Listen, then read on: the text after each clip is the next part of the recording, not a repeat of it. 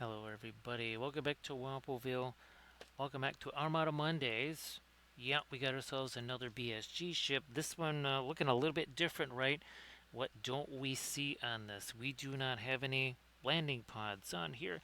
Last one had some, well, I wasn't necessarily convinced those were landing pods either because there's a whole lot of gun barrels on them. So this is the one that we did last week. This one get a little bit different. Look at all the stuff sticking off of this thing. This is absolutely nuts here. And that was also a little bit weird trying to figure, okay, what do we do down here? Because there's not the usual sort of flat thing, right, where I can kind of drill a hole in there. So what we had to do was actually cut, you can see we got this crazy little V-notch in here. So at a certain point, what I'm going to have to do, that's why there's no primer sitting on here. It goes this way. Yeah, it goes this way here. And we'll have to stick this baby on there, and we're definitely going to need our green stuff for that. No doubt about it. We are going to need our green stuff. Well, that's not going to work that way. So we'll have to go this way with it. And it's going to have to go right about there, I think. But first, we got spacescapes to do, don't we? So I'm going to take you and stick you over here. Okay, good. People can kind of see that thing over there. Now, are we zoomed in all the way here, Armored Wolf? So yeah, Armored Wolf. Sorry.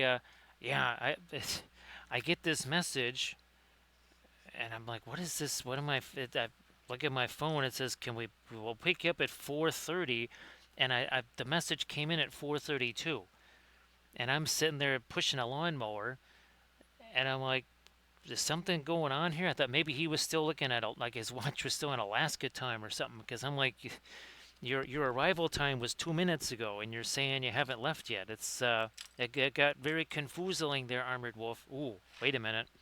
I almost forgot. Right, we got to do our little dry brushy stuff here first. Me almost forgot that. So let's do that here. So yeah, I wasn't expecting. I thought maybe they would be doing. They said something about, well, maybe tonight, which turned into the afternoon, which then went a whole lot longer than what I was thinking. I thought I was going to be back here probably by 8:30, Armored Wolf, because they're leaving. I think their flights are at 5. There's two different flights. One's leaving at 5. The other one's leaving at 5:30. Obviously, the red eyes, right? Like you always talk about there. So again, I'm just shoving this on here now, and then we'll once we get a little bit of green stuff on there, right? That's when we're gonna go back in, and we shall yeah, give a little bit more of that. And away we go. So I do believe this is called the atomic carrier. At least I think I've got that right. I did try to take a little look at these again. They are available on for free on Thingiverse. I think these are all direct flights. Yeah, I'm pretty sure, just like what you guys try to do, right? To get the direct flights, I think that is what they've got, is a direct flight. Let's not do too much with that lighter. Let me get a little bit of that the little bit of our panes of gray in there. Now we'll get to our orange stuff here. This thing, I learned a whole bunch doing this. I'm really glad, Armored Wolf, that I actually have multiples of this printed out, especially the giant one, because after practicing with this, now this is obviously in the video here, but now I'm really glad I'm kind of practicing on this one here, so that maybe on the super giant one, actually the eyes were really wild. I'd never done eyes like this before. They were either like all glowing or whatever. So yeah, that was kind of neat to be able to do those. And the other thing too, right, Armored Wolf, I have to see, do we just want to paint the Terra Rosa over this? And if we do that, do we also still then want to try to tint the heavy gloss gel or something like that? I don't know. Where's my... Okay, we got that over there. Oh, geez, Puro Orange. Let's get that out here. And yes, we're just gonna go straight up fabulous Puro. Wow, look at that. It almost bounces on the screen the way cadmium, orange and cadmium. No, the fluoros did. That's right.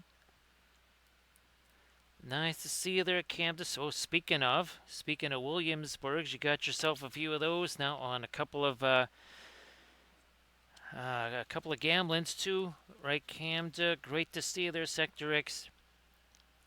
Well, happy. Well, it's still gonna be a happy Friday or happy Monday for you. Ain't gonna be Tuesday for a little while yet. It's already Tuesday for Camden though. So great to see you there, Sector X. Actually, now I was actually for like 2 seconds I had a chance to mess around with the Eldritch Foundry site there.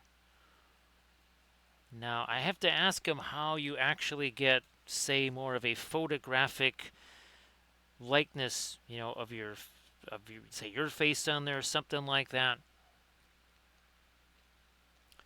Well, I'm glad that you're able to find that too, Camda. Very glad you could find that. I know that was one that you wanted real bad. It's a nifty one. There's no doubt about it, right? It's definitely nifty.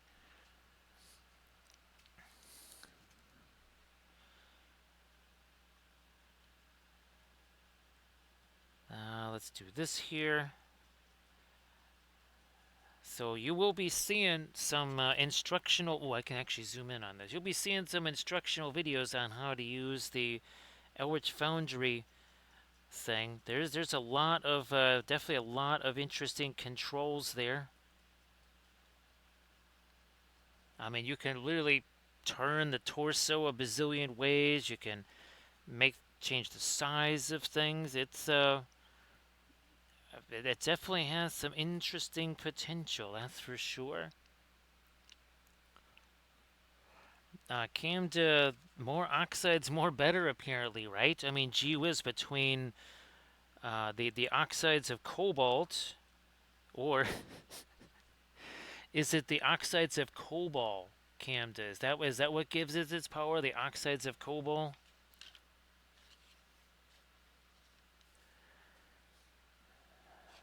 So Sictorix, gee whiz. Now, I still only have the free version of Suno, so I haven't been able to go in and do some of the, like the alterations to the music. I'm just doing it simple. I'm taking the same 200 character prompt and doing it the simple way. I have not done any of the adjustment. Actually, have you ever used Sumo there, Sectorix? Oh, that's right, they Camda. Were we gonna make a Captain Chroma character or something like that? I think so, right, Camda? I could be wrong, but something tells me we wanted to make a Captain Chroma character.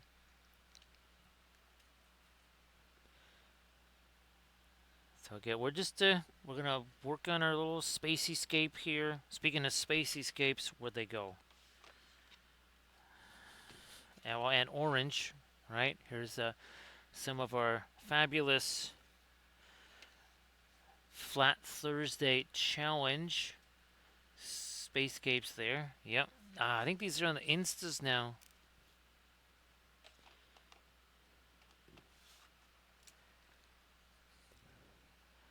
I'm trying to think, Cam. Okay, you have was it the Caped Crusader or something like that? I'm trying to figure out, is there what's the painting version of that?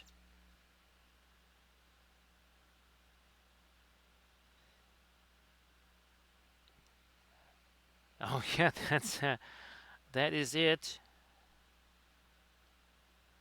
Let me do this here.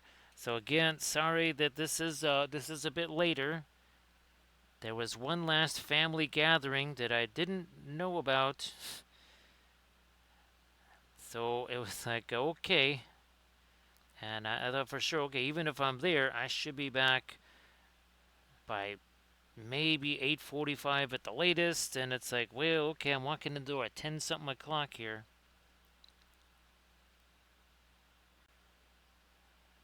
And of course, everybody that is going to be at Dragon Con, you need to go check out the Armored Wolf booth there in the vendor hall. If Armored Wolf, if you want to let folks know what booth number that might be,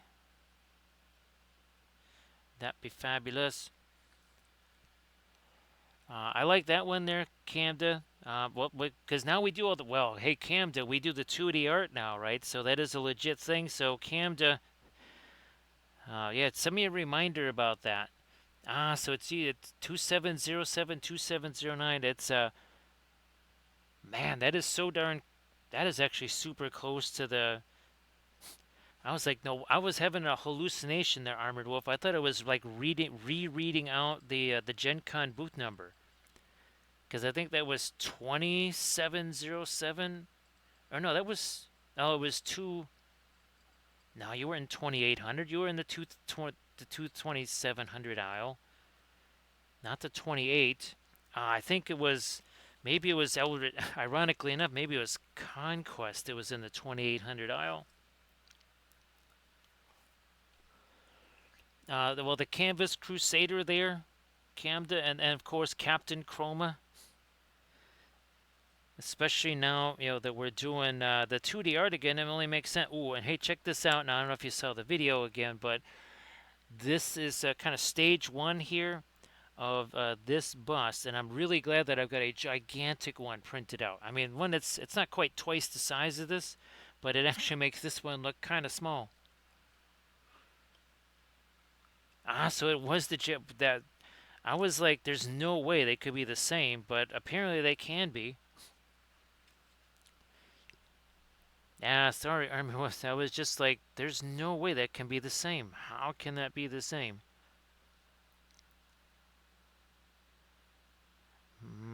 Yeah, we'll fire up a little bit more of our later stuff over here. And of course, Sectrix, if you wanted to share anything, same thing there. Camda, you want to share some of the stuffs, please go ahead.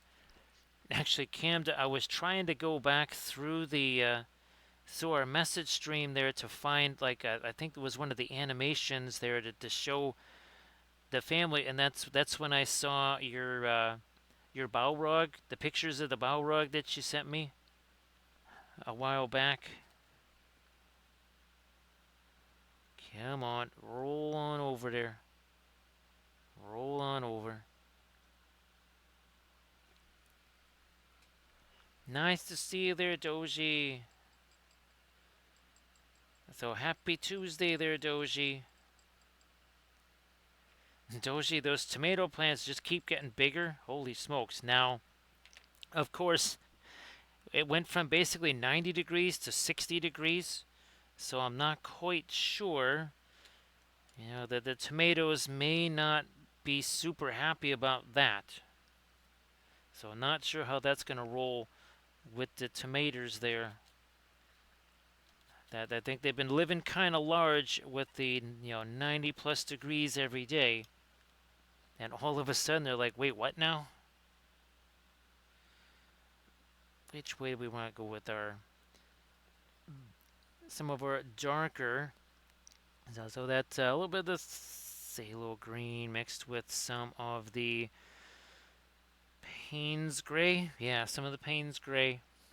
So Doji, why don't you, speaking of sharing stuff, Doji, why don't you go ahead and share your fabulous oil painted stuff as well?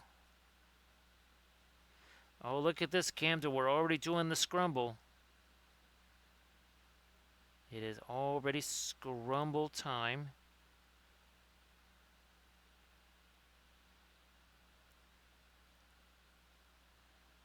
And of course, well, tonight, I guess, well, at 4:30, that is when Gold Coast plays, of course, the Bombers. And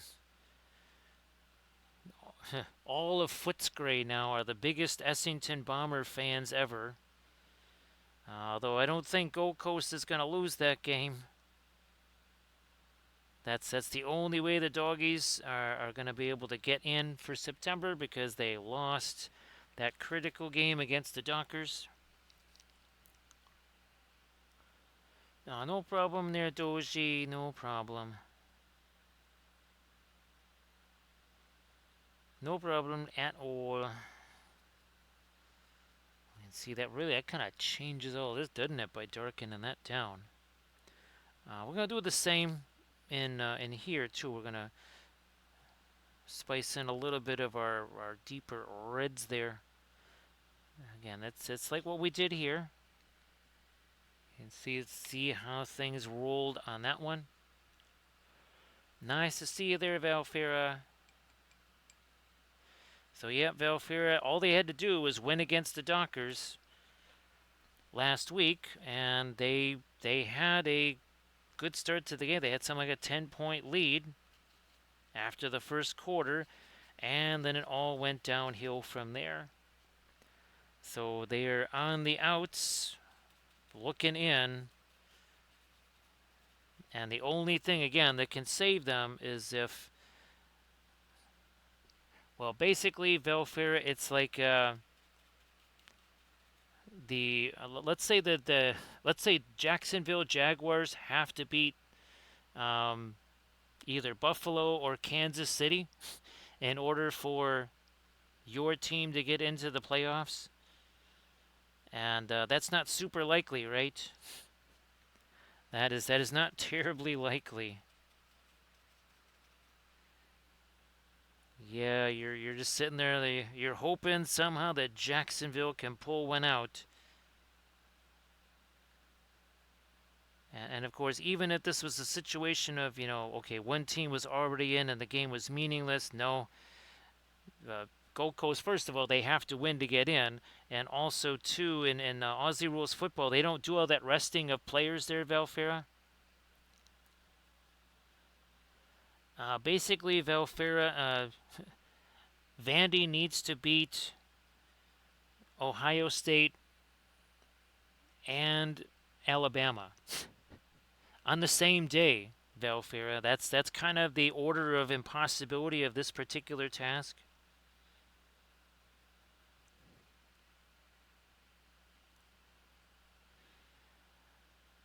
Doji, the irony is, and I try not to be too down on all of this, but they could actually play way better than they played last year and actually have a worse record just because of the schedule. Now, of course, schedules change, right, Doji? Because, well, injuries, a game that looked really, really difficult in, say, September, all of a sudden maybe is a whole different deal because that team has had, been racked by injuries, and all of a sudden they're sitting there at 5-9 or something like that.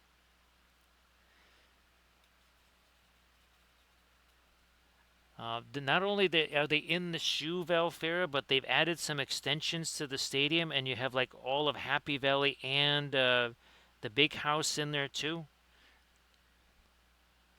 Yeah, so let's just try and like find the most impossible college matchup ever, right, Valfera, and make it the equivalent. But it is that sacred time of year, right, Valfera? It's a time of year where all the world comes together to enjoy that which is the college football season. Now, actually, Armored Wolf did. I thought Carson Beck actually went to the NFL. Did Carson Beck transfer over to Miami? Because I swear I saw a picture on Instagram of Carson Beck in a Miami Hurricanes uniform. I'm like, wait a minute, that don't look right. I said, I'm not so sure. This might be a little bit of somebody might be playing a little bit of a funny game there or something like that. But who knows? Maybe that's the case. Valfera, believe it or not, at the family gathering here, I was trying to explain the APCC. Now, this person I do believe is a fan of the maize and blue. So yeah, I was trying to explain the APCC logo. We'll definitely have to have it up for this Saturday, right, Valfera? So I wasn't imagining things then, Armored Wolf. Okay.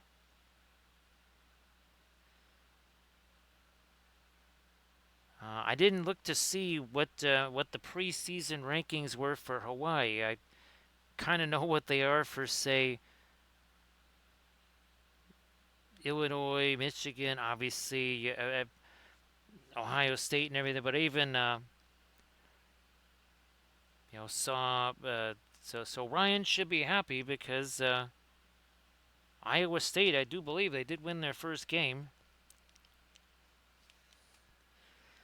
So I do believe this is the atomic carrier, right, Camda? Remember we were talking about this one. We wanted to do it because it's the one that doesn't have any of the landing pods or anything like that. Thought it could be kind of different and interesting.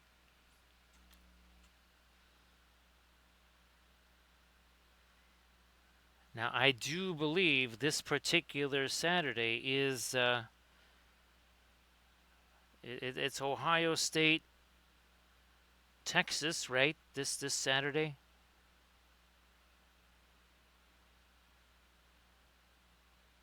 So yes, it is. It is nearly that blessed, sacred time of year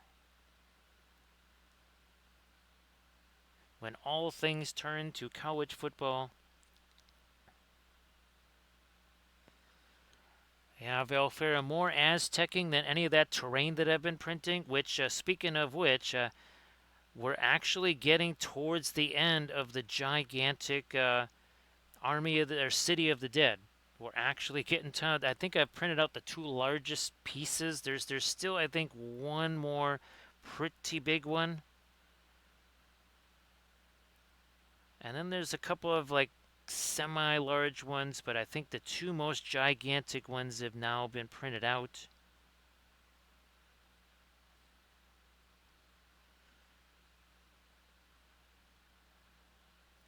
Actually, the other thing I was trying to do was set up the garage for spray painting again because, well, apparently since we're going from the 90s to the 60s, this might be just the time to get out there and then be spraying some of this here terrain. So that's another reason why I want to get this City of the Dead printed out so I could already get down to start spraying that puppy there.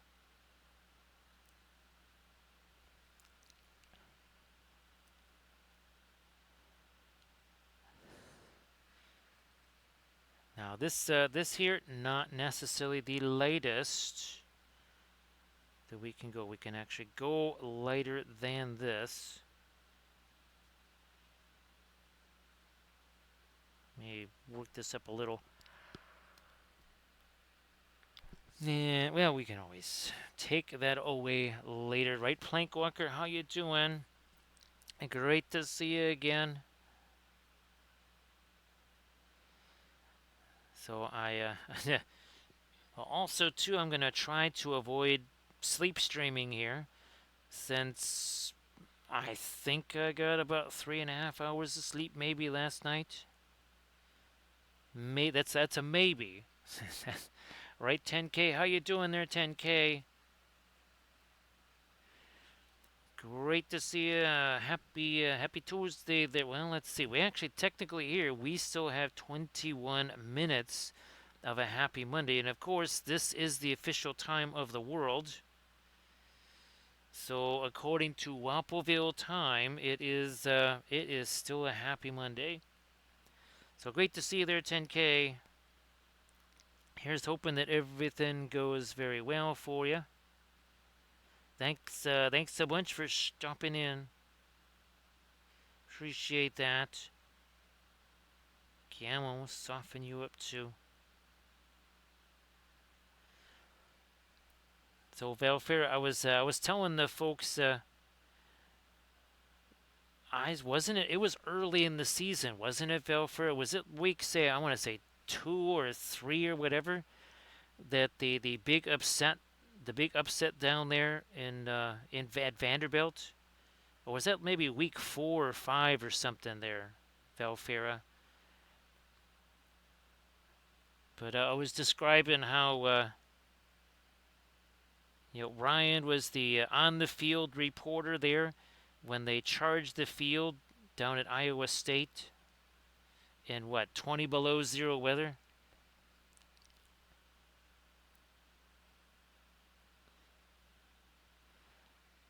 So Valfera, is that Alabama? Uh, is that Crimson Tide and Commodores Part Two there, Valfera?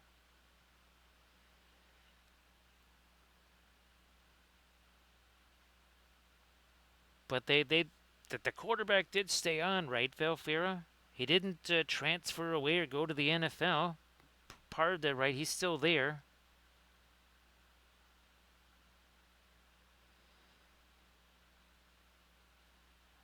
Let me try a bit more of this here.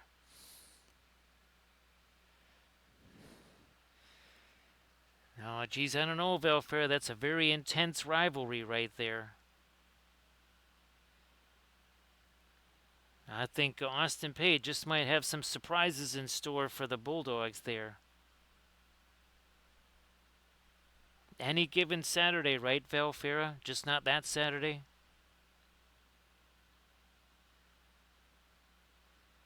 Actually, Armored Wolf, so, geez, I haven't even had a chance, believe it or not, to really look at a schedule. I have no idea who Miami is playing.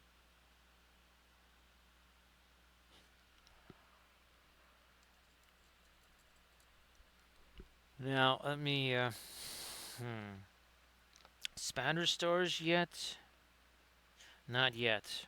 No spattery stars yet. Now, well, Valfira, who knows? You never know, Valfira.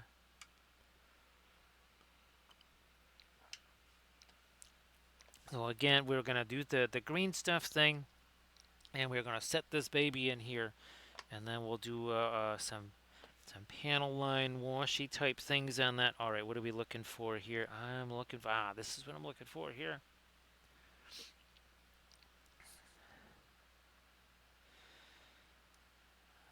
Yeah, I was telling my sister-in-law from Alaska, about you guys and the enough frequent flyer miles to get to the moon and back for free. And they've racked up a bunch of miles, and they're going to be racking up more. So they may not quite be where you guys are at, but they're at least in the neighborhood as far as upgrades or whatever.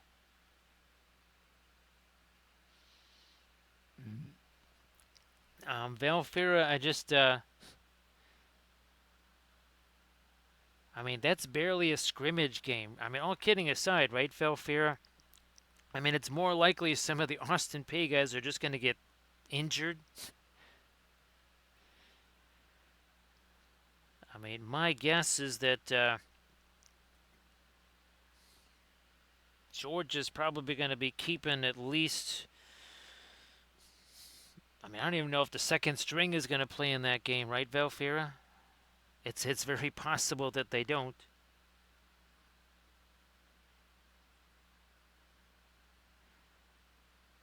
You would think if I mean, okay, the starters come out, they play like one series or something like that, and then they exit the building.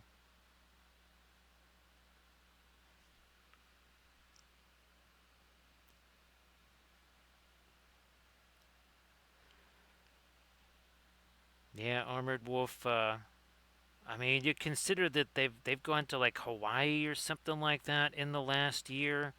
Plus, obviously, they've been down here a couple of times.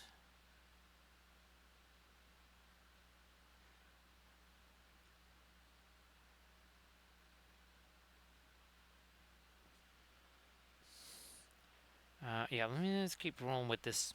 Whoops. Okay. Oh, that's good. I thought there was maybe a little more thinner on there than I wanted, but then I looked and said, "No, we'll be all right. We'll be okay."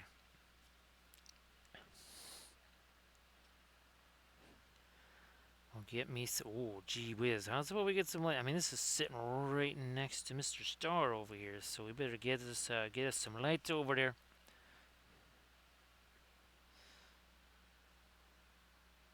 Now, Camd, given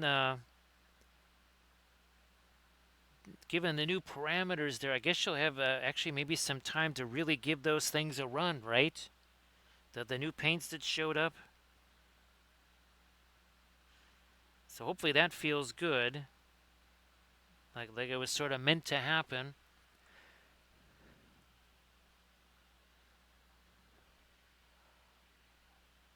These have been super active, Velfair. I'm not kidding when I say that these are so much easier with the oils than they ever were with even the watercolors and such. And I'm not trying to be a wizened guy or nothing like that. It really is that much easier. It's like orders of magnitude easier.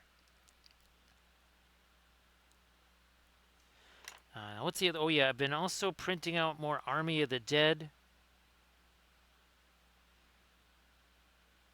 So you might be seeing them actually instead of the Dol Amroth stuff.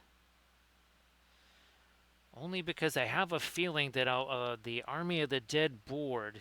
Well, actually, I still have to print more Dol Amroth terrain. Actually, that's the two things that are going to be competing for printer time now will be Dol Amroth and Moria, of all things.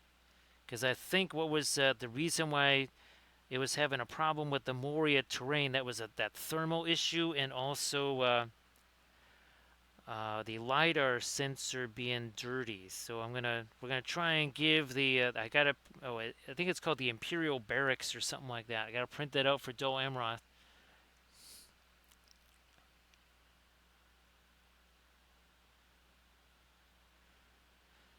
And Valfera, you're gonna enjoy this story because, well, remember I was saying how I had to reorder basically? I ordered a different one, but for this wedding thing, right? That kind of that vest and tie that I gotten on Amazon for Thanksgiving last year and stuff. Well, I was looking around for that. Well, I couldn't find it anywhere. I'm like, this has to be around here. I know. I mean, it's not like it's 10 years ago the last time I had this thing. And while I was at the wedding, I was joking with my sister. I said, "What do you want to bet that within 24 hours of this wedding, I find that stupid vest and tie thing?" Well, I was completely wrong, Velfair. I was 100% wrong. It took 48 hours because when I was in the garage today, moving things around so I could start turning into a spray area again, guess what's looking back at me, Velfera? Yeah, it had got moved out into the garage because of all the floods. Oh yeah, and I found out too that so Armored Wolf, my sister that's closer to Midway Airport, yeah, the people that lived next door to her had 13 inches of seepage and sewage in their house. It was even coming through their roof. So FEMA's been knocking on doors over there too. So yeah, we've had two basically massive hits. So they didn't get hit so much the first time like we did.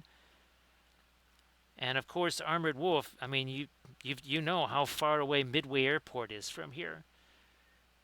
This maybe is 13 blocks away. I mean, it's now. I mean, it's maybe more like 15 blocks away, 18 blocks away, something like that.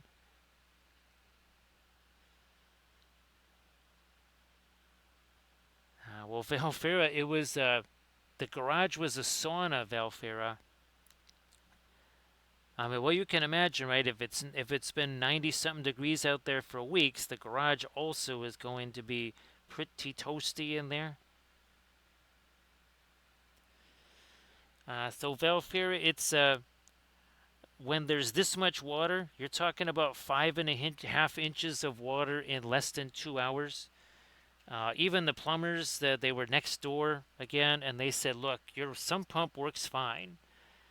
Unless you have an industrial grade sump pump that's like meant for a factory, it has no chance." They basically they said there was no way this water was not. It wasn't. It was just there was no way this was not getting into people's houses. They said there's just. Hey there, Nurgle Matthew.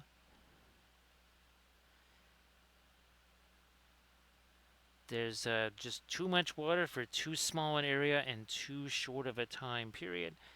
Because I think I probably sent you pictures of the house, right, Valfera? Yeah, the next door neighbor's house is about 3.5 feet from yours on either side, which means there ain't much place for that water to go.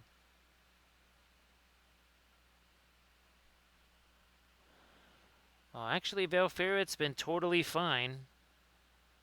Yep, nothing's actually, ironically enough, even the resin, not like printed resin, but actually some cast resin's been out there, and I gotta say it's been doing pretty well.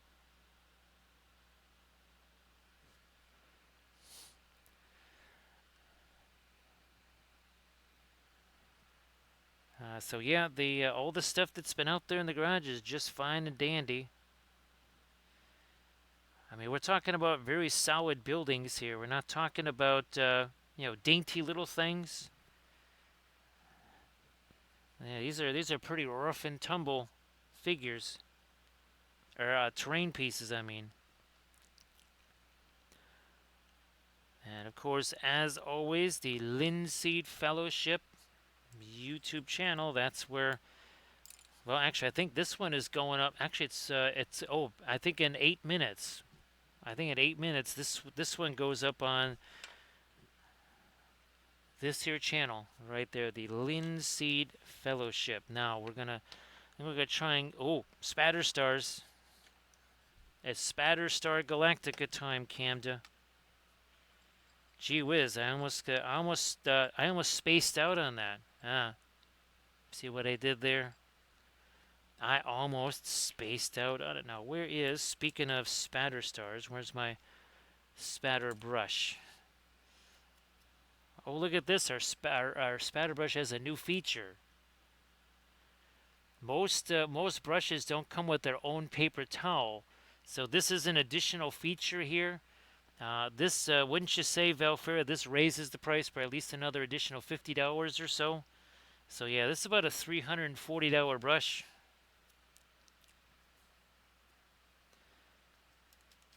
Yeah, Valfera, this is that jacks up the price on this commodity here, big time.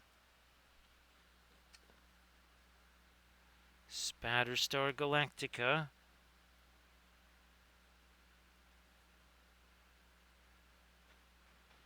Spatter Star Galactica. There we go. Well, Valfera, that's why these are so expensive, because they literally take years to make.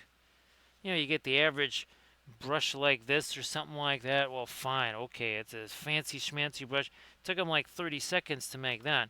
It takes years of dedication to make a brush like with all these features, right, Valfera? They don't just come like these are totally customized. Totally customized features there. All right, let me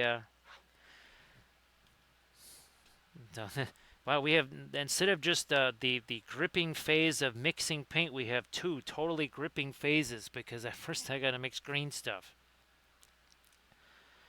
Yep, we're mixing ourselves some green stuff, so that's gonna go here, and then our ship is gonna get nestled into that. So Valfera, you could say that they're zombie brushes. They eat the brains of the other brushes there, Valfera, and that's how they survive.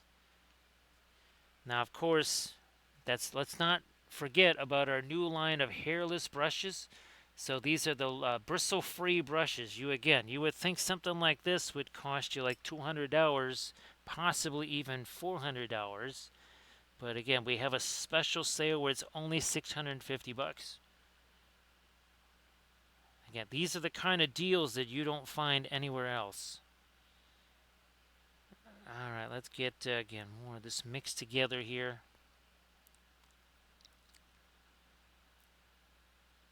Not quite sure just exactamundo how much of this we're going to use, but let's make ourselves a little bit of a V shape out of this here.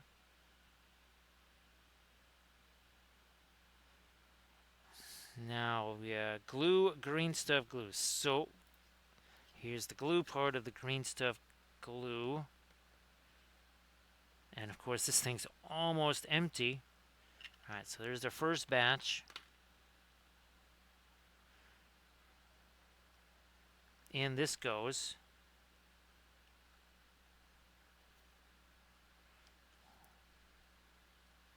Then more glue. And then on goes Mr. Ship.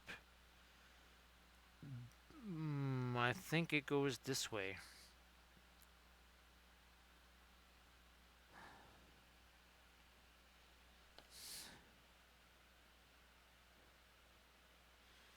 I think we're pretty straight on there.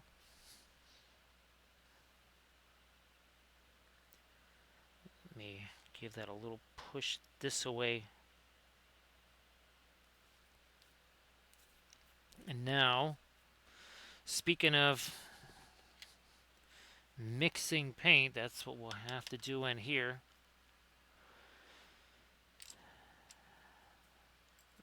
What's weird, Velfer, is I think I've got at least one other container that's basically as empty as that one, which is it's kind of scary, actually.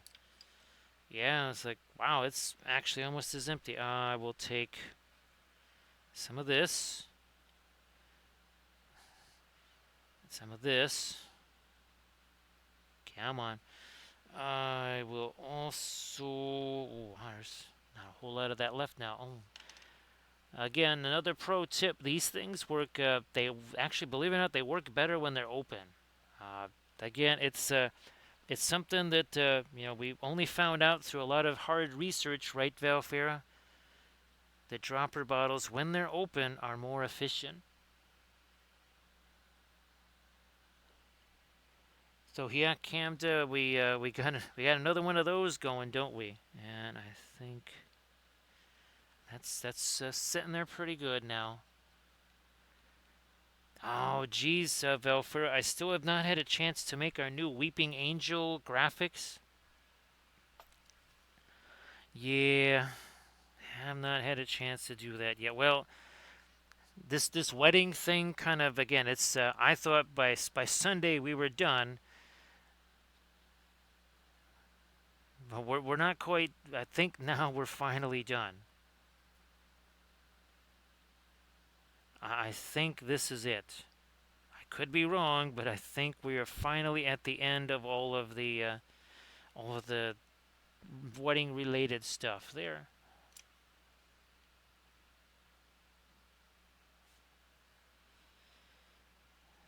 Now I didn't even. There's actually not even any primer in there, which is hilarious. I wonder. You know what? Here, let me.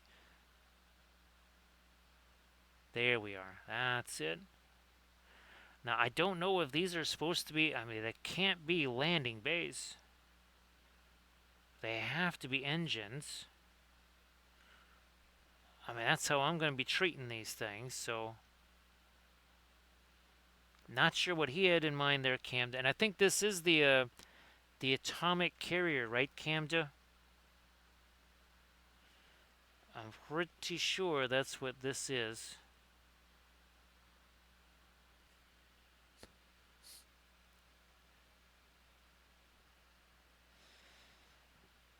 So yeah, Val, for the Alaska folks, I thought they were heading back literally, Sunday morning or something like that. But essentially, well, school has started. They they were trying to actually fill out absentee whatever forms online, actually, when they first got here, apparently.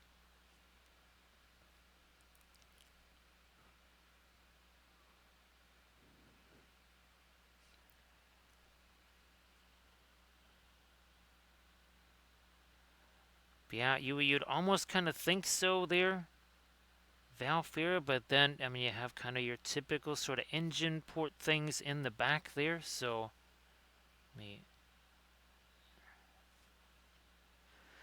There was no getting any pins in on this, so we'll just have to make do with what we can here.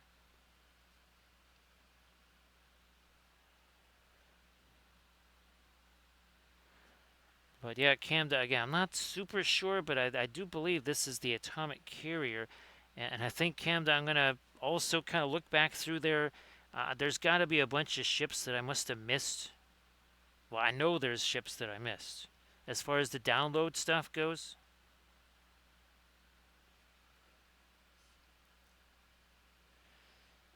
Camda. I guess these days I just kind of do that first, kind of by instinct. I mean, you can still kind of work around, especially well if the reds are dry, right, Camda? You could almost treat it well like a pre-glaze. You could wipe it away. Yeah, I could do that too. And again, this thing here we filmed episode 1. This is now on the Patreon page. The second episode is going to be kind of different. I'm going to be doing some side tests of again tinting the heavy gloss gel to see exactly what happens with that, with say something that's more like a Terra Rosa type color.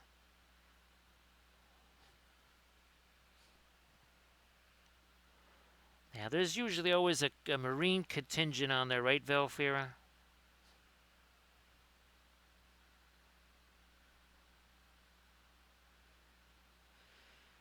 I guess Armored Wolf, if Miami is doing, if they're still trying to get somebody like a Carson Beck in the transfer portal, I guess they still feel like they got 1 year left of the enough of a team around him to make some hay. Well, especially since the expanded playoff and all that.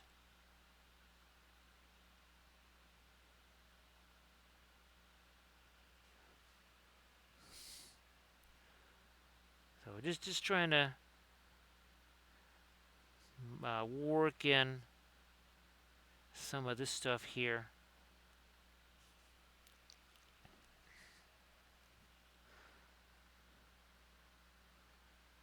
Actually, Velfira, I was kind of hoping to be able to get to use that new anodyne thing on my knee there that showed up today, but nope, never got a chance to use that. So that is something I'm desperately hoping to use after the stream is over.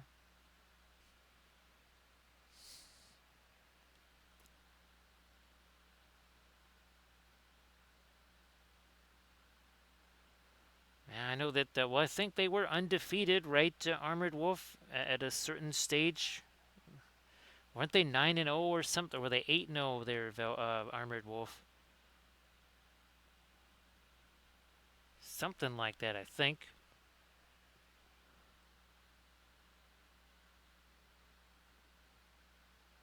Do we have? Oh, yeah, we do have that all the way back there. And then, of course, we'll try to get to the engine glows and such.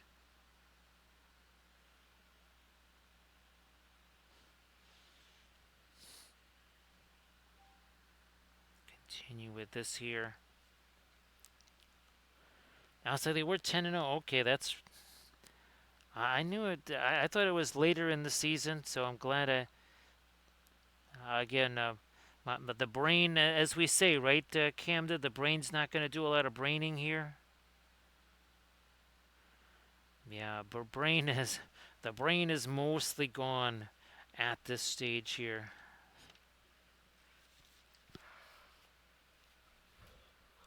Nice to see you there, AD.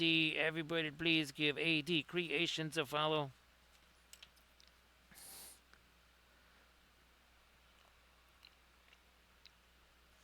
So AD, if you want to share anything in the chat, please go ahead and do that. And we're just hoping that maybe you get a chance to. Oh, you know what? That might actually be. Well, the thing is, there's got to be some kind of engine port somewhere. Nah, that's a NOS there. That is a NOS there.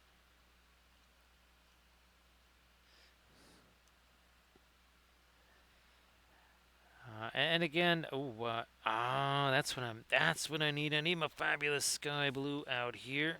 Where you hiding? There we go. So Cam, I was using a bunch of our not radiant colors on that bus there. All right, get you back in there.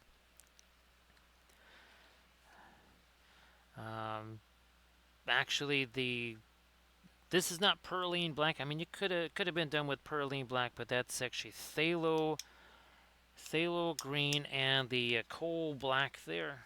Everybody check out that Insta link there, which AD Creation has posted. Everybody please give AD Creations a follow. So AD, I hope that things are going better for you. Actually, AD, I don't know, I think I told you that, well, especially with everything at Gen Con, and then all that heavy work crawling around under that table, basically the knee got really messed up. And I actually got myself an anodyne thing for my knee, so I'll send you a picture of that, AD. Thanks, AD. So over the top of that, AD, like all the reference pictures I showed you, we'll be doing some kind of skin tone type thing over the top of that. The biggest question, AD, is okay, if we are we or are we not going to do that kind of what would you say, that very shiny plasticine finish to it, very glossy? And are we just going to do that glossy, or are we also going to add in some kind of maybe even a little color to that gloss? So that was not supposed to end up in there. Yeah, that wasn't. The blue tack was not supposed to end up into this. Fine, I'll just use this. I don't care. Because I'm not going to say, thinking that is not actually engine glow in there. I'm going to go with something else. So we'll do that instead.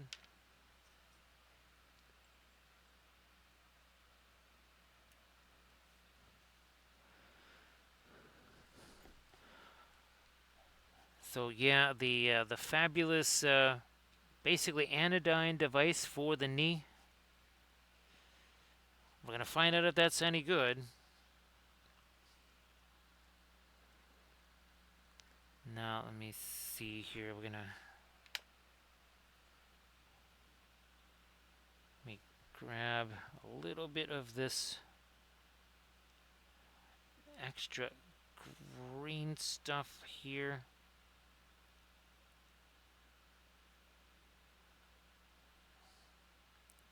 I might even cut that away after all, but for now I'm just going to try and stick you on there.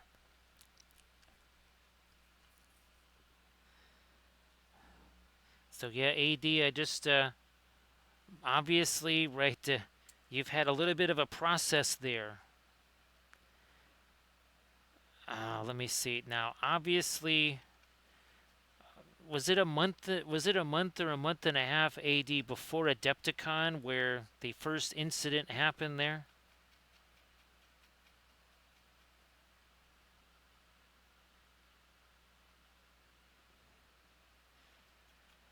But the thing is, obviously, well, first thing you would probably do is not do a whole lot of activity on it. Well, that obviously I've been walking around a ton between going up and down the stairs in the house, doing all that stuff. But then, well, this wedding stuff, there was a lot of walking around there. So yeah, there has been none of this. Oh, just rest it. Yeah, there's no such thing.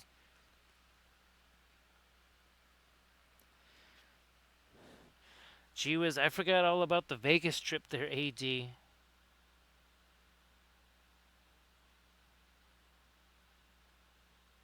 Because was that the week before Adepticon?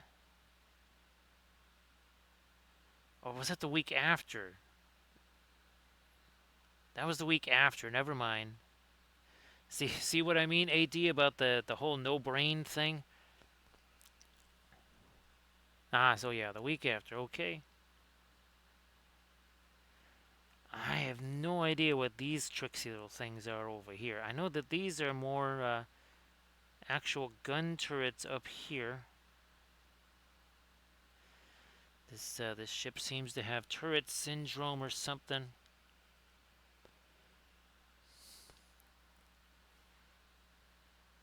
Let me put some of some of this lighter stuff out here.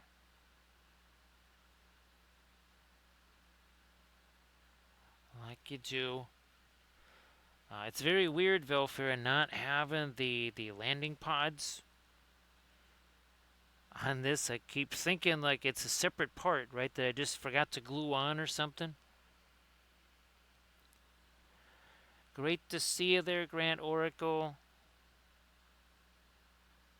So, well, it's still a happy Monday for you. It is now and officially a happy Tuesday here.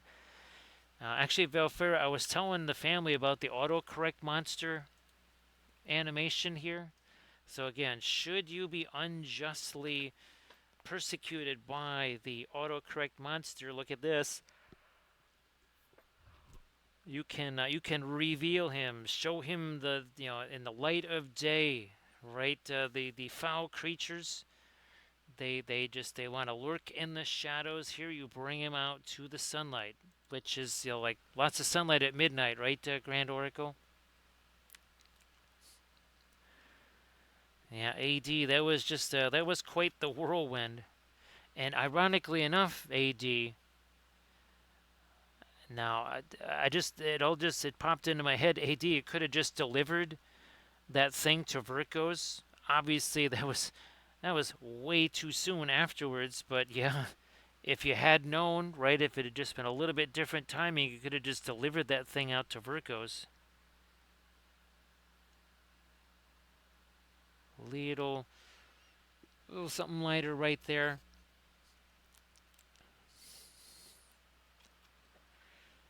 So great to see you there, Grand Oracle. I've been talking about Elrich Foundry.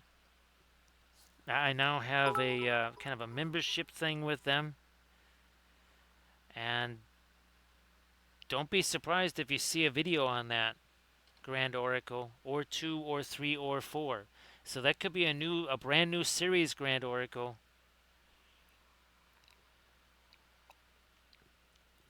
Thank you so much. Appreciate that.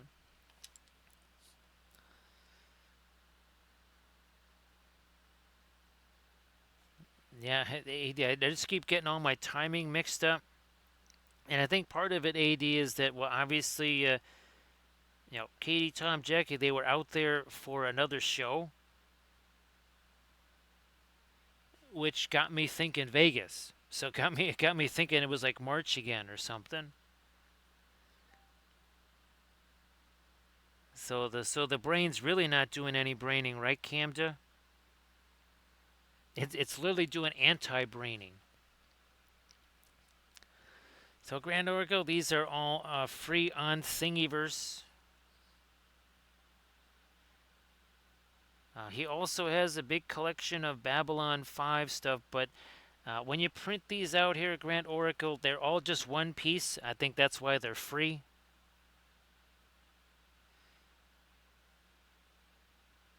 Maybe, again, they'll be easier to print out on the Hagears printers or something like that, but the Babylon 5 ships, well, I think it was very difficult, right, Camda? There's your link. Thank you so much, Camda, for posting the link to the that Thingiverse location. Let me throw in, yeah, a little bit more of our. So we're already into some panel lines here, some panel sections here. So everybody check that out. Again, thank you so much, Camda, for posting that link to the, again, that's Thingiverse. Files that are free, that's why we don't really, not going to complain too much because, I mean, again, it's free. Not going to bemoan something that is free.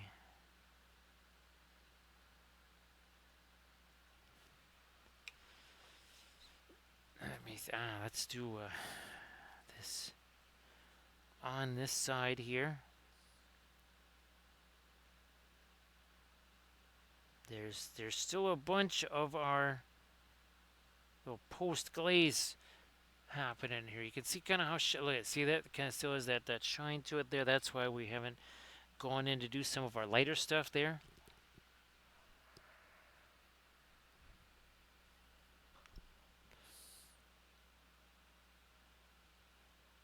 More here.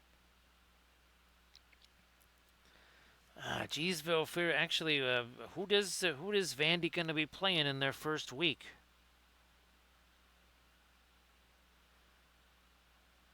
Again, I've gotta take a look see at that schedule there. So we weren't wrong, right, Grand Oracle? I think. Well, you tried to print what, one of them, Camda? I looked at those, Grand Oracle, and I just said, nope. I'm not. That just sounds like a fool's errand for me to try and print those out. Again, somebody else that has way more time that I don't have could maybe go in and say, like, break up some of those files.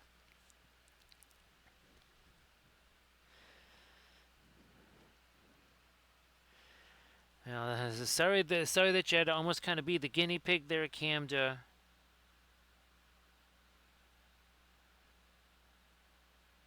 But Camda, I mean, nevertheless, I'm really overjoyed that you took the time to find these and let me know about them. Is this ship number 5? 1, 2. Yeah, this is number 5. Hard to believe it's already our 5th one.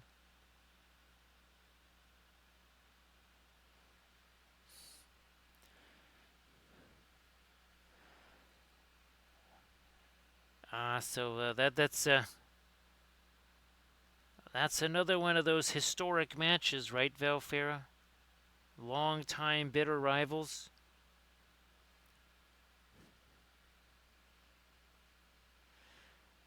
Actually, Grand Oracle, if you find any Star Blazer stuff, let me know, because remember, way back in the day, when somebody was creating basically a fleet battle system for Star Blazer stuff, and they had a miniature line. They had sculpted a miniature line. That would be very fun to do. What White Comet ships, Gamelon ships, and well, obviously your different Earth ships there.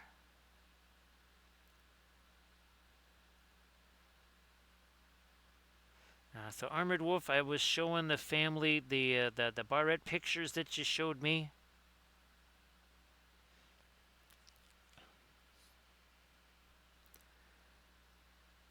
And I was telling them how you forge the steel pins there.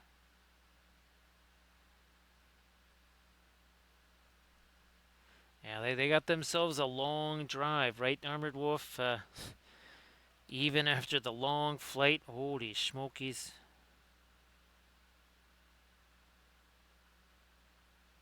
They're going to be tired hombres when they get back.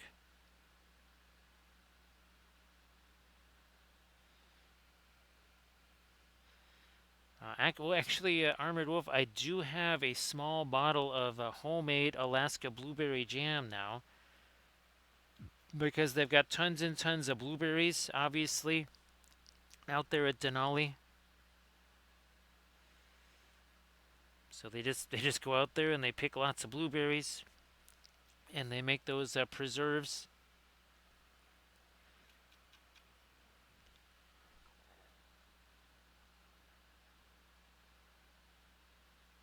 Let me do something like that, sure. Try to make again a couple little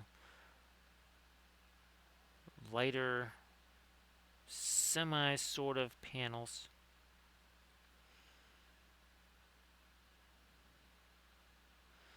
And then we'll maybe try to go in there and create some panel lines. So yeah, Armored Wolf. I think it's in the bag that I had brought to of everything on Saturday. So that's still in that bag. Gonna have to find me that bag and get those blueberries out of there. Oh, I did make. Oh, wait a minute. Yeah, this is a cuisine channel after all. So I did make another dump cake for the family. It's the first time they've had a chance to have some of the dump cake. A little bit of a change. So this was the red velvet. And this time, well, I didn't have any cherry pie filling, but I did have blueberry pie filling. I added the blueberry pie filling to it and actually made the cherry dump cake look very red. So I like that idea.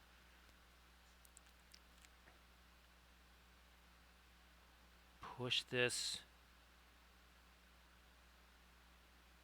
way here.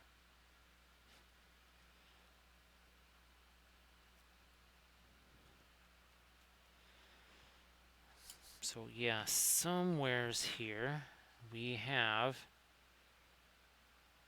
Let me see. Where's my? Do I have my files here? Not there. Because there is a video of this. Oh, here we go. Yeah. So there's a. See how nice and deep red that is? That was nowhere near that deep of a red. The first one I did. So yeah, it was super helpful having. Oh, and I was trying to demonstrate chat GPTs here. No, that's not what I'm looking for. Let's see here. No, there we go. So I took a picture of me holding a broom, and I was able to create this. Of course, I forgot to say eliminate the garage in the background. So yeah, that's their garage in the background. So there's me, and then behind that's at their actual garage right there, which I find endlessly hilarious.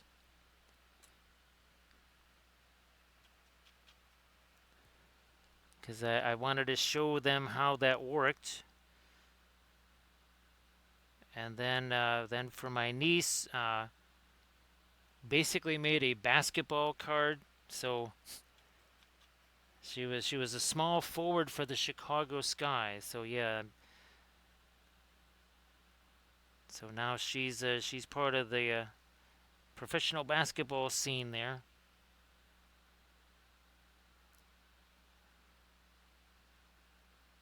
Now here again, I can't really be sticking my hand on this necessarily because, well, we've got too much of our liquid stuff on there. However, we're only a little over an hour in. And well, as you can see, we have ourselves a nice little start here.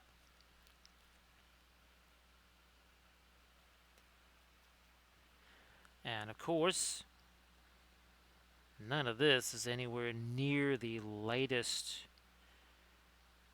gray that we can get on here.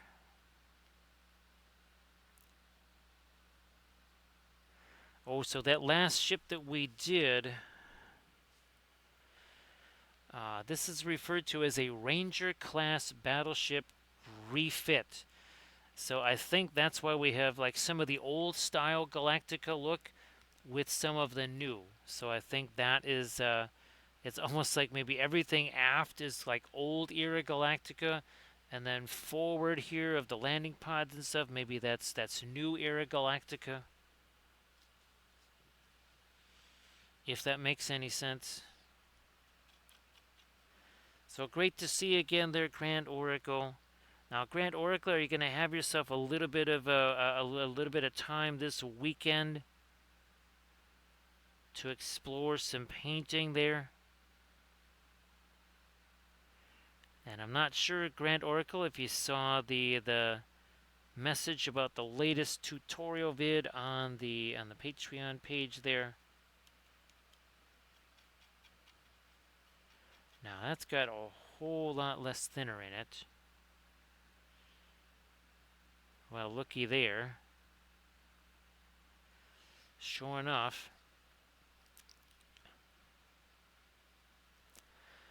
Boy, Grand Oracle, that's so let's see, mine was what, 1/1800 scale, Grand Oracle?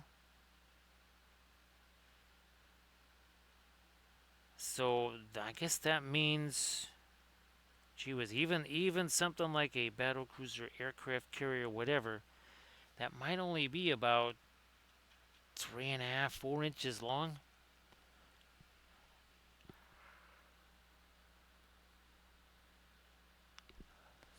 And now again, that's just a little bit too wet yet. Now, as I'm doing this, it almost seems like it would be easier if the lines were going this way, but we'll try going with them this way. See what happens there.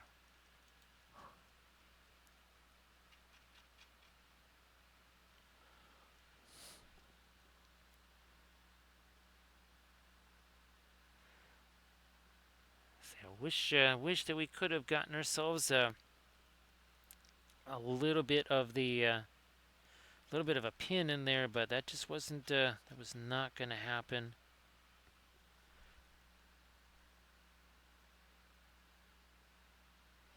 I'm going to try to figure out how I can get a little something lighter on these again, these turrets back here.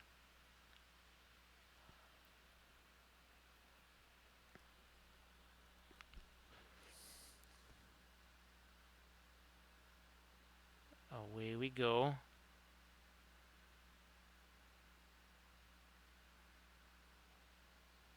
Lighten up again that turret.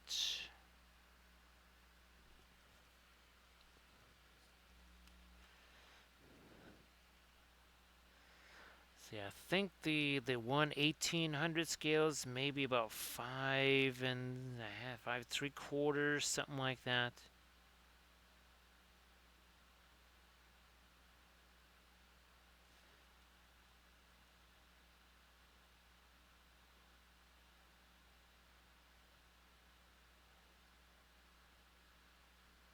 Let's get a light on this other side over here.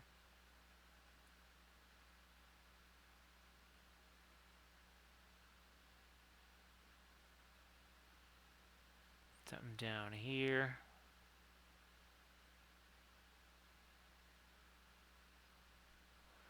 There's still a whole bunch of our washy stuff there, so we gotta just give that some time. Nice to see you there, Slang.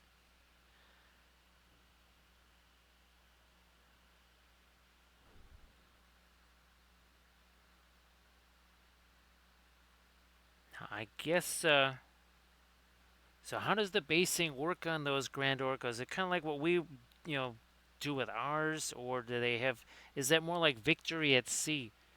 So Slang, if you want to post anything in the chat, please go ahead. Appreciate you being here again, Slang. Let me try to lighten you up here too. So yes, it is another Armada Monday. For a second there, I thought it was going to be one of our 1800 scale World War II ships there. Everybody check out that Instagram link that Sleepy's thing posted. Yeah, Grand Oracle. That's and they must have done that for that reason, right? Wouldn't you say, Grand Oracle? There are literally dozens, Slang. Just check out Camda. Why don't you post the link there for Sleepy Slang, and then Slang can see just how many there are, right, Camda? Everybody, please give Bearded Celt a follow. So, Bearded Celt, if you wanted to post anything in chat, please go ahead. Oh gosh, what are we, like an hour and 20, an hour 15 minutes ago? We started another one of our Battlestar Galactica era ships. So here's our last one. This is a Ranger class battleship that is a refit, and we are just speculating that pretty much everything kind of aft here of the forward section is pretty much classic era Galactica, and then all this stuff on the ventral side here and on the dorsal, that's more of your conventional Galactica right there.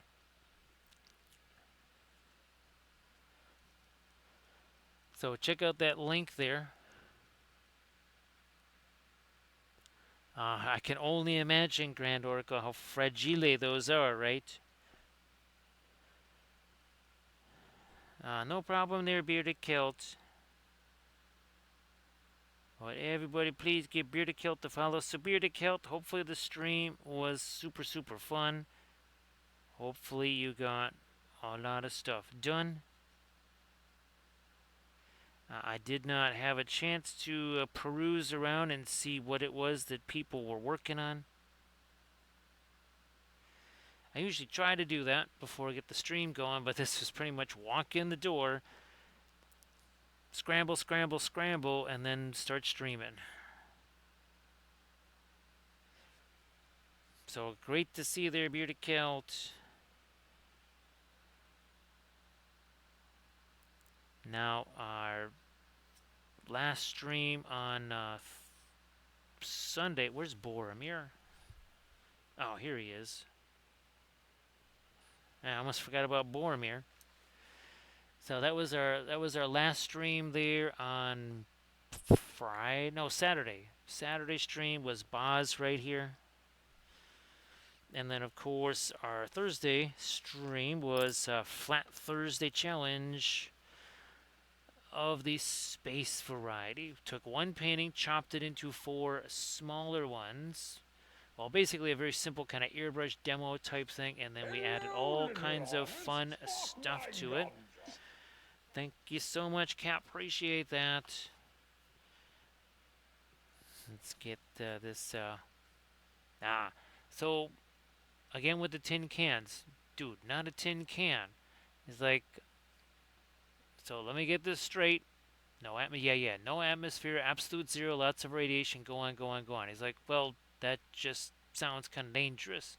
It's like, we do have shielding for that. What's going to happen on our big Gandalf 6 for Dennis Capo? Oh my goodness. Look at that. Look at that. It was bouncing around. It flew and it landed in this thing. And it was showing me a Gandalf 6 right there. Again, thank you so much, Dennis. Appreciate that. And thank you so much, Bearded Celt. If everybody could please give Bearded Celt a follow, that would be sensational.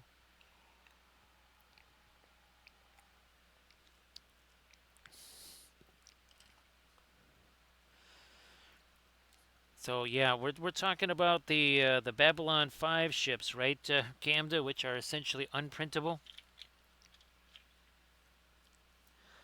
Let me move this stuff out of the way here. Those are literally my brooms for the miniature area here for when all kinds of basing stuff gets scattered all over, or well, like these when I was filing and preparing the figs and the bases and such.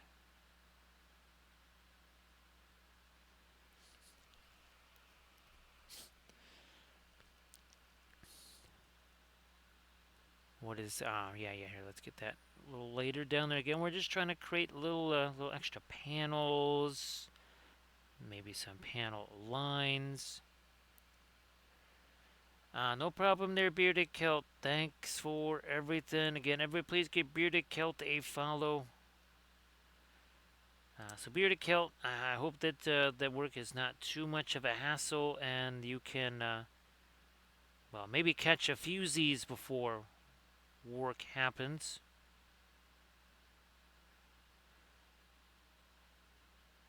Because again, I think we're rolling on about maybe 2.5 hours of sleep, something like that.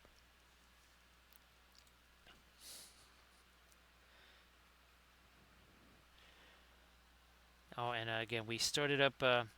This is a new. It's part of our painting bus series, but it's kind of like a series within a series. This was episode 1. Episode 2, after this stuff dries, we're gonna basically put almost like a semi-skin tone over this. So the idea is kind of an android figure there, and the skin is like a translucent plasticine. And underneath, you can see all of the circuit boards and the solder joints and all that kind of stuff.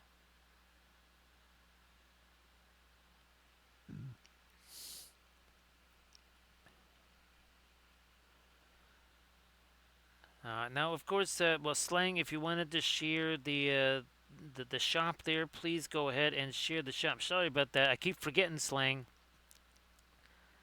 Actually, Slang, I think, didn't you post an Instagram thing today, or was that yesterday?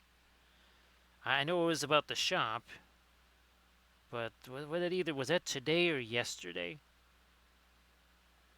Again, my memory is, it's not even what it used to be 5 minutes ago.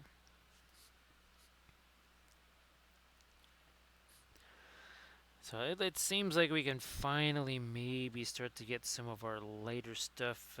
Yeah. So some of those darker glazes there, those have started to set just at least a little bit there.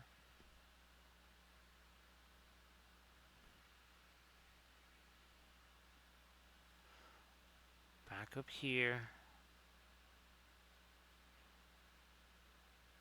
Again, trying to do a little bit of a panel right there.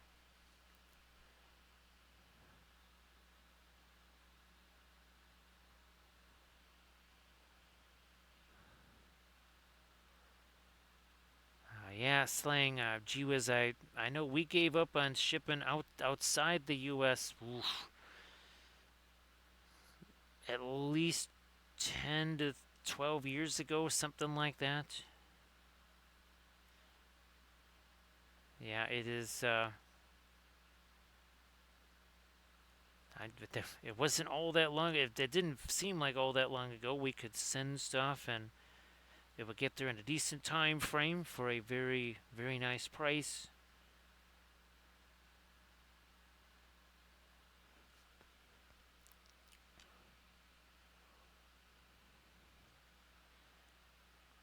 More of this. I think we could start playing around with some of that over here too. Yeah, see that's all starting to set a little bit more. And again, if you're going to be at Dragon Con, I do believe it's booth 2707 2709. That is where you will find Armored Wolf Productions. That is where you should go. That is where you should buy all kinds of dice bags and barrettes and all other manner of leather goods. Because, as we all know, we are contractually obligated to never allow Armored Wolf to sleep again. And as long as you keep buying all that stuff, it means he never gets to sleep. And that's what we want to see. No sleep in Wampleville.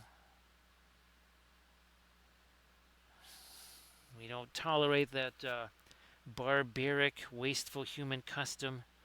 Not here. Let me see if we can lighten this up a little bit. Also here.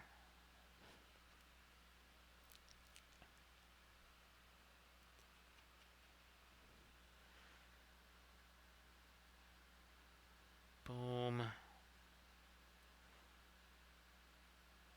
I'll have to try and get some of our Mars Yellow Deep maybe on this baby.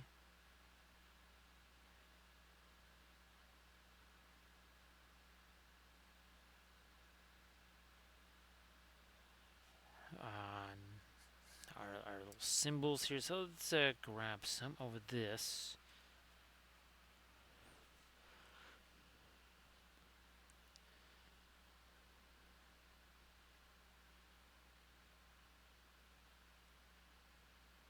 And I guess let me. Oh, it's over here. It's like I need to see what did we do. It said so. Okay, that's what we did. All right. Okay, that's good to know.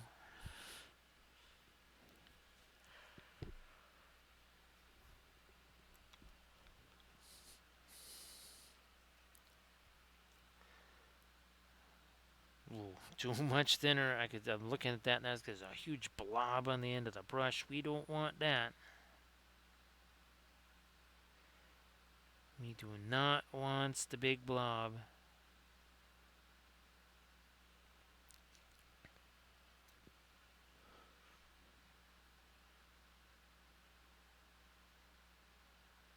That's going over here.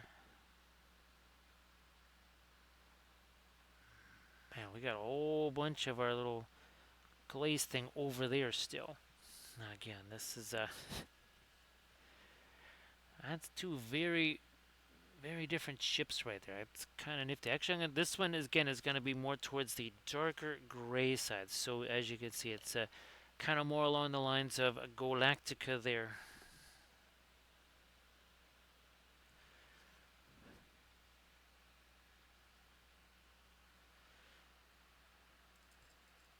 Get that all out of there. Ah, this is what I'm looking for. A little bit of this here, violet.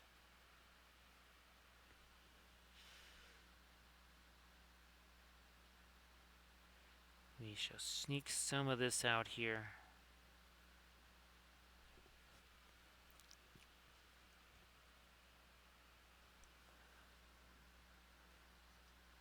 And also here. So yeah, if this one looks substantially, say, darker than our last ship, that's kind of how I was hoping it would go.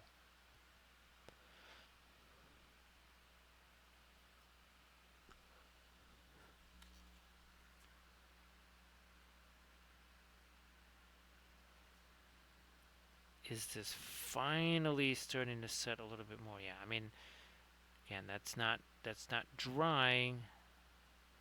We refer to it as setting. Okay, where did that brush end up hitting?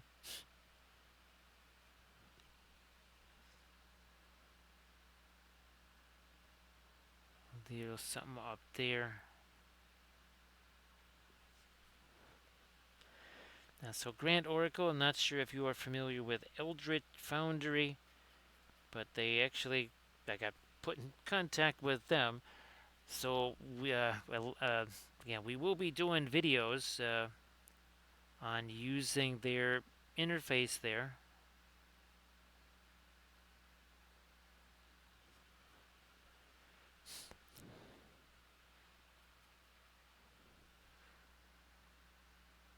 And you go.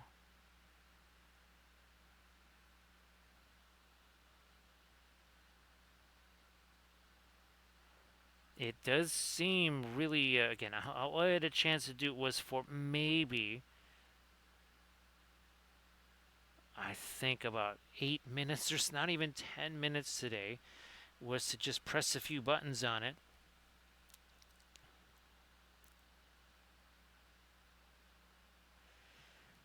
So yeah, I mean, if you're doing, okay, say a figure like this, I mean, you can turn the body left, right. You can have it lean forward, lean back. The head, you can make it like a longer neck, shorter neck. Turn the head in every different direction. Same thing with, say, the sword. You can bring the arm back, bring it forward. You can change the size of things. And I mean, like, there's 10 different parameters, just like for the legs alone. And then there's a whole other set of 10 parameters for the legs.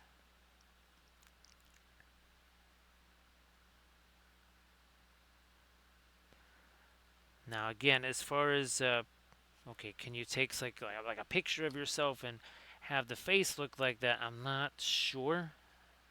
They said that you can. I don't know how yet. Great to see you there, Karloof. So Grimfang, happy. Well, now it is a happy Tuesday here as well. It is officially a happy Tuesday now. So thanks to see you. Appreciate you being here there, Grimfang.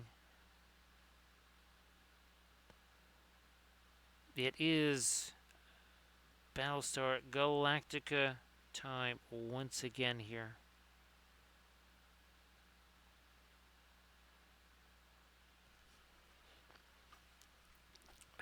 Anything else here?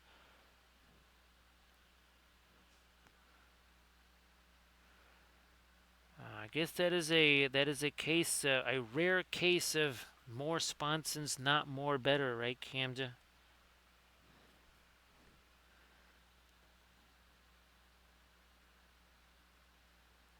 Just trying to find some lighter stuff in there. Now, speaking of lighter stuff, I think that has maybe set up enough so that I could maybe try this here. Let's see what happens. I was glad to see Camda that so it's all we're all finally squared away on the merch thing there, right? So yeah, thanks Armored Wolf for posting a link to the merch store. So yeah, Camda, that was just super weird, wasn't it? Again, somehow the other pieces, well maybe it's because I ordered those Camda, and that's how I just ended up finding out about them. Well, look at that. You can already see some of the later stuff down in there.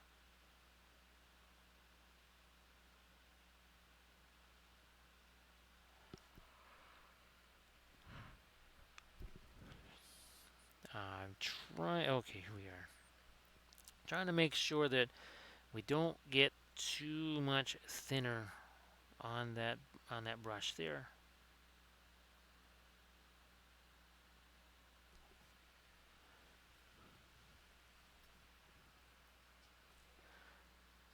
Squeeze that down into here.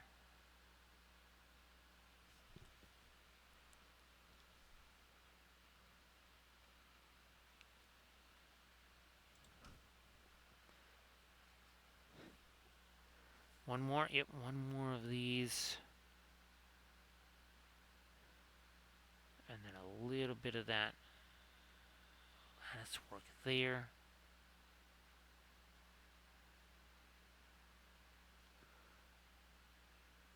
Now, I do believe that today we set a new record for, I think it was around 10 o'clock this morning when I got to sleep. But there is that new video on the Patreon page, so go check that out.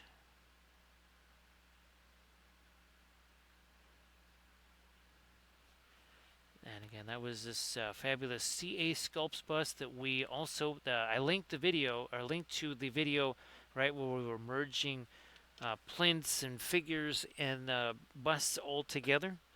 Because that's a CA Sculpts figure that is 3D printed on a FDM style printer. So a CA Sculpts bust on a Nerixon base.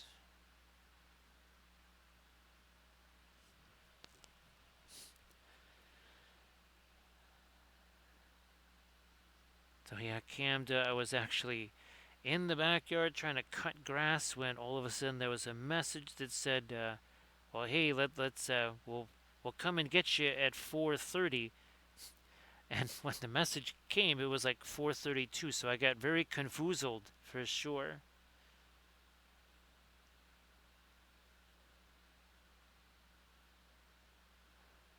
Yeah, because we're trying to I got back from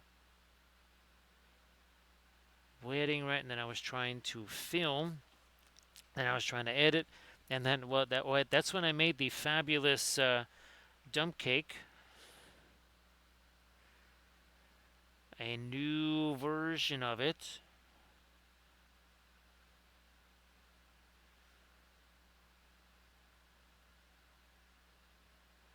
Now, the one thing I was a little bit bummed about, I got the chance to turn myself into the Civil War era soldier, and then my niece, Chicago Sky WNBA. But I wanted to take a picture of my brother and turn him into Napoleon Bonaparte, because I knew he was going to be wearing a button-down shirt, and I thought if I could just get him to pose with his hand stuck in that shirt, kind of like obviously in a Napoleon-esque type pose, I thought this could be really fun.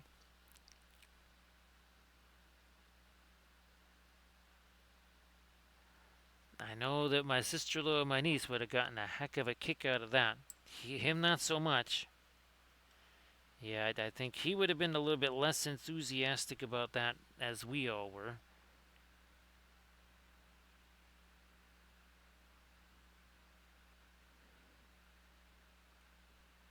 Huh. They did get to see the vagaries of the GPT there. It's like they're like, "Whoa, just add this." I'm like, "Well, we can add something here or correct something over here, but it's going to mess something else up." And they got a chance to see that front and center. They're like, "But that was right before." I'm like, "Yep, and it's not going to be right now." Because that's how the GPT rolls. Where is... Oh, look at that. It's like an eraser.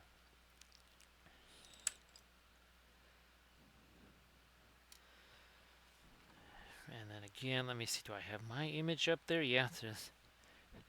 So there's the one of me where I failed to change the background to get rid of the garage, but as it turned out, we kind of like the garage background better because it looks like an old farmhouse, doesn't it? I will say this, again, we make fun of it all the time, but I think it did actually know who Matthew Brady was. So there you go, Cam. But that's another little thing you can do. Like you were looking up Chelsea Bonstell and such. Yeah, look up Matthew Brady, very famous photographer in the 1800s. Essentially the first battlefield photographer.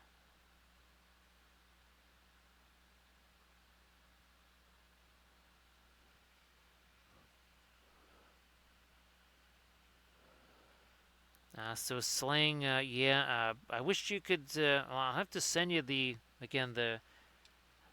references that were made for this. That was really crucial. Was again to have the references for that, and again, that's just stage one. That is very early stages there.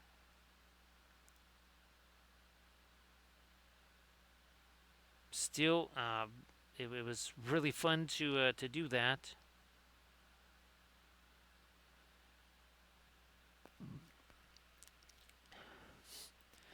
Yeah, even that little part where you select it, right, Sleepy Slang, and you draw something new on there. In all likelihood, it's going to take what was right and it's going to make it wrong.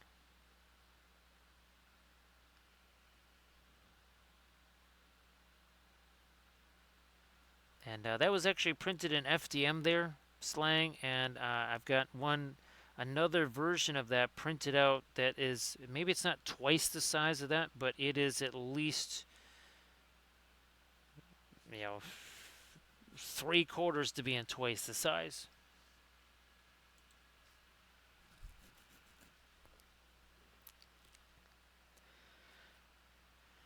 Again, this is still not our lightest light by any stretch of the imagination on this here.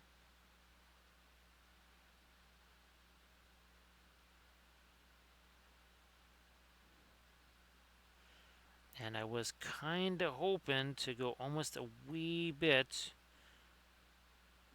on the darker side here. Essentially a little bit closer to what our Galactica is like, as opposed to our last two, the Loki class and that Ranger class. So you can see it's kind of in that darker vein, like that.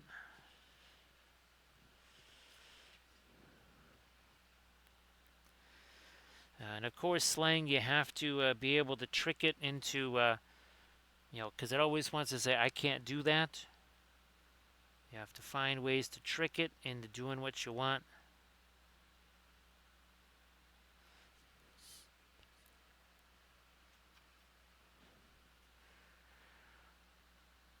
More here. And then the other thing I was trying to show them, like, okay, they say, well, that doesn't quite, we changed the background. And then all of a sudden the face didn't look like me. And I said, well, I can change the face. It'll look like more like me, but the head probably is going to be too big. And sure enough, that's what happened. That the head was definitely too large for the rest of the body.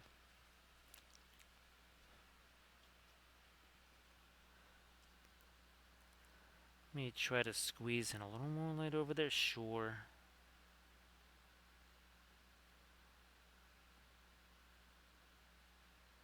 Nope, nope, nope. A little bit. There we go. So we're not quite 2 hours into our little adventure here.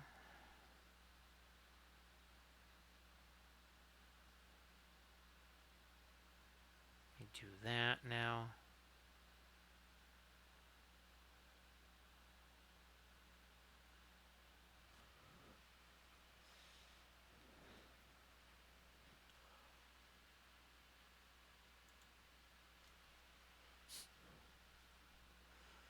Are we gonna?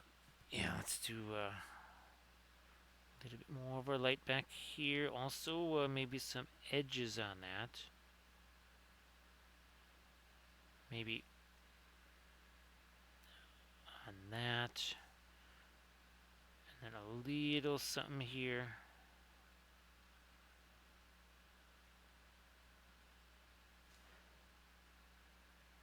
And again, all these files are free on not my mini factory, but on Cults 3D.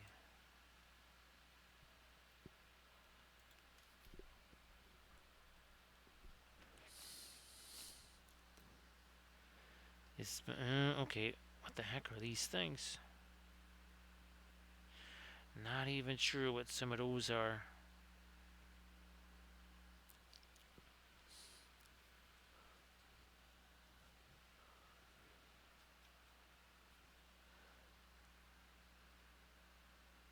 I wonder.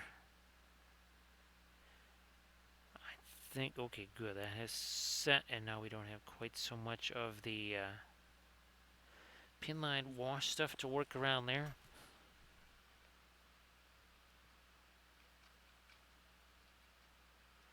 Smush this in.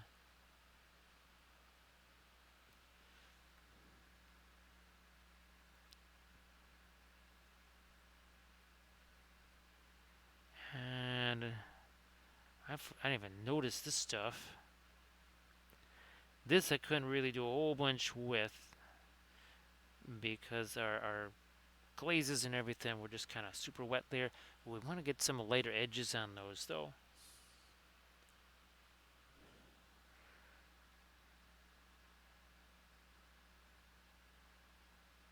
You know, I think these need to probably be. There's a couple of surfaces. Oh, this one, then this one.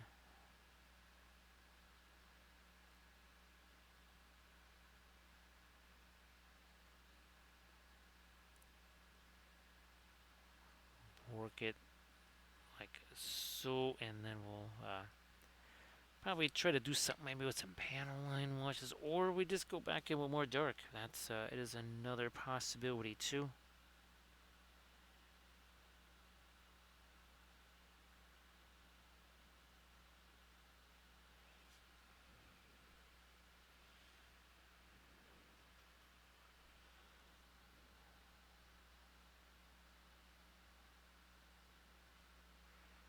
Let me hit the there we are.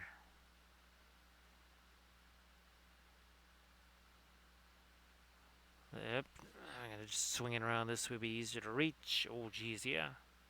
Didn't even get this stuff down here yet.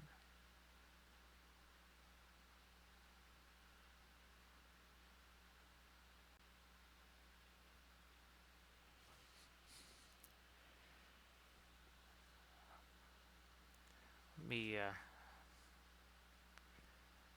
there's a whole bunch of little things up here. Now that whole panel section is a bunch lighter than it was supposed to be.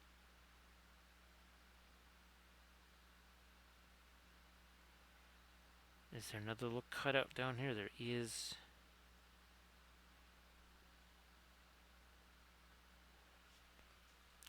See you later there, AD. Now, AD, oh gosh, I can't remember. Was it Aaron or whatever the name of the hurricane was? Did that kind of turn out to be a not super big deal there? I was hoping that that was not going to be something extra you were going to have to mess around with. So if that kind of had a minimal impact, that'd be fabulous. AD, why don't you post your stuff one more time, though, before you head out? Everybody, please give AD Creations a follow if you could. So, AD, I'll try to get you some messages tomorrow, kind of fill you in on things. Sorry that I haven't been able to get you messages the last day or so. Been very, very frenetic here. I would like to, I mean, you don't necessarily like to hear about like that because, it meant that a lot of stuff was done for nothing, but you'll take that, right? Definitely better than having to deal with something.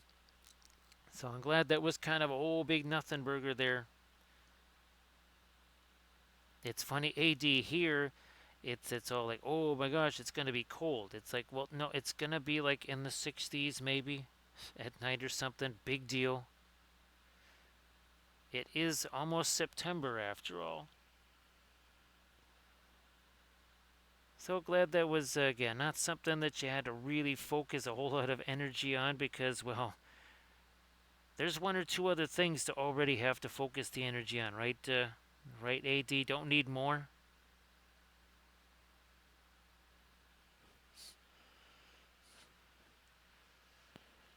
Well, AD, here's hoping that any of that kind of stuff just stays out to sea and you don't have to deal with that or anything like that.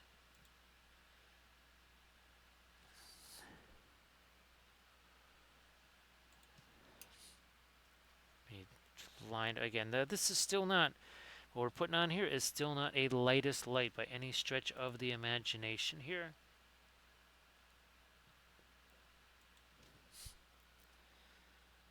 So actually, Armored Wolf, I haven't really. I think that I had a little bit of contact with Double V right after Adepticon, and again, that Discord thing is so unintelligible to me. Now, there would be times where people were messaging me, I didn't see it. I tried to find all the different groups and all that kind of stuff, and I thought I found the right group, and then I was like, there was 10 other groups to see. I'm like, okay, we don't have the time to mess with this. And now, of course, Armored Wolf, we have ourselves yet essentially another AI to learn. I'm going to see if I can also have this on the iPad or something like that, instead of just the one main computer.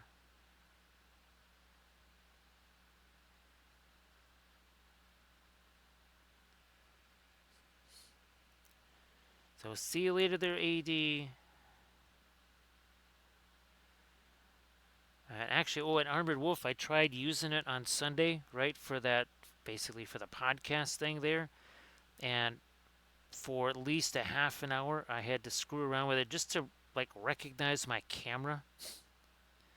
Because, I usually use XSplit, right, so that people can see scenes and other stuff. Oh, yeah, that wasn't working.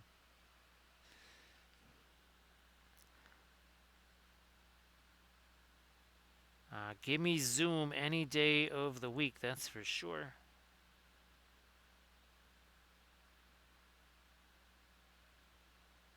And trying to work it out. It's a little something lighter now. Let's no, wait, let me do this while I have this lighter gray out here. Let me do some of this stuff up forward here before I try to fool around with the reds on this.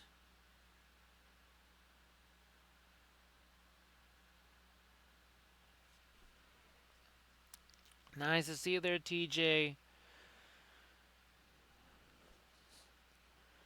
So TJ, I hope that you are doing well, and here's of course hoping that all the stuff that you're trying to do miniatures wise has kind of been on schedule, working the way you were wanting it to. Try and sneak in again, something lighter there.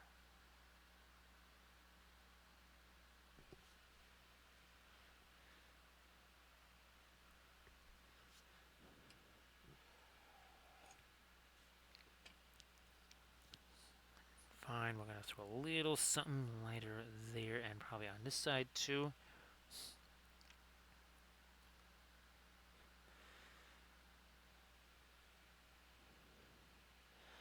TJ, that's kind of funny because I am rejoicing in the fact that winter gets closer here. Thank goodness. Uh, if you want some of that, we've had plenty of that here for months.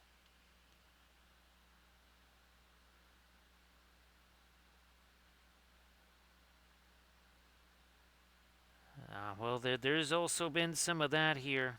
There's been way too much liquid sunshine. In fact, liquid sunshine that comes along, okay, here's 3 months worth of rain in 2 hours. Enjoy. So you're trying to keep this, again, not too incredibly light because we want this to be more in line with, again, what we did with Galactica itself.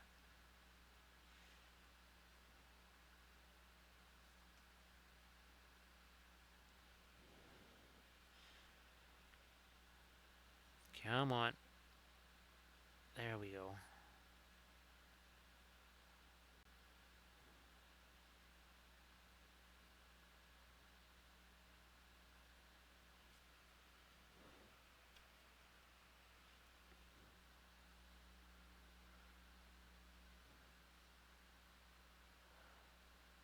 Again, whatever these items here are.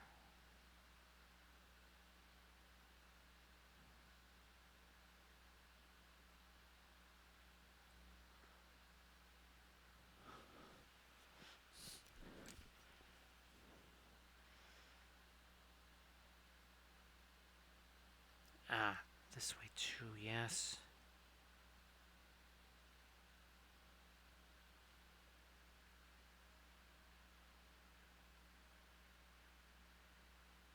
And here we are, some of that down over here.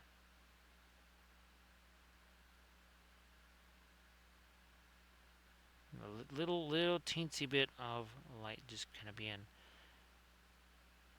dry brushed over the top of that with a teensy tiny little filbert brush. Very, very small.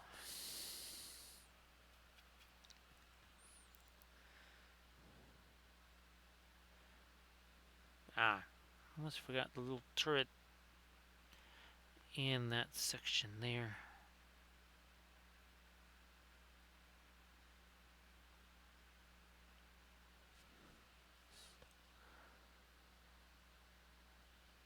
Now, so TJ, again, hopefully maybe you've had a chance to do some stuff on miniature projects there. Great to see you there, Surface Tension. Appreciate that. And of course, Surface Tension, you wants to share anything in the chat, please go ahead. Some fabulous oil painted miniatures. How's about that? Surface Tension, I'll have to. I was telling everybody we was trying to show the out of town family there kind of how, say, something like a GPT works. And I set things up so they could kind of see the really nifty things it can do, and then the other baffling things that it'll do. And of course, well, I gave him some of the new stickers that you made there, Surface Tension, like obviously Scale Ale.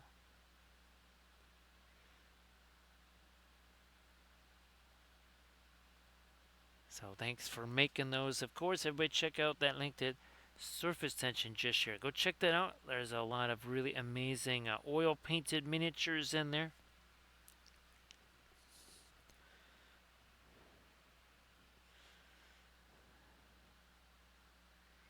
Come, there we go. A little bit lighter there now.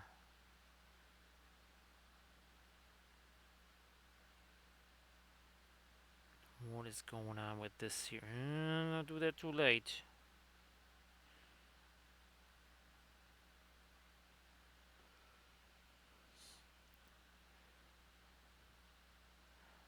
Surface tension. The out of towners. The Alaska crew. They ended up staying for a few days more, and today was that last day. So I was able to see them one more time before they head on back to Alaska. So that was very nifty.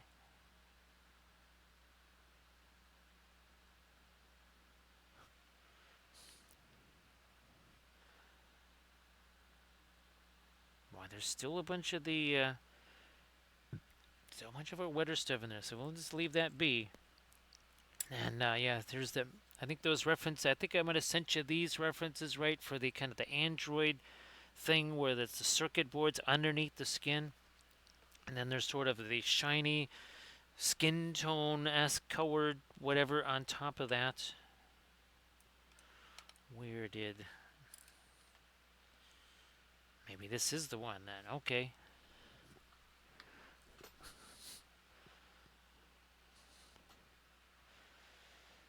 It is funny there, surface tension, because my sister-in-law does actually have a relative that lives in Welshlandia. So yes, we have Welshlandic relatives there, surface tension.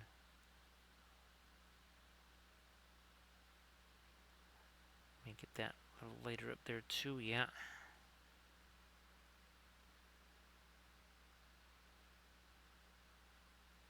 And up there too.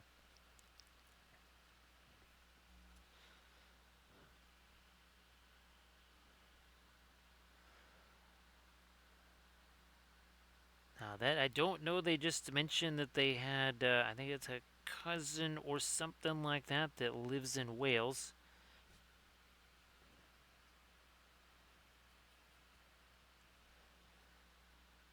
They didn't. I was almost kind of on the periphery, and I heard that.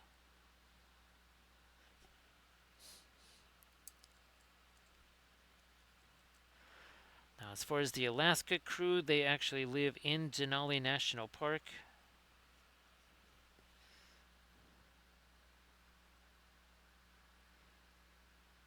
So basically, after what would you say, Armored Wolf, potentially about 8-9 hours of flights, then they've got a 5 to 6 hour drive ahead of them just to get back to where they are.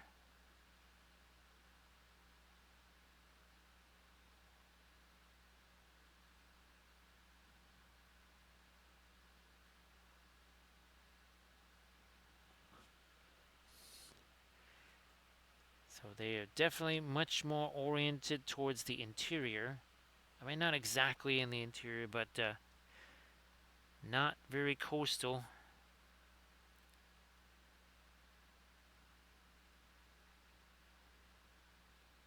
I was telling Armored Wolf that I now have some homemade Alaska blueberry preserves that they gave me.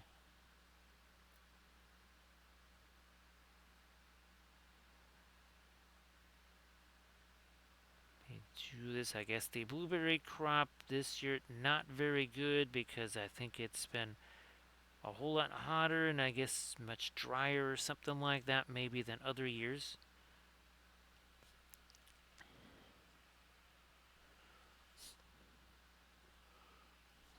Let's move this out. Here we go. We'll try to get that little hint of light on the edge. I might eat, man, here, let me just try this. We haven't really gone anywhere near our latest light yet, so and we've been trying to save that pretty much for this this part here.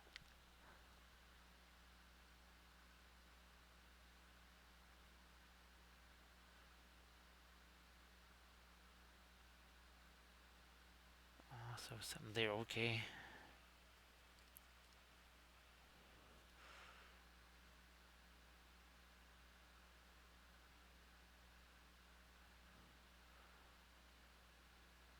More of that light stuff back here.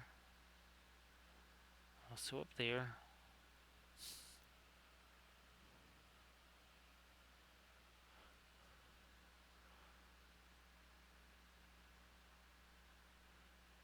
I don't want this to be too kind of generic. I was hoping to have a little bit of the yellow, a little bit of the yellow on here. Preserve some of that.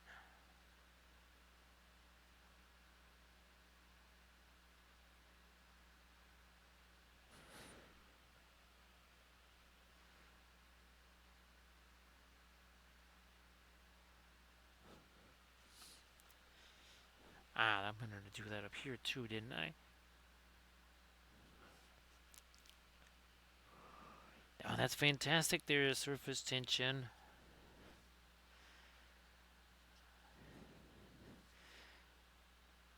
I know, that's not blackberries. What's the mulberries? I think that's, yeah, mulberry bushes. I think in some of the suburbs they have lots of those. Now that's more, now we're talking here. Yeah, that's more like it.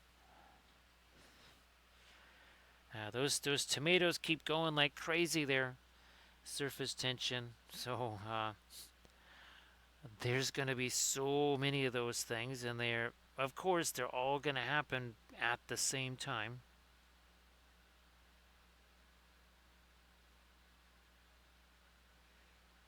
There will be dozens, if not hundreds of them.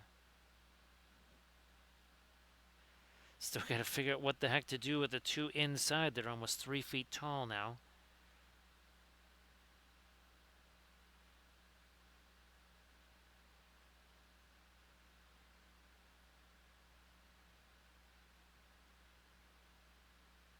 Come on, there we are.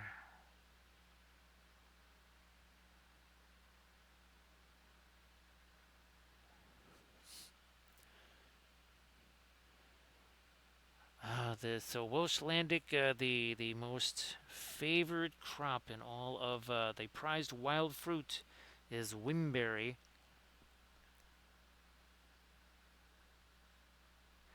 Is it almost as rare as cobalt gray, grayish shade?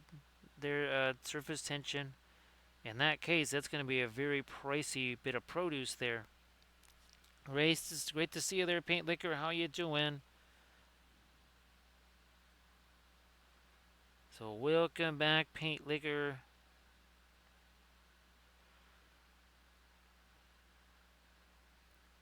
Let me lighten that up a bit more there, sure.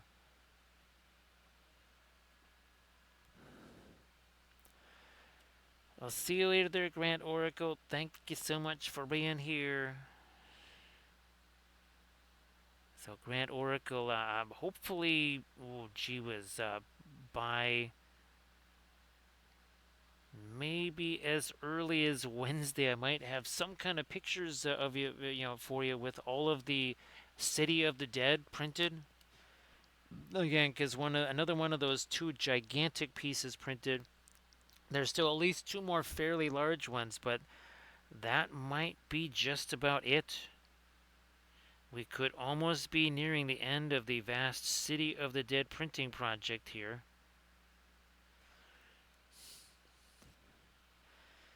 So great to see you there, Paint Liquor.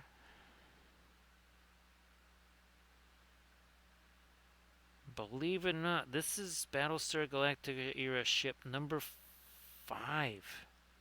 I thought it was number 4. No, this is actually number 5. Holy smokes. This is what we did last week here. That's a Ranger class battleship refit. So, and I speculate that it's mostly all this stuff forward here. That is the refit, because everything back here kind of looks very much like classic era Galactica.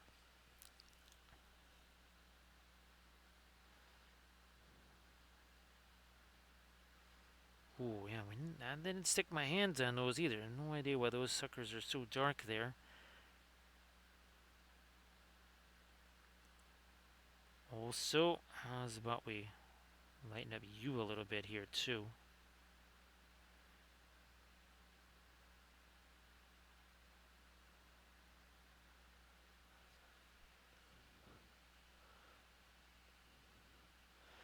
Oh geez, surface tension, that's right. You know, surface tension, I wonder, because obviously, remember we were talking about the big skull piles for our what is that, the rubber ball drop or something like that, right? Where you just jump in there and you land in all the little plastic balls and everything, except skulls. I wonder if there's any like kind of just skull piles that like really massive ones that I could print out just on the FDM printer. Now there is still probably that summer sale on My Mini Factory. I just realized that. Yes. Now not everything is 50% off. You got to make sure you look at your discount. Not everybody's doing anything actually, but some of them are doing 30%, some 20, and then there's obviously a lot that are doing the full 50.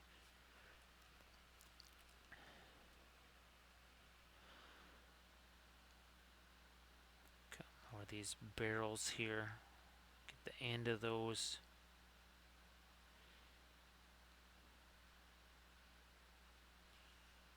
Now on some of these smaller secondary mounts, try to get a little something on those too.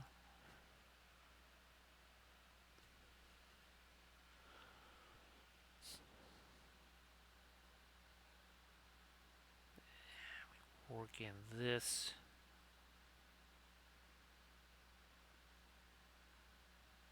Some lights along this edge here.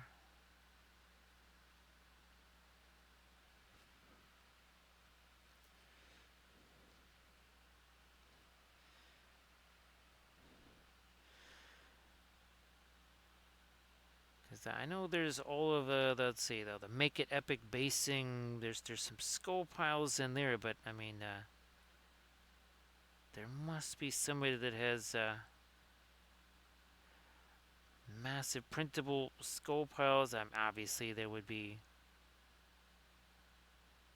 many for resin, but right, trying to conserve a bit, trying to lighten up a bit more here on the what I'm going to say is our engines here.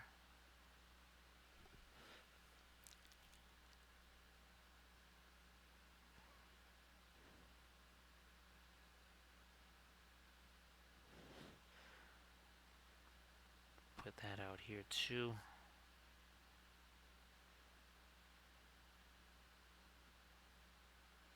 Ooh, gee whiz, we really didn't do anything down here on that, okay? Well, that's sort of important there.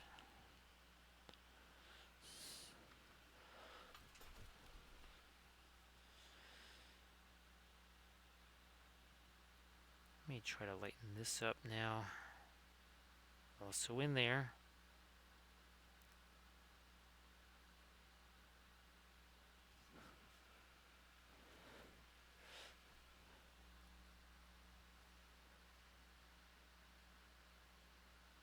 Not too much there. Oh, gee, this set has nothing. By comparison, oh, I gotta get this one too.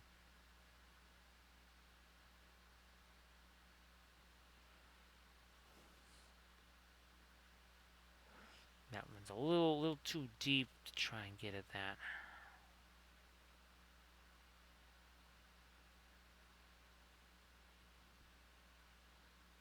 A little something this way here.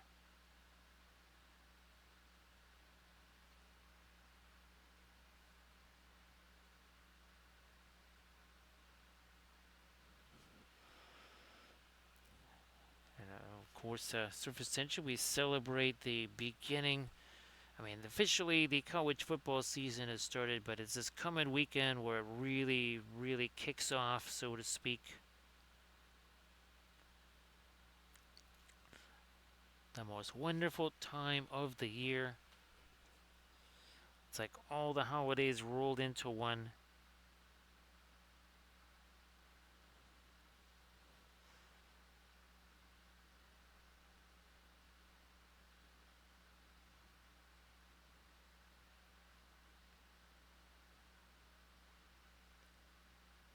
Oops, we kind of took away that. We want that still to be there.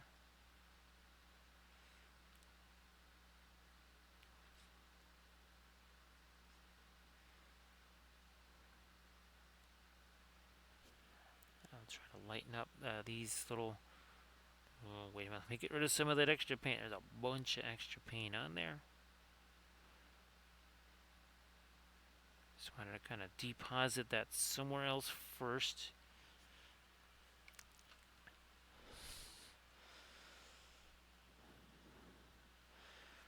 Now, surface tension. We it's a lot easier to find yourself a Blood Bowl team these days, right? And have it ready to paint in no time at all.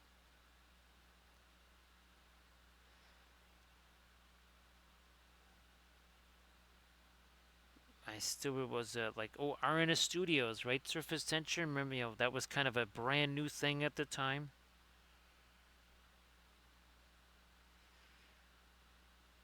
With they had their Tomb King, their Khemri team. They had that Dark Elf team.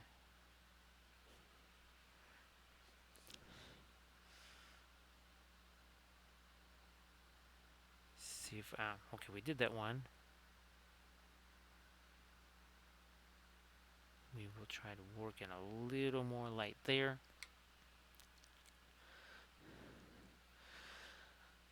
Yeah, surface tension. Well, of course, the Mimes of Moria, right? That was all basically an all metal team that had to be chopped apart to be converted.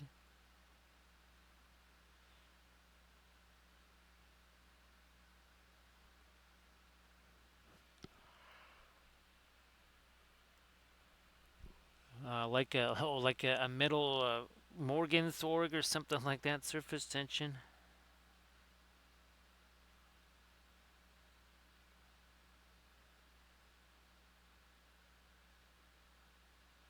Oh, or a Death Roller surface tension. Yeah, you don't want to drop one of those on your feet, is there? Well, it lives up to its name if you do that, right? Surface tension.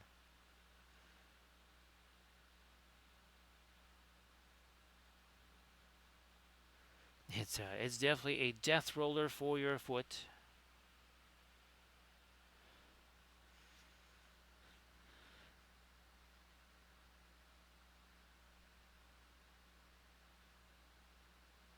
Let me see, what was it? Oh, I think Spiky Bits magazine, right? That's what it was called. Surface tension. No, it was Spike magazine. That's it. That was kind of your Blood Bowl publication.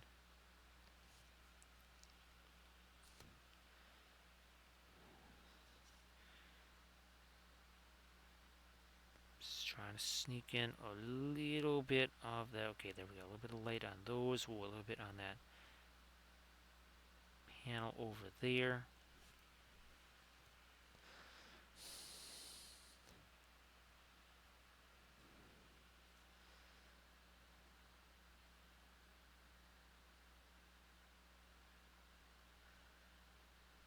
Nope. Let's leave that alone. That one made that way too light.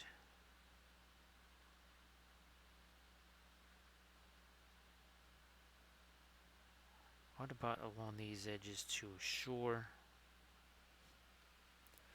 So 2 hours 14 minutes ago. Nothing on here, right? There was no Spacescape. There was no Spatter Stars. There was certainly nothing on our ship here. Let me take a quick little look, see at what we got there. We can maybe go a little bit darker. on some of our clouds.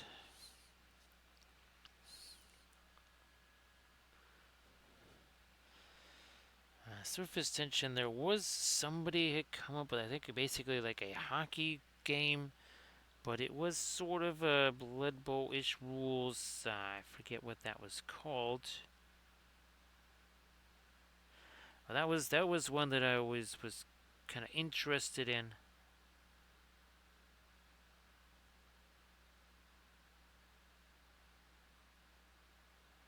Let me here catch a little bit more of that.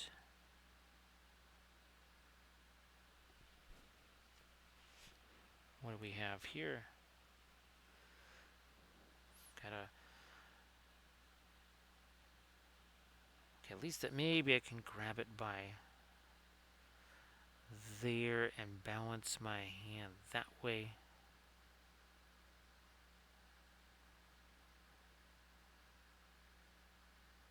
Oh, a little more here. Yep, a little bit lighter. Again, right there on that engine cowling.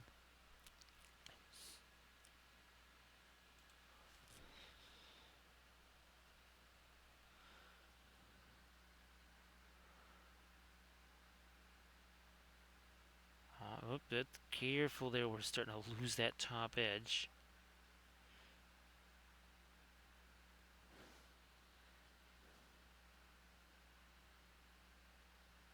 We have that one turret there. We've been well, can't.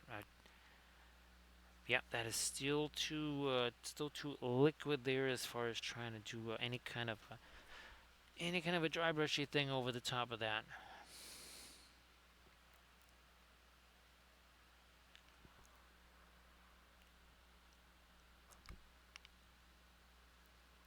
Well, I was thinking maybe that was too late, but maybe it's actually not. Maybe now that might be not a problem. We've got this, and we can do that. Quick little blending brush. Hashtag no layers.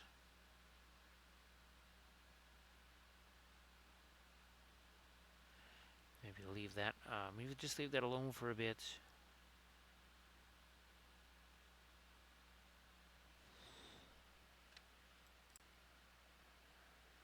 Fine, we'll take this guy here.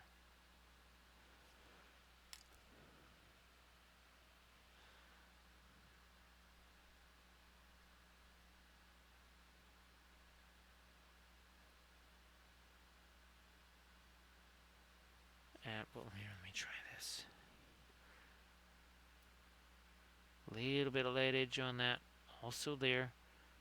And then I think we get a little bit of light on that. Again, not thinking that these are launch bays necessarily. Maybe they are. It's really hard to say since they are also clearly engines here. And it's trying to figure out just what we're looking at with these things back here.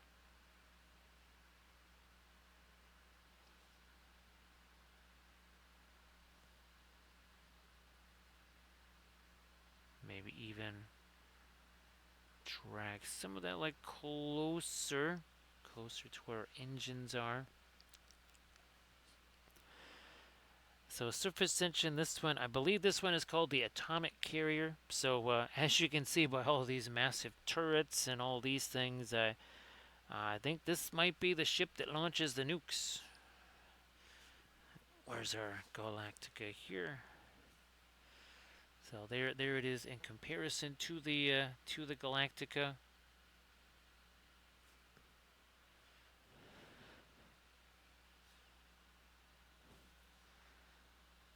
So I had to interrupt, I think, for about 5 hours or so, the printing process on the City of the Dead to print out 4 more of these guys.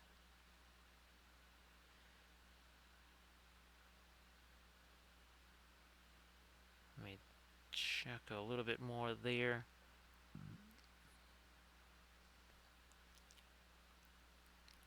Maybe some light on the edge of that. And then down in here, I think our little glazy thing is finally set back there. So let me try.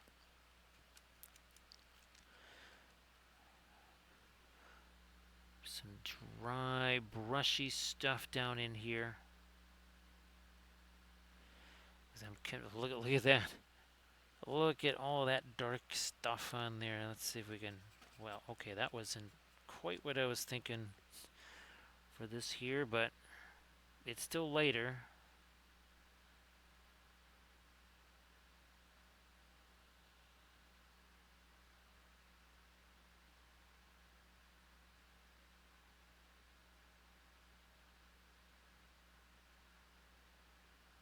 Never did get our light on these things.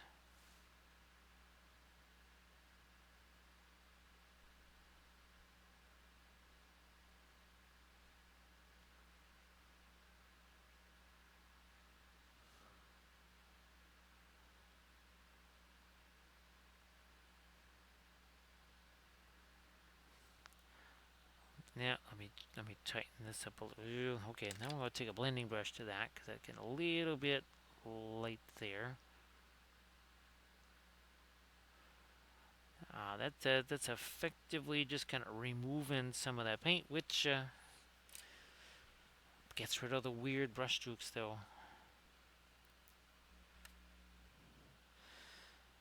Surface tension. Oh man, I don't know. Maybe this is the mess hall right here where they have their lunch bay, right?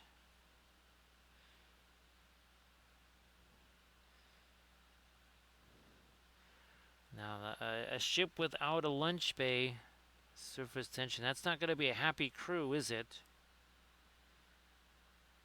I think the crew would be very unhappy to not have a lunch bay.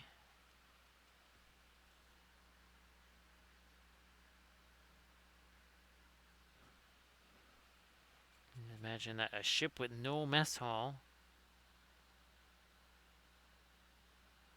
no galley.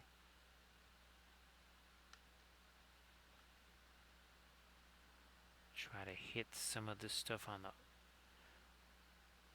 ventral side down here.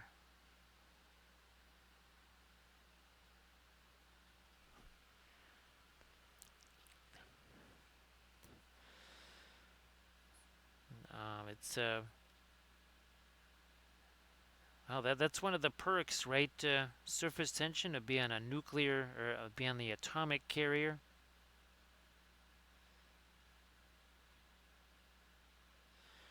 Because it's not like anything could ever possibly go wrong, right? Surface tension, and the Cylons get their mitts on some of those. That there's no way that would happen. It's not like they look like the Colonials or anything, right?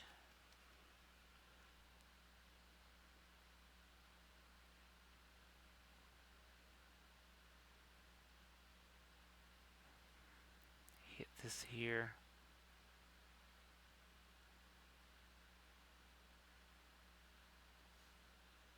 A bit of light on these. Then we'll go in the other direction. Let me maybe just squeegee some of the paint out of this. We got our Van Dyke Brown sitting right here.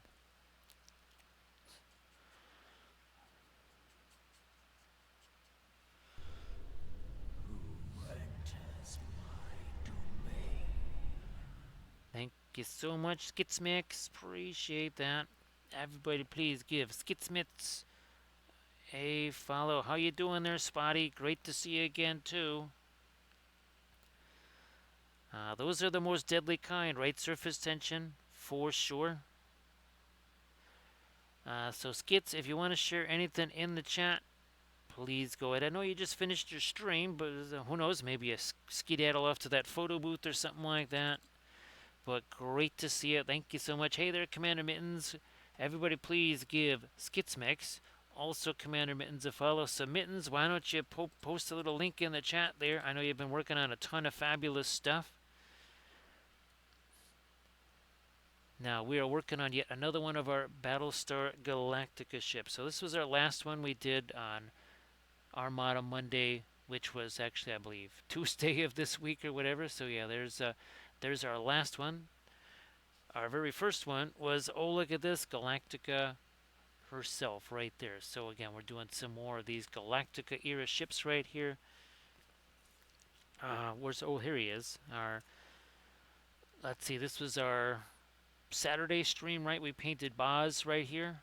Yeah, painted Boz. Little Boromir, captain of the White Tower there. And look at this, more spacescapes, more better. This is our Flat Thursday challenge where we take one of the airbrush demo paintings that I did at Gen Con. We slice it into 4 pieces and then we add to the oils to it to create 4 new spacescapes here. Look at that. There you go. And we've done this 3 times now. We still got one more to do, but yeah, here's that was a whole different color scheme there. Oh, look, a whole different color scheme there. So each of these has been kind of a different color theme. And guess what? This Saturday or this Thursday, we're going to be doing another one. Everybody, please check out that Disc. Yeah, it's a Discord link there from Skitsmix. And again, the Commander Mittens, it doesn't have to be anything super brand new. It could be something that maybe is been around for a little bit longer there. And if you want to share that, please go ahead. And again, everybody, please give Skitsmix a follow and also Commander Mittens. Now, the other thing, this has been a very fun thing. I filmed the first episode of this series, so that's a CA Sculpts bust. And what's going to happen once this dries, we are going to actually do like a semi-translucent skin over this, possibly even doing some gel and gloss effects onto that. So yeah, this is kind of phase 1. Again, phase 2 is going to be putting the skin tone over the top of that.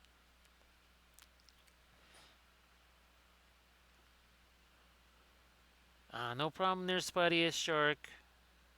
Well, wish you a happy birthday there.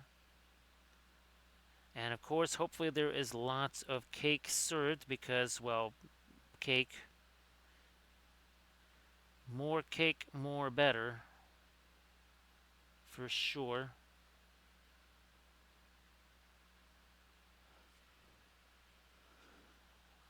Trying to catch a little bit more of my... Nope, I guess we'll have to thin that down a little bit too so that will flow. Yeah, there you go. See, a little bit thinner. That is what it took.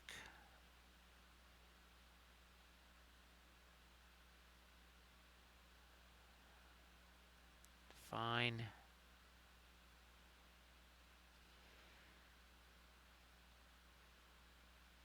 Well, then we'll get that 2 up there. And now over here, this is where I was thinking of, well, huge surprise, drawing in more panel lines. So again, everybody please give Skits a follow there. And of course, appreciate the raid. Nope, we gotta thin this down. We're doing this with the oil paints. 2 hours, 28 minutes ago, there was no spacescape. There was no spaceship. The spaceship wasn't even glued onto the base. We are doing this all with the oil paints like we normally do. Oh, geez, great to see you there, Neshlin. It's been a while. Great to see you there. So, Neshlin, I hope that things have been going okay and maybe you've had a chance to maybe do some stuff with miniatures too. So it's some painting. I wasn't sure if you've seen some of the latest 2D stuff there, Neshlin. And again, that CA Sculpts thing I just showed, well, that went up onto the Patreon page today.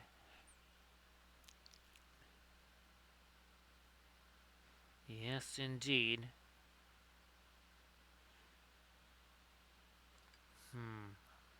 Maybe, ooh, not too much there.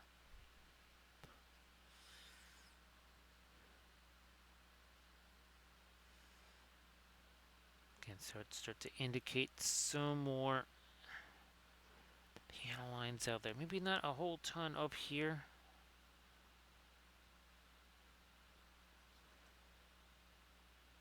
This is kind of divvied up into a bunch of areas already. Great to see again there, Sea Dragon.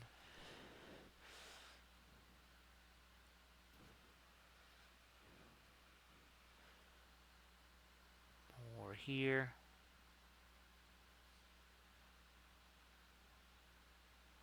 Get rid of some of that green stuff there.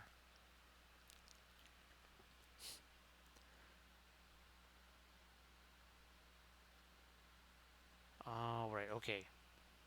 We're solid now. What we also want to do is maybe get the ends of some of these barrels here. Well, not that much of the end of the barrel.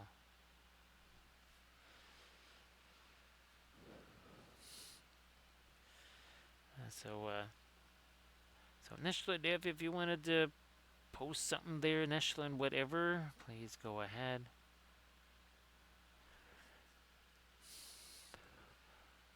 Oh, now Skits, what were you actually painting on the stream? Sorry, I think I might have forgot to ask you. My apologies if I did.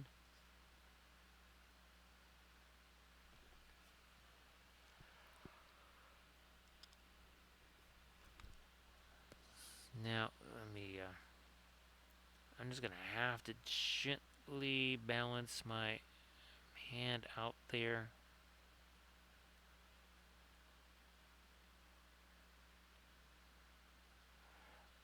Again, it's not quite a Panaline Galactica like our other, some of our other ships there, that's for sure.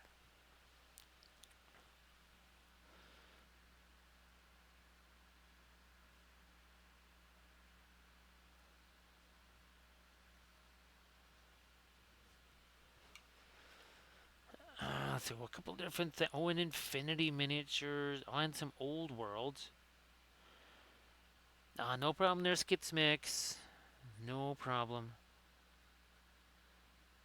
That is something that I'm hoping to get to, is assembling some old world stuff. I've got Infinity figs to put together, Conquest figs to put together.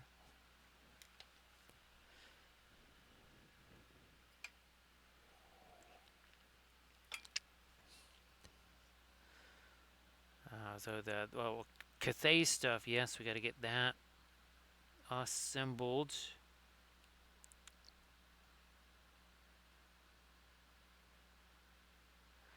Oh, actually, Armored Wolf, there was... Now, I think I still have that page saved, but I did save some of the images. I think it was like in the, not Warhammer world, but whatever. It's like just a website. They actually did publish some artwork. I thought, if I can find this stuff, I'll send it to you. But Warhammer Community, maybe that's where I saw it. But it looked like those could be potentially interesting things to either freehand onto bases, but also on the Lantern Armored Wolf. So everybody check out that Discord link that Skits Mix just shared. And then again, please give Skits Mix a follow. Don't forget to do that too. So yeah, there was like an emperor type figure, obviously, and then there was some renderings of that female character that's sort of like the dragon that morphs into the dragon. There was some images of that character as basically like kind of like murals and such. So I thought, well, if I'm going to do any free-handy stuff, that would probably be, shall we say, lore acceptable, right, Armored Wolf?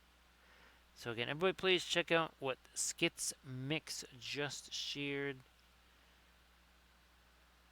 Please, again, give Skits Mix a follow. Well, now that sharpened that up quite a bit.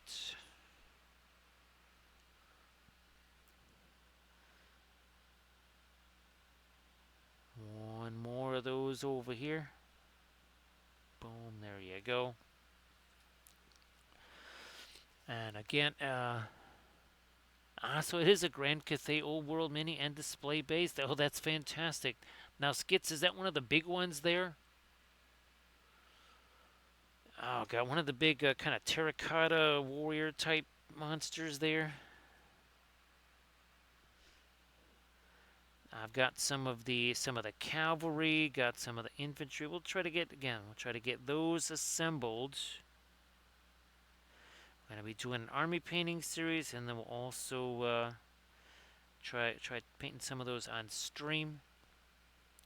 Ah, so it's the dragon horse with the red. Okay, the Kirin, right? Skits.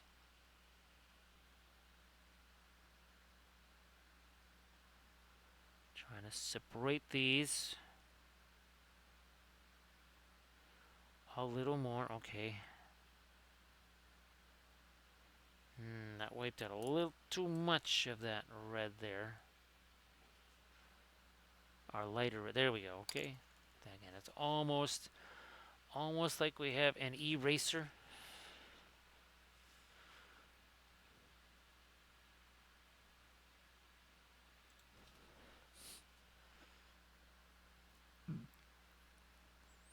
Nope, nope. We'll leave that alone.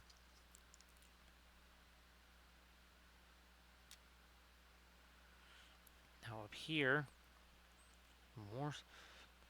Yeah, more separation somewhere in here.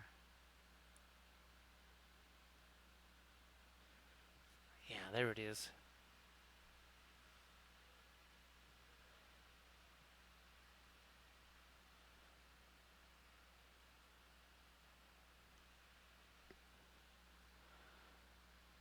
Is it gonna work over here too? Well, let me turn a little bit more over dark there. Okay, and now over here on the on our base. Where's my other? The one here. So I think we might try to get a few little more. Maybe some lights on the edges of the cup or in the interior. Let me see what happens. So Celia, there's surface tension. Have a great stroll with the hound. So surface tension, we basically have your temperatures now. So yeah, it's in the 60s here. So that is much more of a Welsh Landic kind of temperature right there.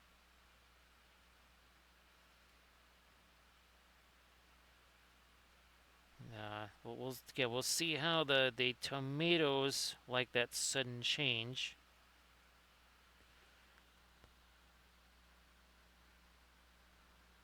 All right, so here they go with that star right over here. So let's pick up some of that light on our base. And you can see this has had probably 2 hours and 5 minutes or so to set. So you can see that makes a difference. It makes it a whole lot easier to do, say, something like this.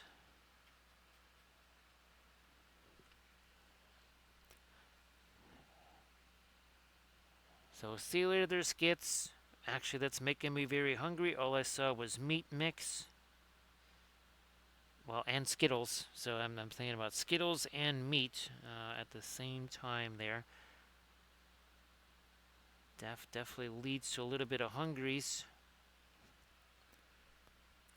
So see you later there, skits. Thank you so much for the raid. Wow, look at this. See how that stays really well in there.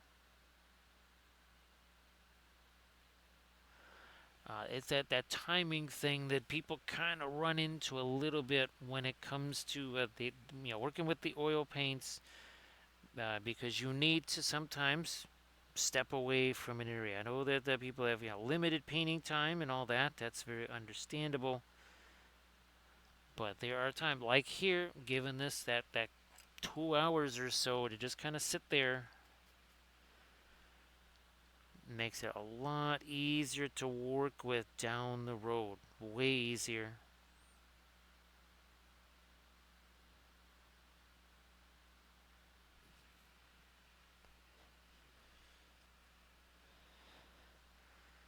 Did we already say? I don't think we started doing some of that. No, we haven't started doing some of that really light stuff again. Maybe there's something new to like break up some of that top edge. Now, I think we got. Yeah, I don't know if we really want to go a whole bunch darker. I think we have more room on the light side to add here. Yeah, we'll go with that first.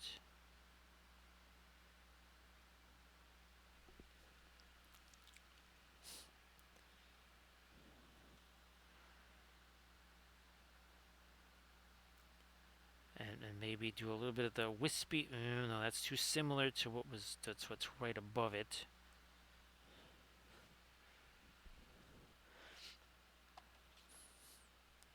So I could see, say like this wispy stuff over here. That's what we're trying to do down over there.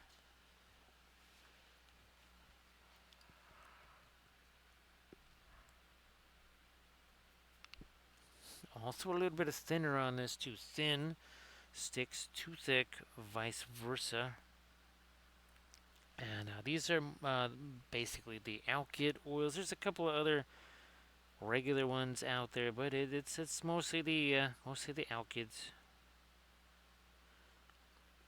Those tend to be on the cheaper side. Now, are they going to give you the same kind of result that a pure orange, perline, crimson, cobalt, teal, bluish?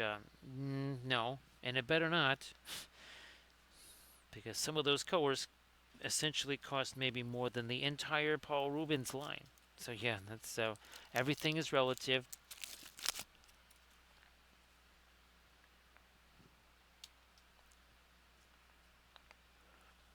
And for as light as this orange is, it's certainly not yellow. It's by no means our lightest light. If I am going to add a little bit of our weight to it, I will correspondingly grab some of the Indian yellow. Keeps it from getting too pasty, too chalky. Those nasty things.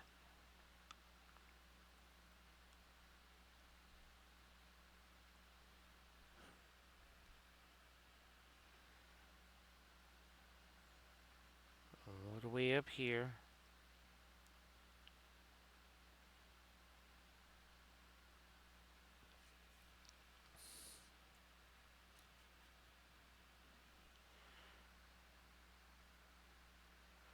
Alright, we'll pop in a little more of this now.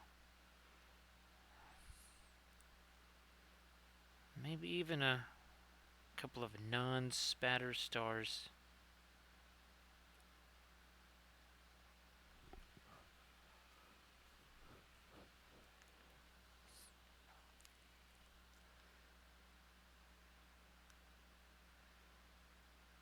Few little extra. Nah, not that light. Back up and go more towards again to an orange there.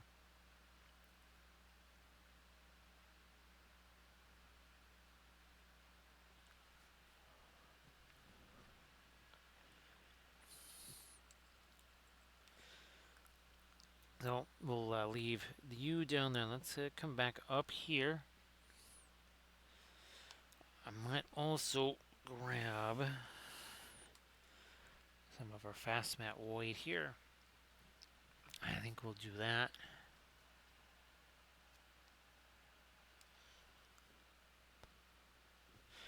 Couple little super light areas, I think. Getting rid of the yellow stuff first.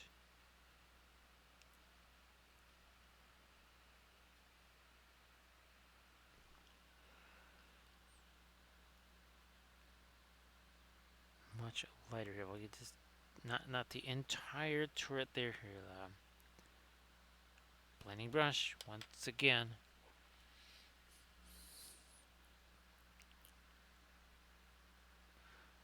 Lighten up on the end of that barrel.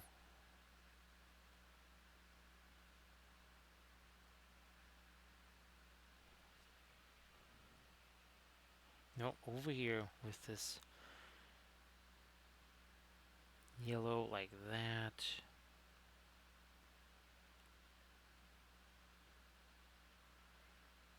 And then up here. I'll have to get the darker ends on those barrels. Geez, I almost forgot that. Almost forgot those.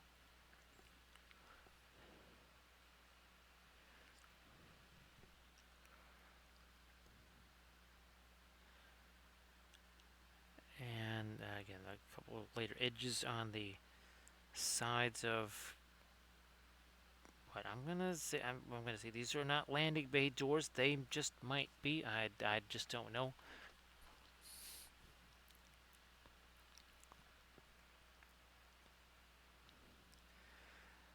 some light on these. There's a bunch of these little teensy tiny turrets up here.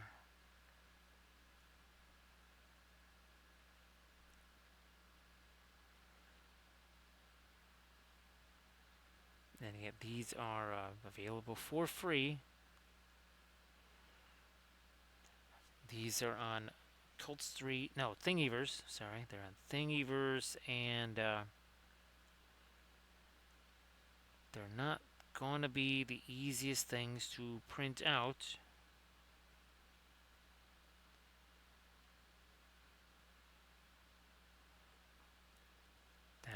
Time of that's get a little haphazard there. Gotta be careful about that.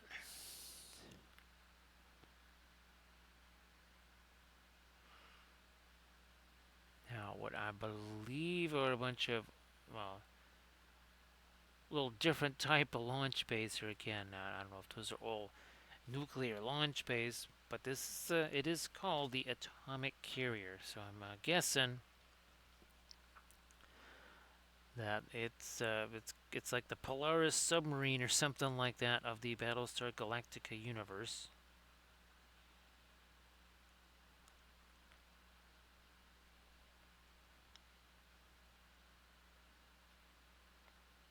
Have we gotten the...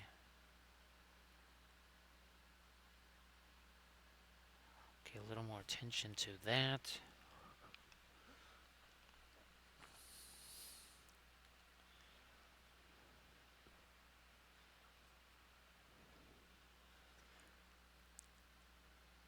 Now we're going to hit a little bit more of our light down there.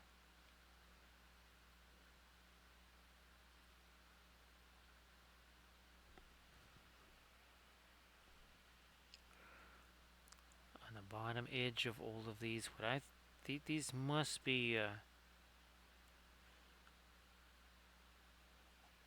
launches for the nukes there. Unless it's these. I don't know, it could be both.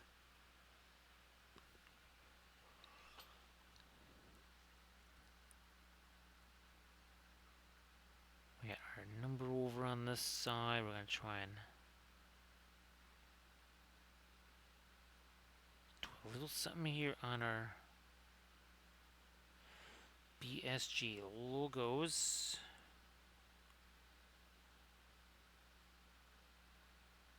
Oops, that was more than I wanted.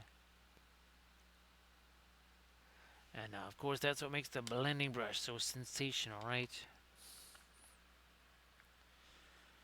You have something that maybe went a little sideways. Blending brush, get it back on track. Essentially, it kind of wipes out whatever mistake there was and lets you blend something right new into that area. Camda, what's going to be interesting is, of course, I think it's Series 47, right? Not Tau, but our basically our Battlefleet Gothic Army Painter series. Well, it's these same bases, Camda.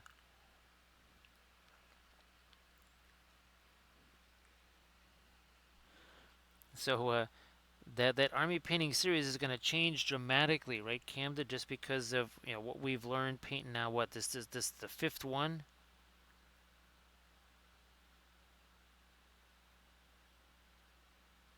Might have even painted one of the bases for that BFG fleet on stream. I could swear we did.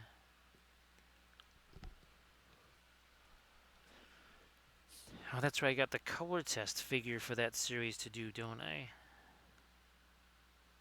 Which will most likely be at least 2 ships.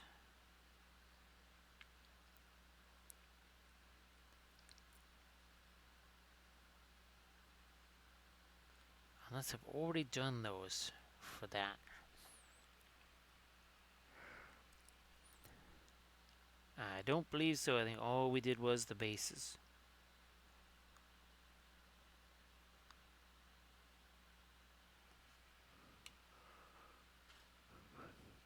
Now, That's is that too valuable to wash off there, Camda, or do you try and scrape it off your fingers and stick it back into the tube? That could go either way, right, Camda? I think we lighten this up on the other side, so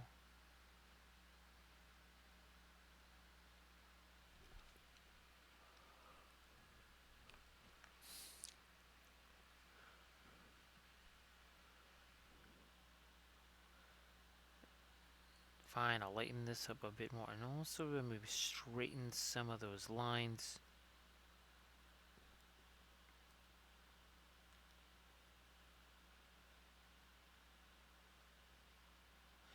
So that is lighter. Where's nope, we'll use U for a blending brush here.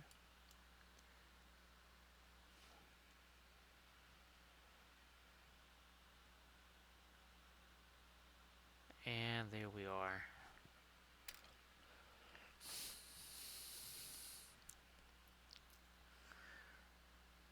Possibly gonna, yeah, let me skewer in a little more light there.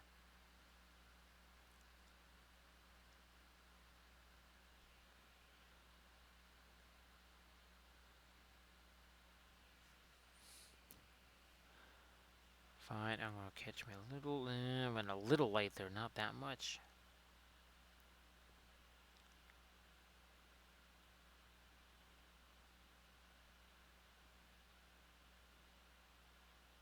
Oops, we shall get our blending brush into that right away.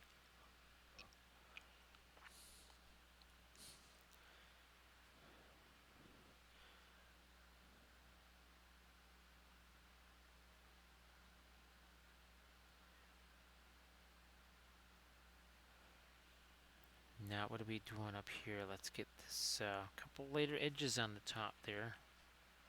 Not gonna try and do any battle damage type stuff.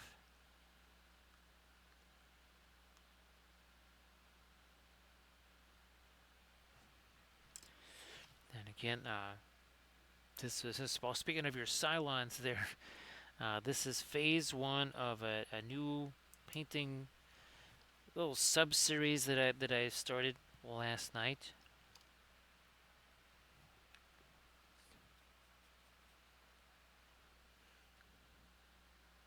Fine, we'll hit a little touch of light on that. Oops, top of that barrel there.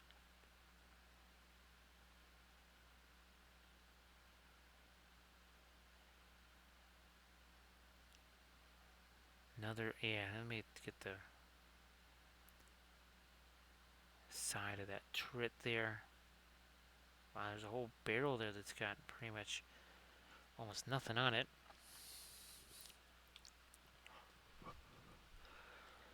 Well, let's see, Camda. We referred to the miniature as your canvas. Maybe is it even more efficient, Camda, if you are the painter and the paintee? I'm certainly, well, it is cheaper that way, Camda, if you are the canvas, right, Renlor? How you doing there, Renlor? Yes, well, we're almost 3 hours into this one here. So, Renlor, if you wanted to share your fabulous Cheeto orc right there, please go ahead. And Renler, hopefully you were able to, kind of keep plowing away on those figures that you showed me there. Well, I'm guessing that tomorrow's going to be another. Is this? Oh, geez, actually, Armored Wolf. This will be your last. Will you still be able to do the Tuesday? The Tuesday hangout there. Everybody, check out that Instagram link that Renlor just shared. Sorry, Armored Wolf. I forgot all about paint night there on Tuesday. I just wasn't sure if you guys were heading out already. And it's very bizarre by the by the time that the family gets back to Healy there, you guys might actually be heading down to Atlanta.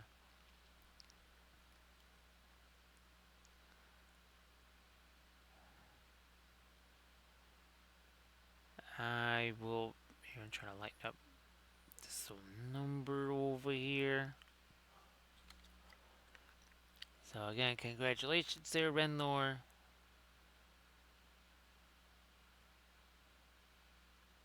Let me do that here.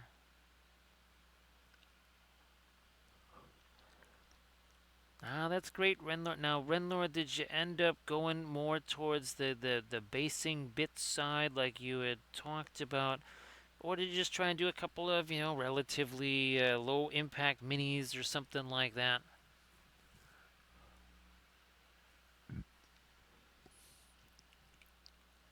So hopefully all the first prints worked out as you hoped.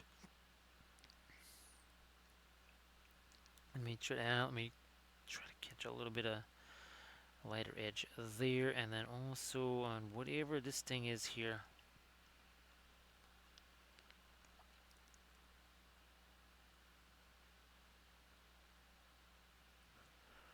So yeah, Armored Wolf here's hoping that you get one more stab at a little hobby night there on Tuesday.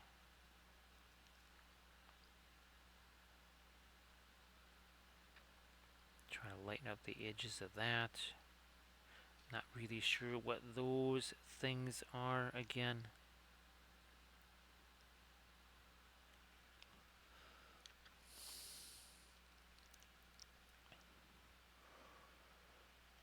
Yeah, Renlor, it's kind of funny because that I do an awful lot of the auto supports.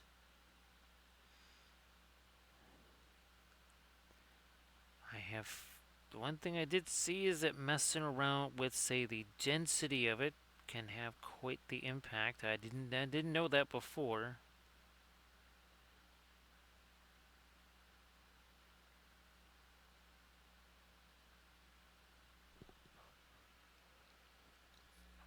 Ah, well, that's great, Renlor. Again, I'm glad that you were able to get that working.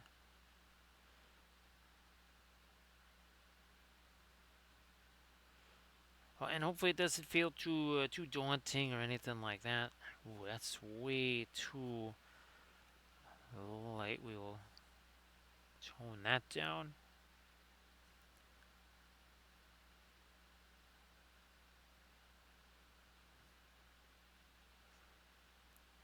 I'm going to try to way too many brushstrokes, and then we're going to try to take some of those away.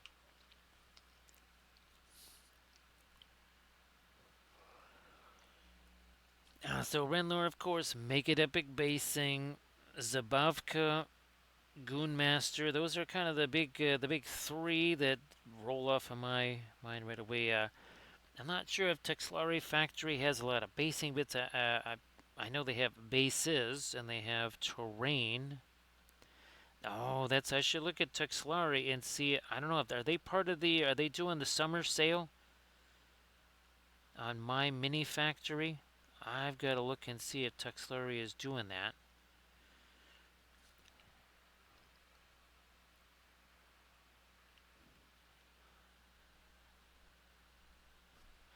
Nah, let me lighten this up more.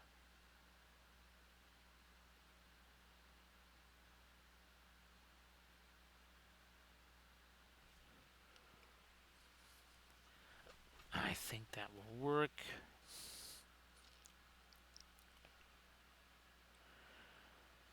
Well, Renlor, one of the beauty of the oil paints is the no need for sub-assemblies, really. Now, I mean, sometimes it does come down to you kind of have to do it.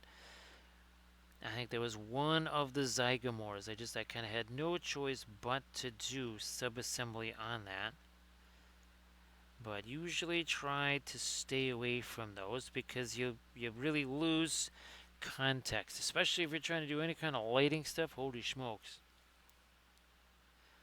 That really is going to have an impact.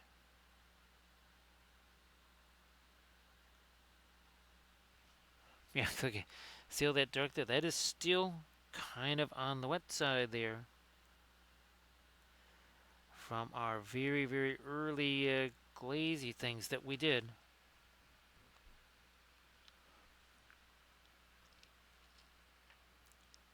let me get all that darker stuff off of here. Let's get a fresh batch of our fabulous white there.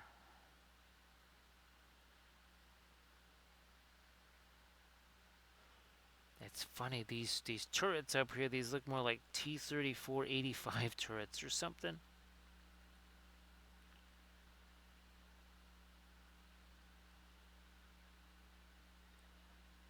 Same thing on the other side.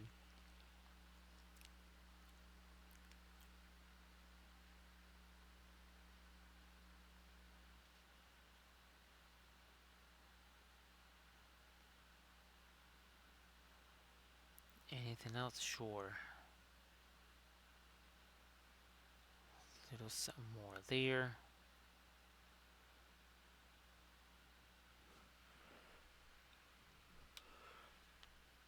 Now we have crossed the 3-hour plateau.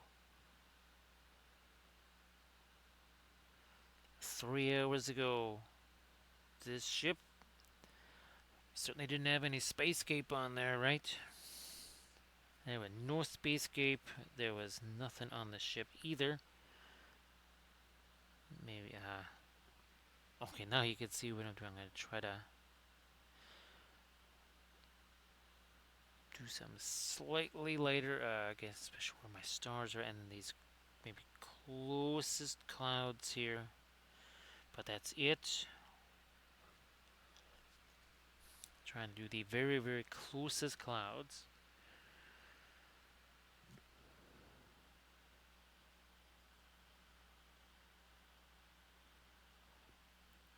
Another bit of our light there.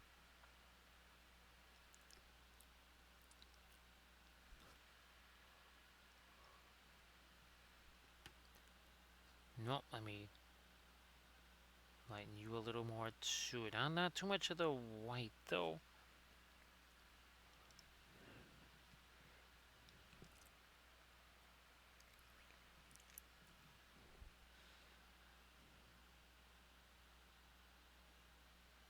Okay, not further down there. Let's leave that be now.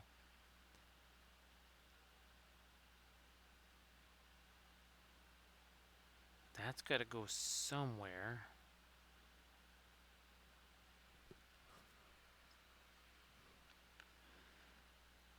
Did we do this side yet? Nope, we did not do this side.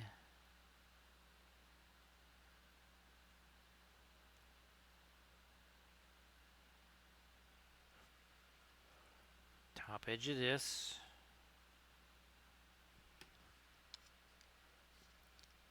Grimfang, thank you so much for sticking around. Appreciate that.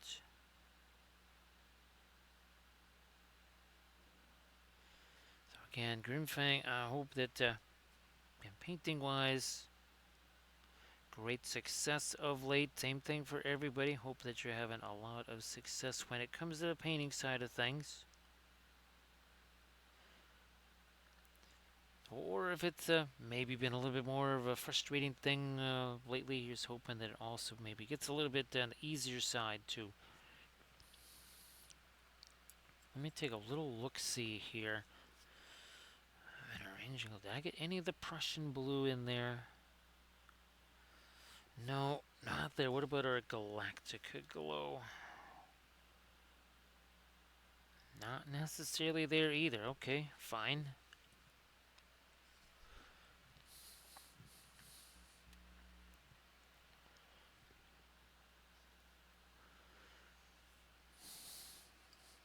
Gonna retreat back to some darker stuff here. So we do, okay, we do still have some of our Payne's Gray / Indigo.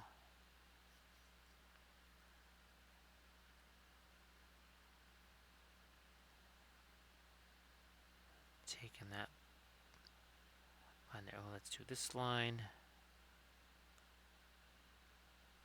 Another line there.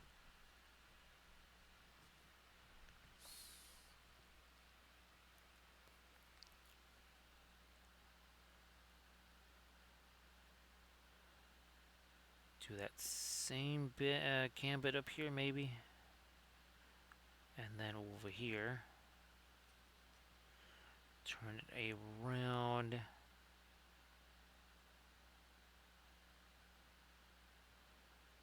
Same deal, leave it alone then, yeah.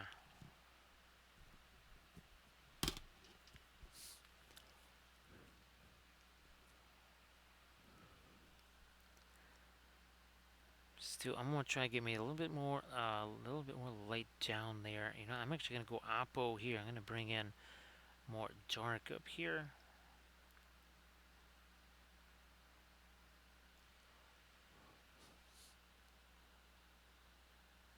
I think that is, nope, that is just one section. I thought there was two sections up there.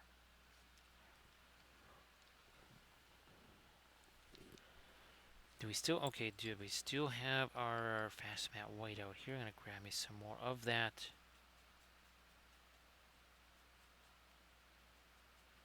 We break that down.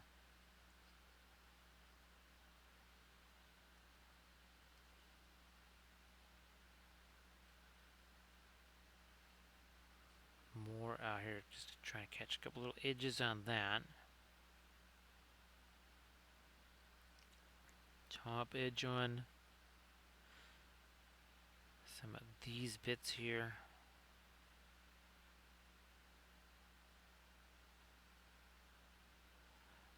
Up here too, three little dots on either side here.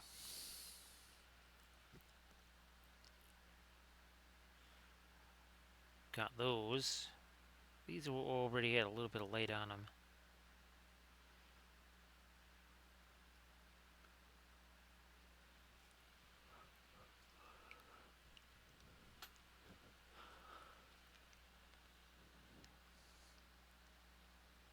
Now that we've got our dark in there, that light should really stand out. We'll do that same deal over here. More of these secondary turrets now.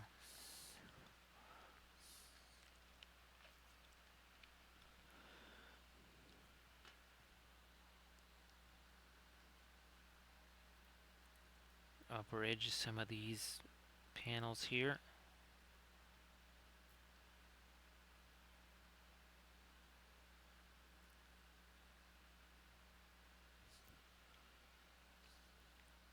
There's another, not too much on that line.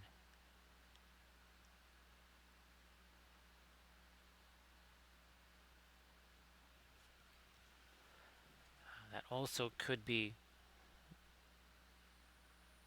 an area where I need to, yeah, let me get these little, okay, there we go, a couple more. So essentially, when you print these out, I mean, everyone I've printed out so far is one piece. I think I've printed out at least 9 of these guys. There's dozens of files. In fact, there might be more than dozens.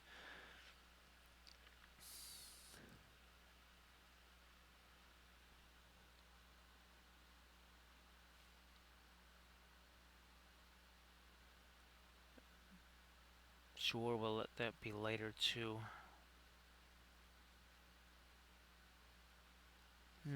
Now that was too much.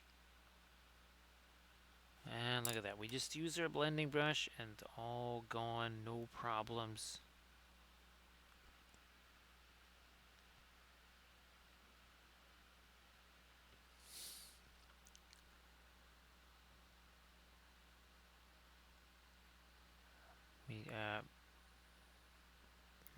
No, I'm gonna go back. I will retreat a little bit, not quite so dark there. And with Galactic, I think we had a bit more of it. Was it a violet tone too? No, we had some of the green. That's the next thing we're gonna add. You can see little hints of that green in there. So we got our radiant green here.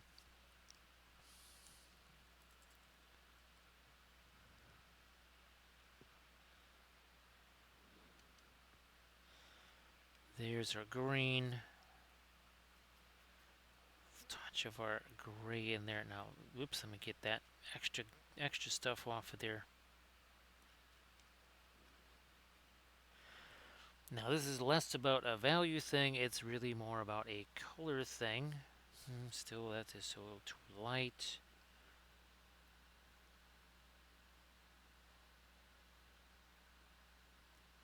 There, and again, that is not necessarily something that's going to jump out at you like, oh, hey, look at this green. Definitely not going to be like that.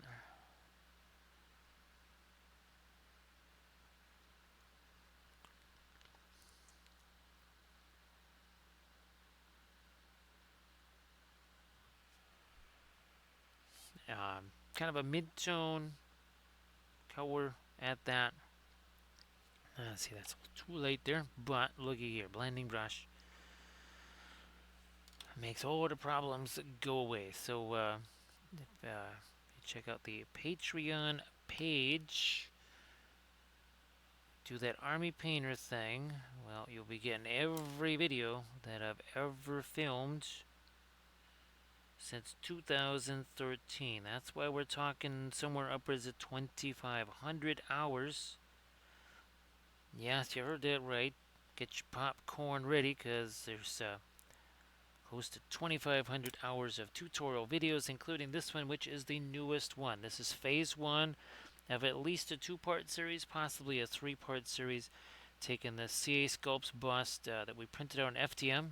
Look at this. We even have a video series that shows how I can combine busts and plinths from different companies together in the bamboo slicer, because that's super fun to be able to do that and then print out really gigantic stuff.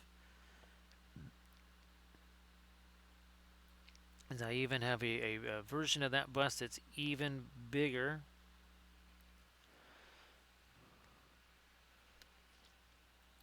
Camda, it's almost the Egyptian violet of browns, if that makes sense.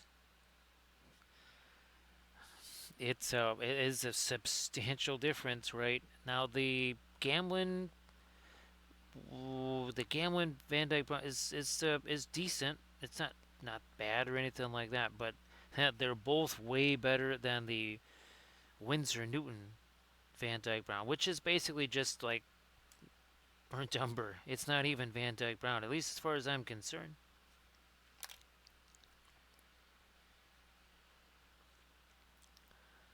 So yeah, Van Dyke Brown, that is most likely going to be Series 1. Series 2 tops. Series 1. And of course, what's the best part? Amorphous carbon produced by charring animal bones. That's what gives Williamsburg all that delicious goodness there.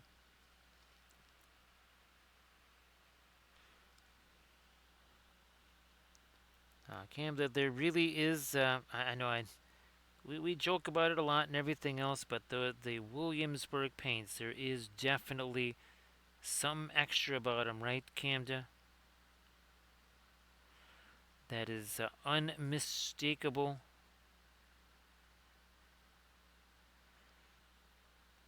Kind of the depth of color that you get from those, and then the ease of application and use, and the luminosity once they're on there.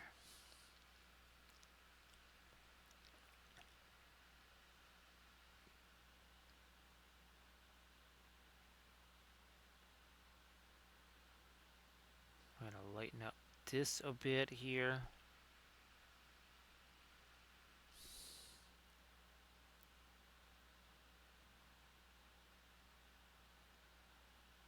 Again, these are all 3D printed free files. Colts 3D. No, sorry, Thingiverse. Not Colts 3D, Thingiverse. For whatever reason, I'm on the Colts 3D kick. I don't know why.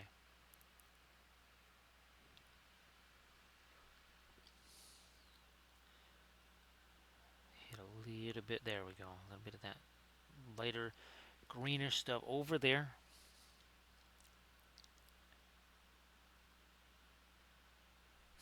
Let me try this again.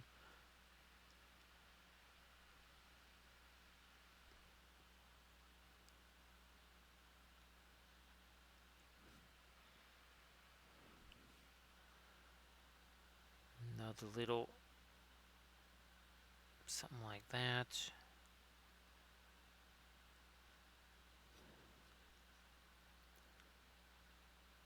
Guess we'll do the same thing right here.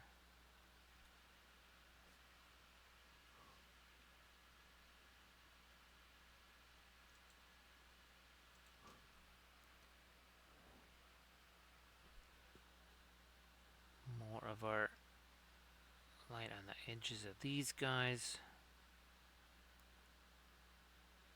Ah, that needs to be lighter there.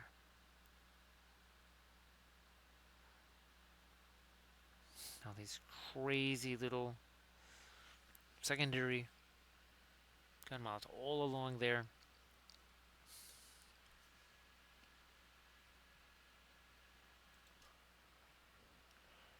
Now again, this is not a super light color. This is kind of a light mid-tone. So we just chuck that on there. We will now take this blending brush. See how we're just kind of pushing that around there?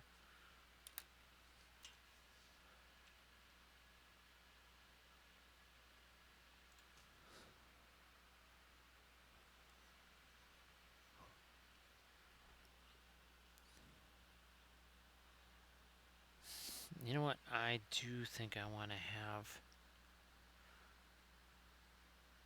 oh yeah, okay. Well, that does sort of catch it up with some of the other ones that I've done now. This is just looking too light there. Now I got all this stuff tucked into these little areas here, which, again, there gotta be some kind of engine cells, whatever.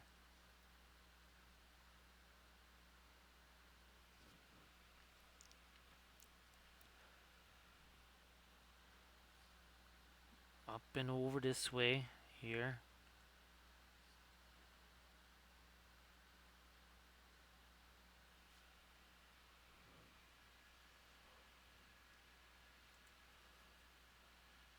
I wonder,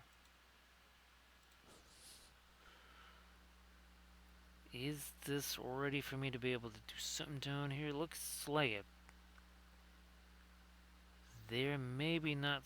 Oh yeah, okay, that's finally starting to set enough where I can actually do something there.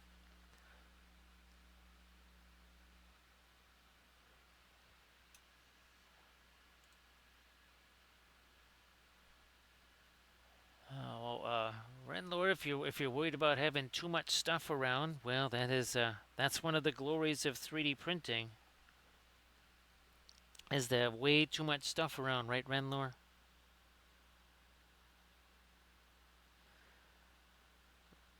And right now, Renlor, there is that the summer sale on My Mini Factory.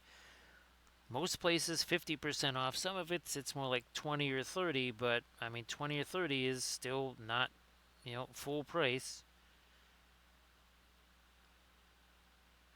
I believe, I don't know if this is the, you know, it probably ends in September. Well, yeah, I'm guessing this is like the last week of it here. So I'm pretty sure by end of August, that's the end of the fabulous summer sale. So I think you want to kind of avail yourself of that before that goes away.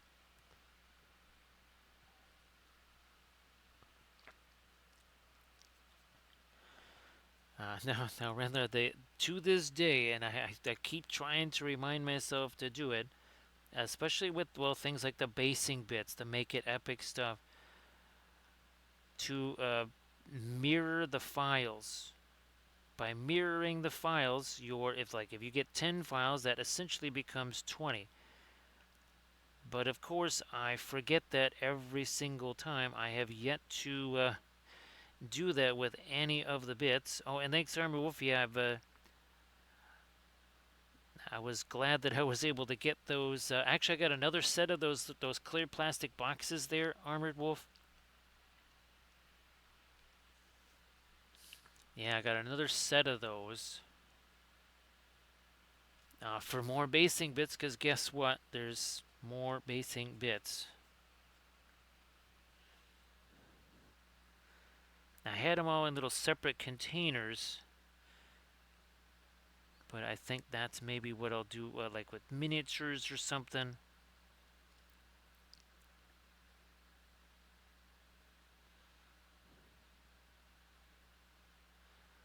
You know what? Here, let me get the. There's a couple of these barrels and turrets on this ventral side down here. I'm going to try and get a little something lighter on those.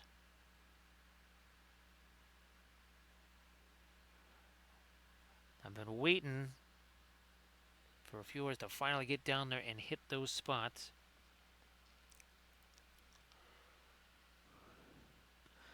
Yeah, Armored Wolf, there's a bunch of other basing bits that I really haven't a chance to print out, or basing bits that I've pretty much chewed up and used them all.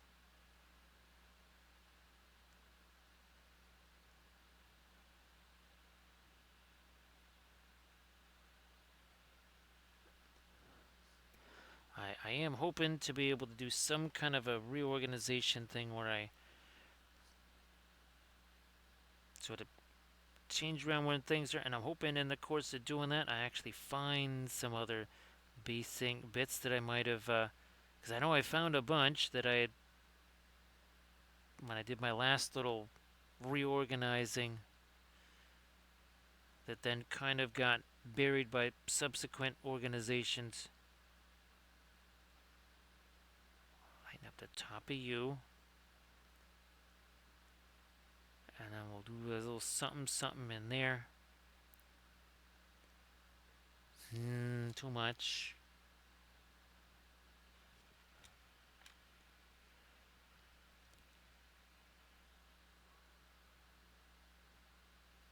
Too much of light there.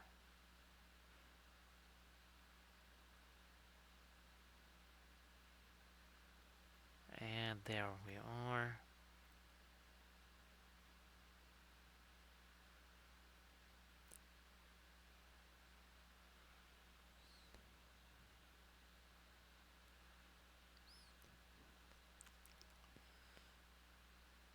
Do this now. Blending brush. Again there.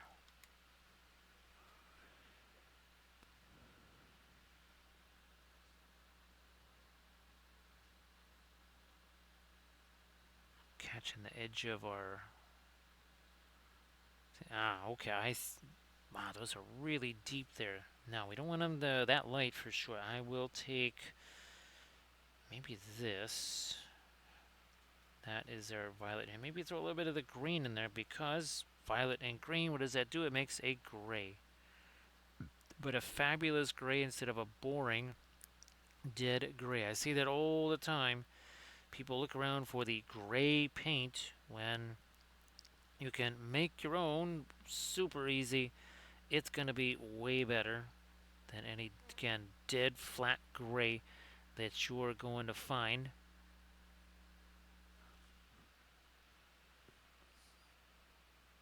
Where's my... Okay, there's my green there. Bunch to do on this cowling over here.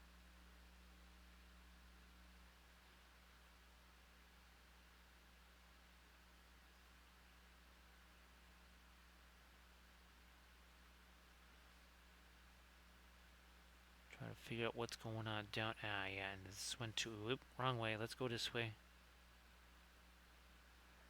Better. Yeah, and using this as a teensy little fill brush, you see all that darker stuff on the end. That's still some of our earlier, as like 3 hours ago, almost 3 hours ago, pinline wash type stuff there. Okay, now we're 3.5 hours in.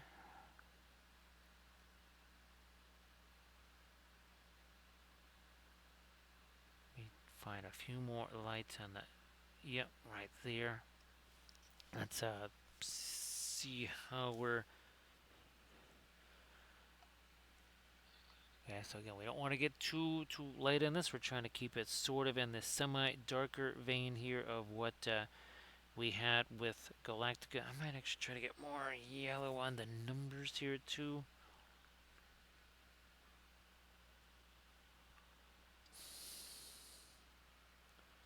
So we'll get rid of this Indian yellow, best bet for that.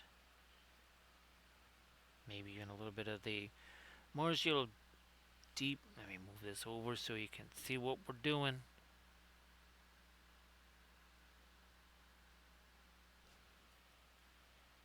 Whoops, up here.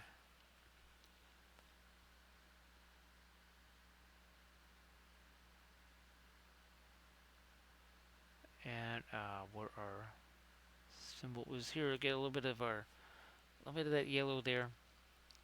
So thank you so much, Armored Wolf, for posting a link to the YouTube channels. Where actually, I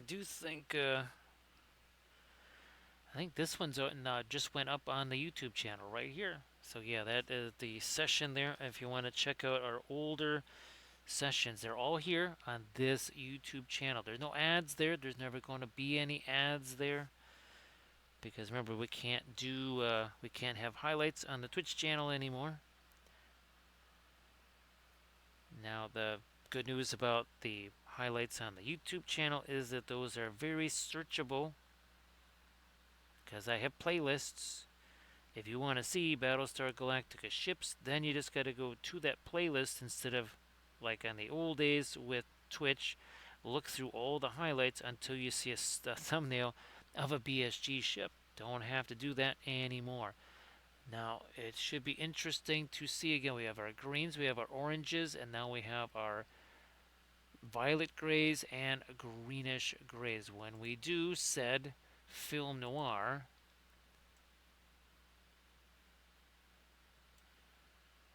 all of a sudden ship doesn't really stand out from the base except where we have the harder edges and the lighter values. I think too when we bring back the color, the lights are going to darken a little bit. They kind of do. Yep, they kind of darken just a little bit. Now here's another example, of course, of edge contrast painting here. Edge contrast really shows up when we do this because all of that bright color is gone, and now you see, some of the on the clouds there, right? Some of the harder edges, and certainly on our little rocky lava planet there. But when the color starts coming back, all of a sudden you can see that the edge contrast is maybe not as important as it was when it was just essentially black and white. Ooh, back to my own yellow here. And of course, you can do something like a film noir too. You just take pictures of your miniature, and I'm sure every camera has some kind of an app that lets you basically kill all of the saturation, so then it becomes black and white. And that will show you all kinds of really nifty things about your miniature.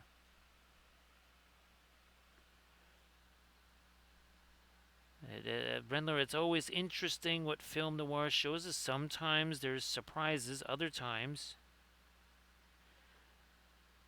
even when you're expecting that result, it's still so shocking to see it. See, so both of these were kind of already lightened on the port side here. Not sure how that got missed elsewhere.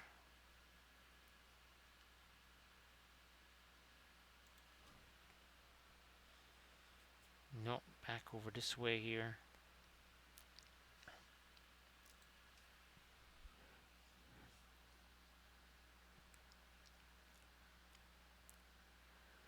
Are we gonna, nope, there is no other barrel there.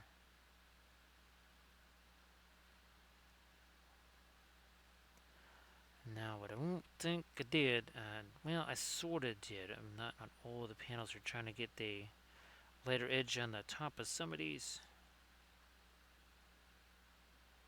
Not that way. Again, blending brush takes that away.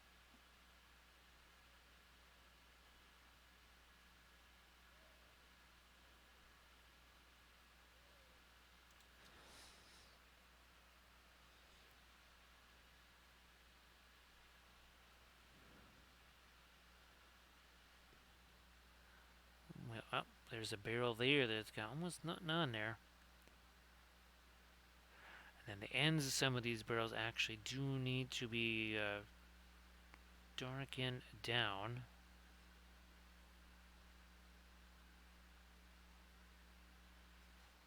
Did we get the... Okay, we already did the other side of that later.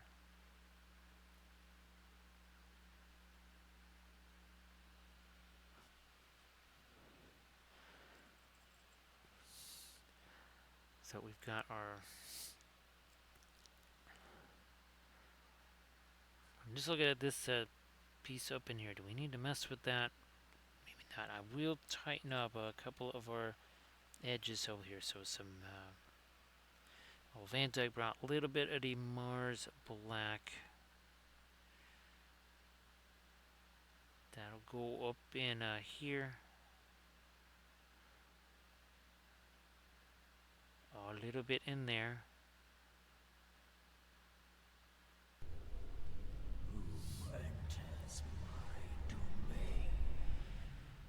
How you doing there, Mika? Nice to see you again. It's been a while. Everybody please give Mika Genius a follow. So Mika, if you would like to share stuff in the chat, like always, please go ahead and do that. Great to see you. More Battlestar Galactica ships here, Mika. Check this out. This was last week's. Believe it or not, this is ship number 5. This was last week's here. This is, they call it a Ranger class battleship that is a refit. So I have a feeling, classic BSG out here and then kind of the update stuff over there. So great to see you there, Greenskin Paladin. It all started here with this one. That was ship number 1, 5 ships ago. Basically, every Monday we've been doing things like our Battlestar Galactica ships. Our Saturday stream was Boromir here, captain of the White Tower. A little bit different subject. Yep, Mika, we painted all of those on our Armada Mondays. Now, we've been doing our Flat Thursday challenges with things like this here, where we take one of our airbrush demo paintings, we chop it up into pieces, and then we add oil paints to it to create 4 brand new spacescapes. This was just this last Thursday, and then here is the previous Thursday, again with 4 fabulous spacescapes there. And this was the color scheme. We did 4 of these. 3 Thursdays ago, we got another one, which will take this guy here. So we're just going to be taking this, and we're going to chop this into 4 pieces, and we're going to turn this into 4 more spacescapes because, spacescapes. Oh, yeah, that's right. We also did, on our Saturday challenge the other week, we did, I think it was 10 of these Minas Tirith Fountain Court Guard, and, well, right down to the White Tree of Gondor is part of the diorama there, so that was super fun. And of course, well, those go along with our other things that we paint on our Armada Mondays, like our 1800 scale ships. We've done, gosh, at least 3 dozen of those now. At least 3 dozen of those, and eventually we will be getting back to some of our things like our busts here, like so. And this is also FDM printed. See how we painted this one up on stream? Well, we painted a whole bunch of those up on stream. Of course, Micah, if you want to share anything in the chat, please go ahead and do that. Of course. Yeah, it's great to see you. It's been a while now. Have you been working on any more contest stuff? I know that there was a time there where you were really working hard on getting some stuff ready for some contests. Some painting contests there. Ooh, I'm going to be lighting this up a bit more. Yeah, that'll do it.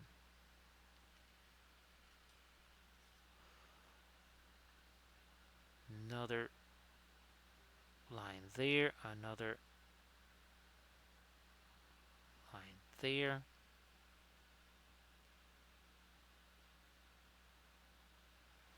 Maybe not too much of that. Let me see what we can. Ah, that's right. We wanted to take our darker color here. Let's do that because some of these barrels here, well, they need something darker on the end of them. I think we did these already. Yeah, we did those guys. It's the ones down here on the ventral side. We haven't done that yet. Like these two. Well, actually, none of these either. So those are better now. That's fantastic. And again, if you would want to share some stuff on, I know you have a whole bunch of things that you can share because it's been a while. So be sure, be sure to share some stuff with folks. Now again, was it 3 hours, 36 minutes ago? We started this and we began with our fabulous spacescape here. I think we might throw a little more stuff down there. Maybe take some of this, some of that coal black, mix them together. I don't think we want it too thin. Nice to see you there, Erit. Everybody please give Eric a wave of follow. Erit, why don't you post your Pinterest link there in the chat? So great to see you there, Erit. Now do that.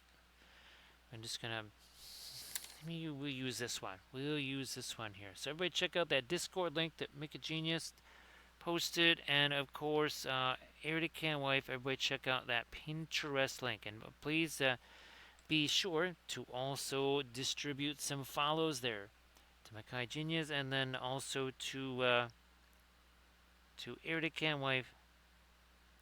All right, so again, we put that paint out there. We will get this as a blending brush here. So look at it. We just got these two fingers on there. That's it. And we're just going to do a little bit tap, tap, tap here. And again, because that paint's had a chance to set. Why has it had a chance to set? It's been on there for a couple of, actually, now it's been on there over 3 hours. That has given it a nice chance to set. So we just, you can see we actually were literally using the side of the brush to paint with. We will grab that larger brush again, just a craft brush here. That's fantastic, Erid. Now, Erid, you'll be doing this weekend your usual Friday, Saturday streams, right? Now that you're back, that should give you some time to kind of readjust and get back into the flavor and feel of being back home again.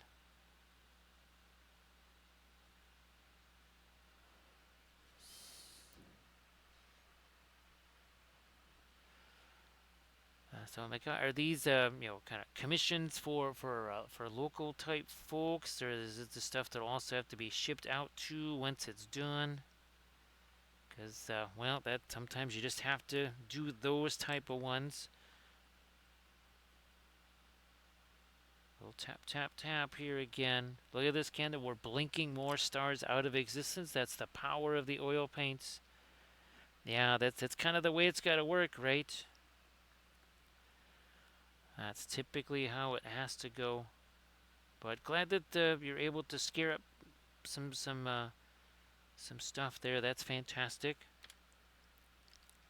So again, you see how we just see those hard edges there? Just gonna take this again. I just got these two fingers on this brush here.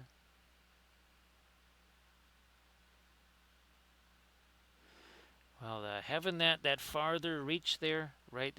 That could be a huge help because now it doesn't matter. Let's say even if it's just there's a meta change, right, in the local environment there, that then you're not maybe going to be in the middle of some kind of project and the meta change. Then someone says, yeah, let's not do this anymore. When it's not a local thing, that doesn't quite happen so often. Look at this again. Would you see we just that little tap tap tap? See how that it's almost like an airbrush there. It's almost like an airbrush.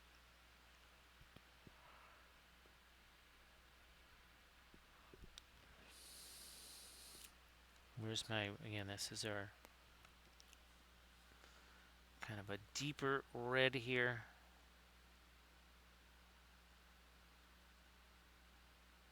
It's going all the way out to the edge. Blending brush again here. So we're going to look at. We just got these two. That's all I can do to be able to reach this here. This is all fabulous oil paint right here. It's all wet into wet. Spin you around. Yeah, you can see all that red. See all that red paint on the end of the brush? That is me doing that little tap tap tap thing around our nebula stuff there.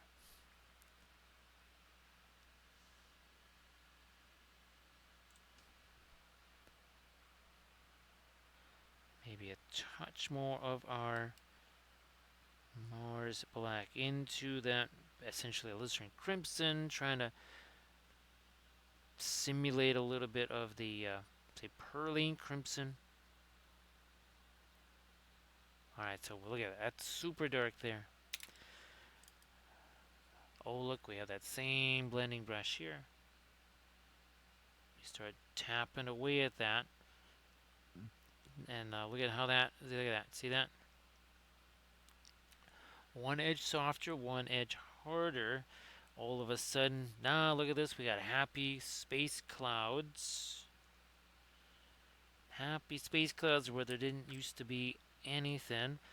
So glad that you'll be able to do some streaming this coming weekend there, Erin. I've been looking forward to September for quite some time. All of the stuff out of the way. It is now time to focus on a whole bunch of other things. Lots of reorganizing, lots of reconstruction.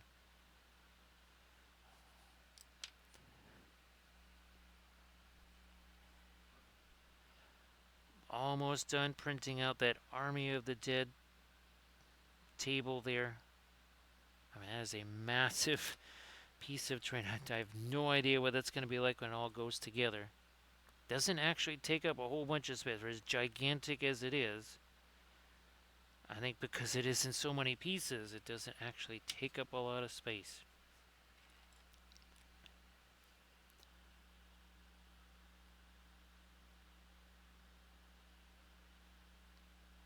So yeah, don't be surprised if possibly this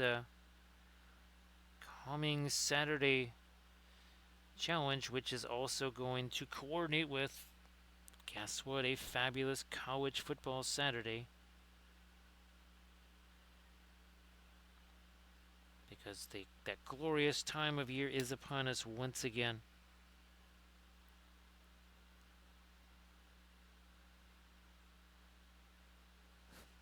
Where every college football fan holds their breath and prays that their favorite player or star player is not featured on the Fansville commercial series. Because the Fansville curse is real, right, Recoil? So Recoil, let's just put it this way, the odds for the doggies making it into the 8 are dependent solely on the Bombers taking out the Suns. So Recoil, now you've been doing the simple prompt, right, Recoil?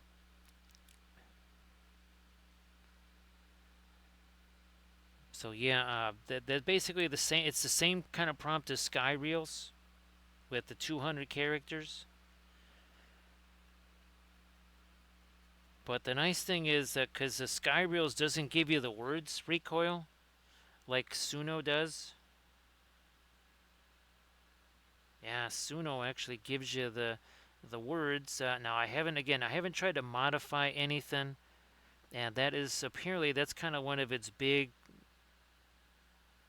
traits or something there, Recoil. is that it can do those modifications for you, and you can adjust things.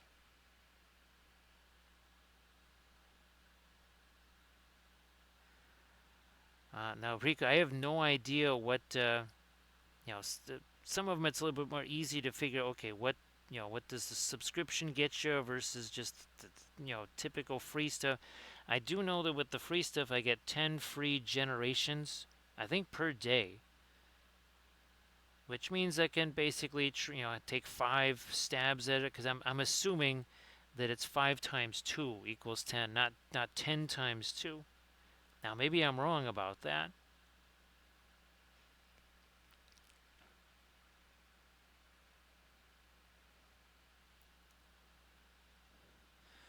Yeah, Rico, there's so much to learn, right?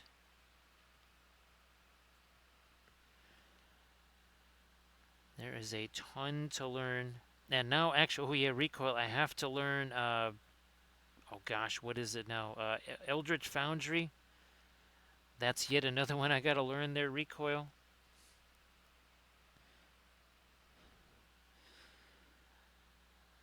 So essentially, creating our own miniatures.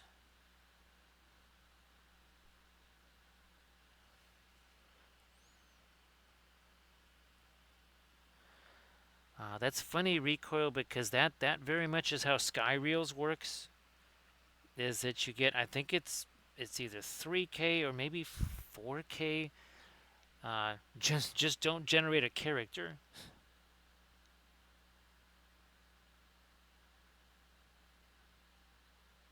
Because yeah, I lost 1,300 credits. I thought it was 130 credits, which I thought, well, that's kind of a lot, but whatever. It's a character.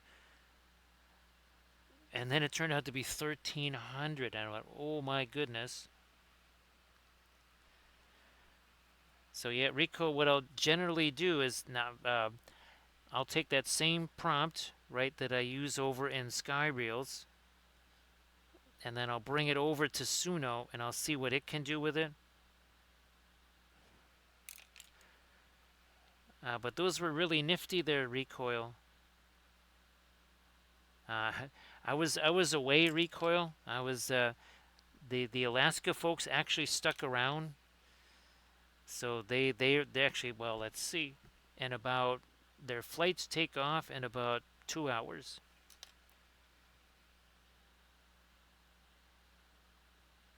So there was kind of one last family gathering while they were here. I found out about it very much at the last minute.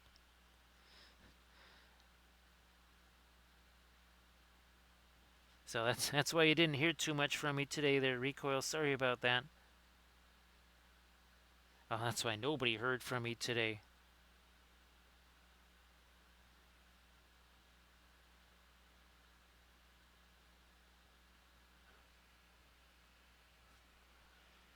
And let me see. I think I have it here, right? What about that? Maybe. Yeah, let's do this. We'll do that. Yeah. So I was just trying to demonstrate to my niece, so I basically had her take a picture of me, and I was holding a shovel at the time. Now, what I forgot to do was say wipe out the garage in the background, but it did create me, sort of. It's me-ish. Oh, and then I did do this one here.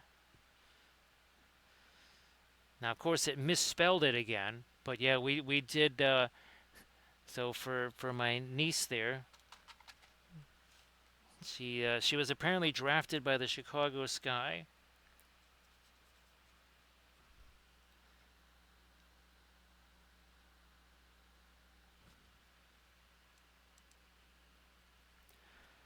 Recoil. What's kind of nifty is that it even says like chorus, pre-chorus, bridge.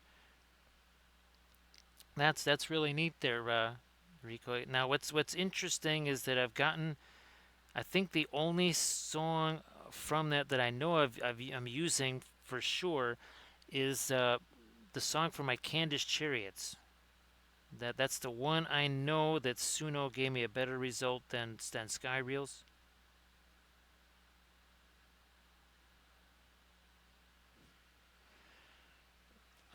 Wait a minute. It might have been one of the. I think one of the Ruin of Arnor songs might have been Suno as well.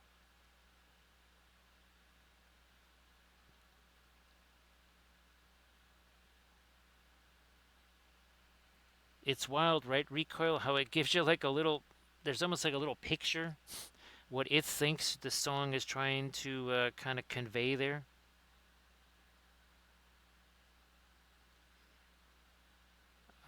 Let me get this going here.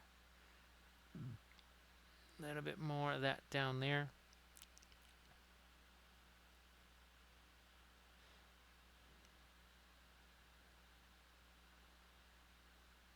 But yeah, now recoil. It's going to be actually creating creating figures and characters now. That's going to be the new thing I have to learn.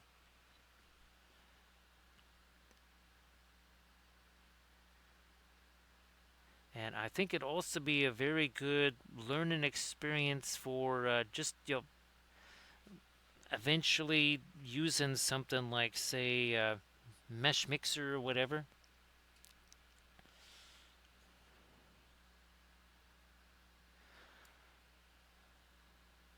What's weird, recoil, right, is that a lot of my, well, like the song for the Balrog, which is almost more like R&B or something like that, actually was better than any kind of like serious orchestra type thing.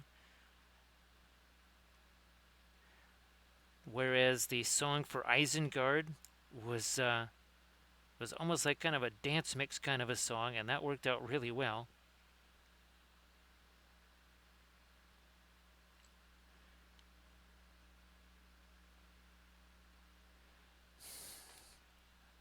No, I'm gonna. Where's my other blending brush here? Let's use this. Let's use this.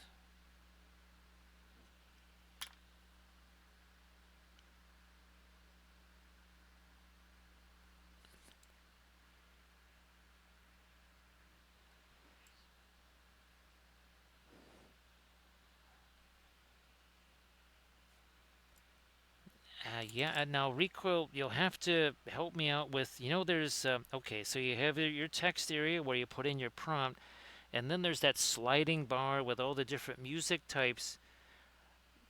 When you select some of those recoil, are you just basically stuck with that now every generation in that set there?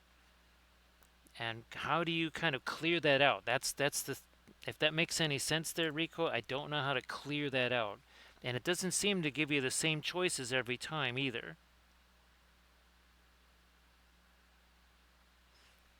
Because there's times where I'm looking for something that is much more orchestral or something like that, and that's just not even an option, and it's really weird. Because other times it is there. See you later there, Mikai. Thank you so much for the raid. Again, if you want to share your Discord links one more time there, Mikai.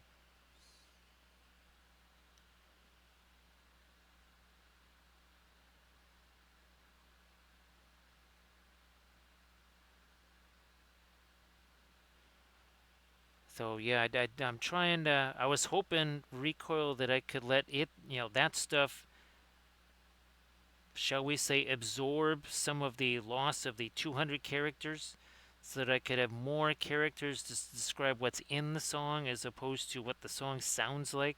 And I was hoping those little, I don't know, they call them tags or something like that. I forget what they call them. I want to get me some more of this. All right, let me try something here. Sky blue, Prussian blue. Not too much of that Prussian blue. You're going in here, and then you're going out there.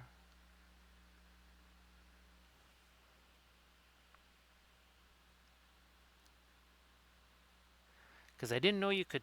There was a place to type in there. All I could saw there's like a little line and there's like a little scroll bar. And you're moving along with that. Oh gosh, we got, gee whiz, let's clean up all this stuff. Holy smokes, clean up aisle 7 back here. Wow, yeah.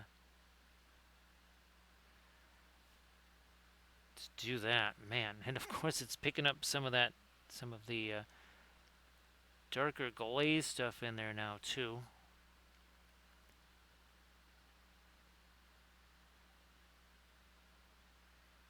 There we go. All right.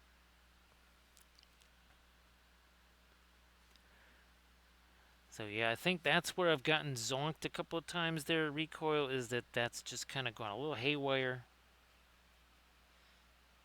Is trying to use those.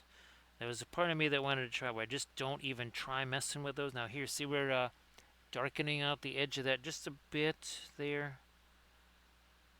because we don't want it where it's darker in the interior and then lighter further away from the lights. Or that doesn't make much sense, does it? So Renner, hopefully it feels like you're making good progress on the the stuff that you're doing for the next round of painting contests and stuff there. I know there's a lot that you want to get done and such. Hopefully you feel like you're again making good progress on those.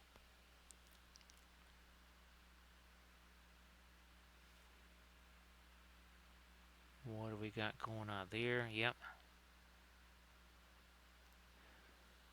Now over here, do we still have some of it? We still have some of our fabulous fast matte white, don't we?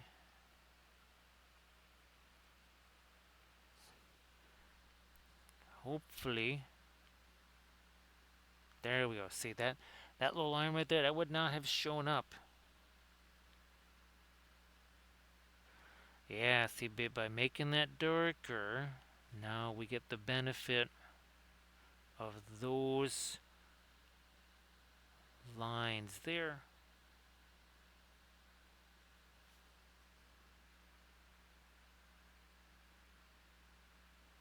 Also up there.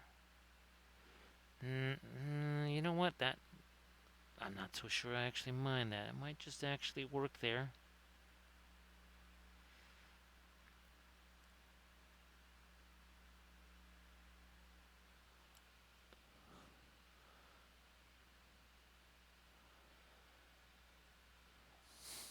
Yeah, recoil. No, oh, I think maybe it's the paid version because I tried taking one of the Skyreal songs, right, and sticking it in there to see if I could change the words of it. Because remember there was the one, oh, it was the Gondor song where it kind of just had, shall we say, a little bit of a brain thing, and it's like it substituted a word. It's like that word doesn't make any sense. It's a fantastic melody. We love it and everything, but it's like it just why did it put in that stupid word?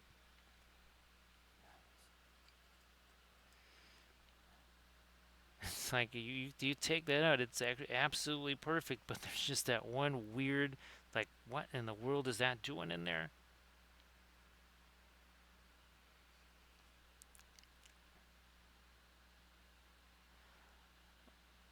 Okay, now we've got our somewhat darker blue in there.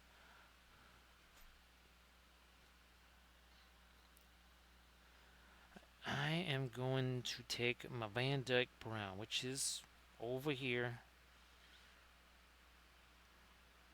Fine, we'll use this and the Van Dyke Brown.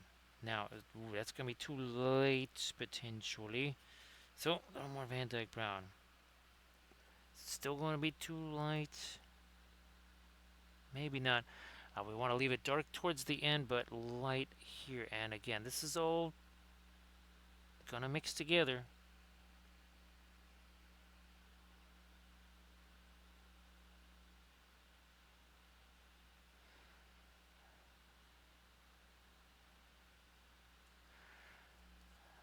So yeah, I just because I tried basically all it did was it just uploaded the song and it's like, well, here you got another song there, and I wasn't able to then go in and it will it detect like the verses then?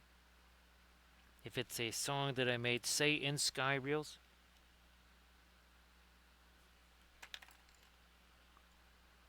Ah, this is what I needed here. This is all way too flat. Our NOS is down here. Yeah, we couldn't have them be that quite that flat. Look at this. I mean, here. Yes, it's a tiny little. We're using it like a tiny little filbert brush right there. That's one of our fabulous short liner brushes. Short liner refers to the handle, not to the bristles. The bristles are long. That's the whole point of them. But you get something that is not a short liner, you've got yourself a telephone pole in your hand. Yeah, so you could chop up enough of it to survive, firewood for like 3 months in the dead of winter.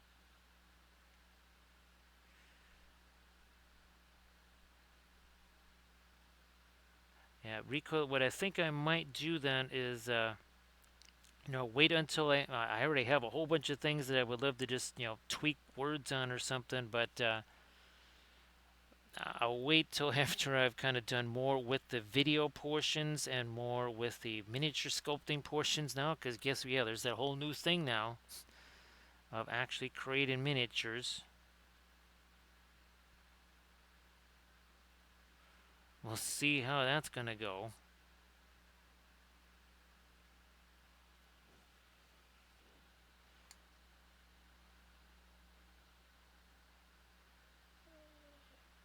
Come on. Hit that. And I will be doing definitely tutorial videos on the Patreon page on how to get the most out of that particular program right there. Yeah, look at that. So it's not just that the engine nozzle stuff here is lighter, it is also a different color. It is a warmer brownish color, which is not what we got going on over here.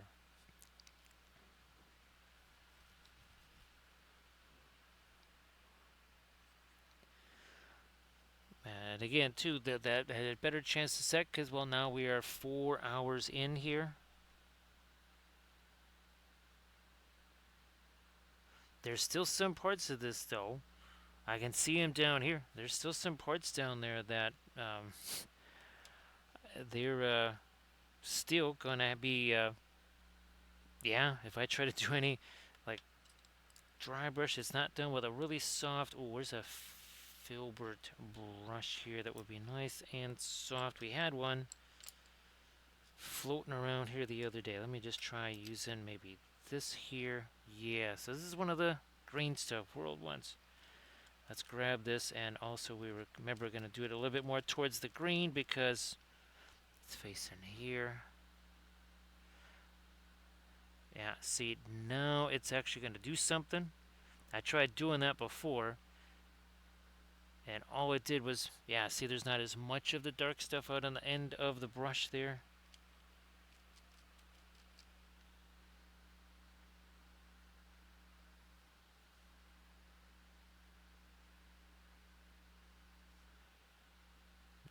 Now we're starting to pick up a little bit more of that dark. Oh, I can see it here. It's still very much. Yeah, look at that. See, that is our post glaze, I guess, as we sometimes refer to it.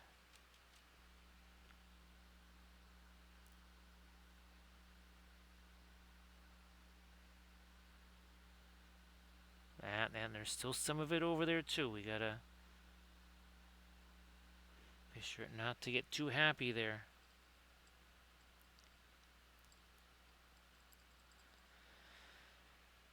Now again, so Armored Wolf, you do get one more Tuesday, right? One more Tuesday at the games, and then it's off to Dragon Con.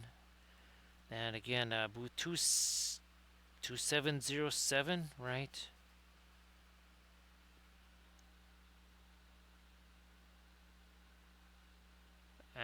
Again at Dragon Con. So if you're going there, be sure to visit Armored Wolf there in the vendor hall. Buy all of the leather goods. Because once again, Armored Wolf, we are legally obligated to make sure Armored Wolf does not sleep ever. And if you're not buying all of the product, then that means he's going to get a chance to sleep, so we don't want that to happen. It is all part of the sleep prevention program. Is that going to be too late? Maybe not. Fine, I'll use this little liner brush. Here is a blending brush.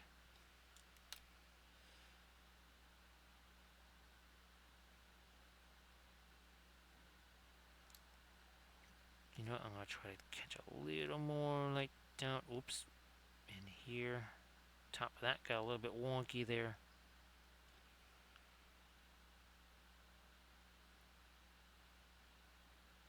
Let's see, a touch more of our light right there and there.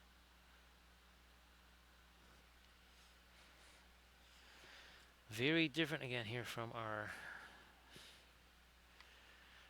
typical Galactica era ships, right? Again, it's not going to have the landing pods there, and certainly different than our Ranger class battleship refit. So again, that's why this kind of had that old look to it there, recoil. Because again, I think about this back half here, back third or whatever, back 2/3. That is your kind of previous older generation ship, and then everything forward and up here on the dorsal. That is very much more a new generation type Galactica ship there.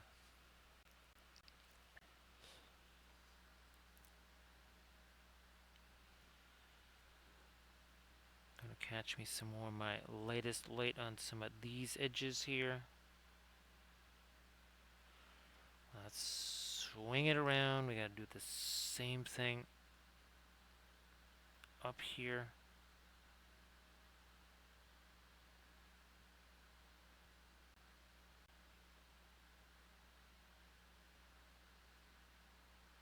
And yeah, look at that. See that dark on the end of the brush there again.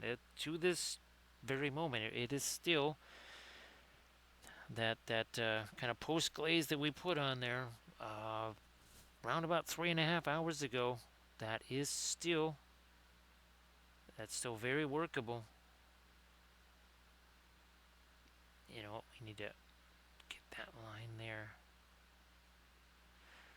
I'm going to get rid of this. That's going to be some of our violet mixed in. Is that too dark? No problemo. How's about we lighten it a little?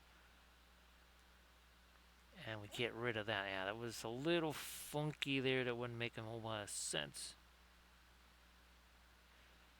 So we get rid of that.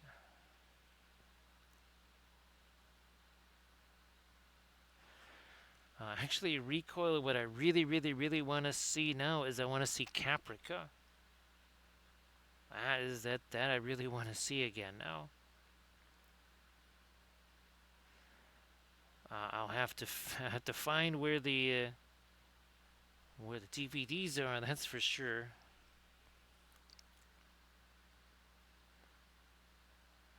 And I really think I was talking with this with my niece at the wedding thing. She kind of thought too that if that had come out today, as in like right now, that thing would have been probably super super popular actually.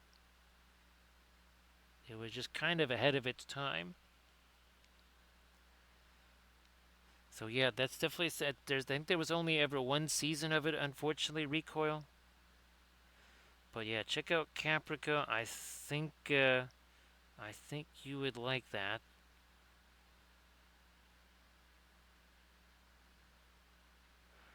I mean, for those that don't know, it's kind of a prequel to Battlestar Galactica.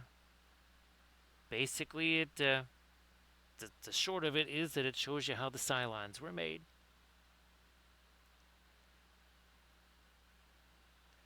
And the rationale behind the Cylons.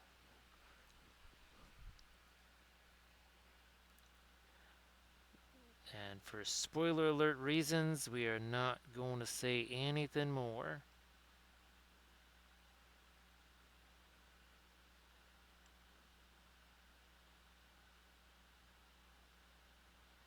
Geez, actually, recall. You know, I only ever saw the first episode of it. Is well, Space Above and Beyond, right? Where we found the YouTube channel that has some of the episodes.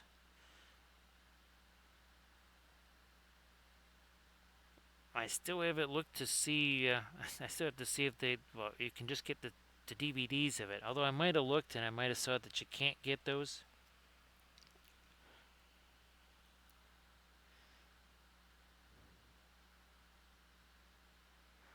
Look at this again. Just two fingers on that breast. It's the only way I can get down there and get at that.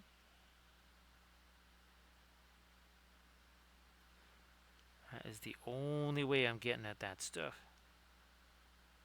Looks like we already pretty much did this.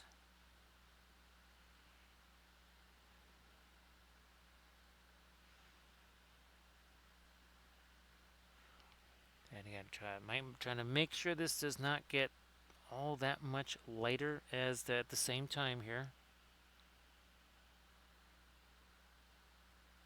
Yeah, I think that was the same kind of impediment that I found too there, recoil. Gee whiz, we never did anything in there. Okay, there's still some of our yeah, look at that. See, there's still some of the pin line wash sitting in there. Yeah, look at that. That's pretty wild.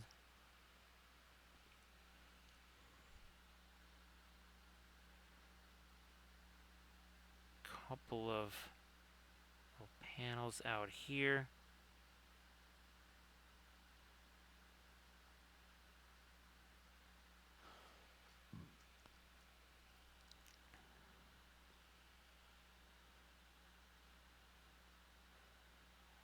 Yeah, I think I wonder if the Blu-ray player that Kathy had gotten also was maybe a region-free thing, because there was all kinds of machinations she had to go through to get that thing to work. I think actually it was Real Brush Guy or whatever over in Germany that helped her set that thing up.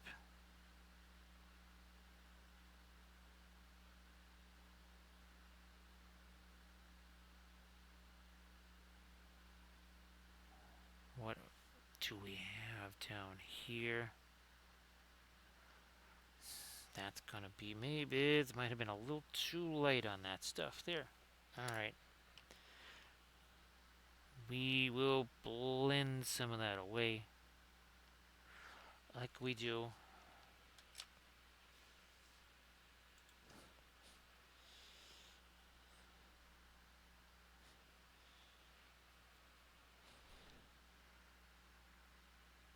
Little okay, yeah, here just a little something more there. We have just kind of a whole lot of nothing there.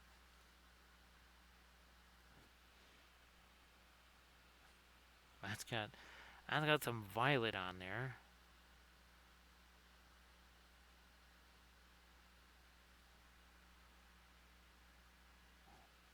Nope, back toward dark again. Oops, not too dark. Back to more of a mid-tone type of a deal there. Come on, get that blue out of there a little bit. All right.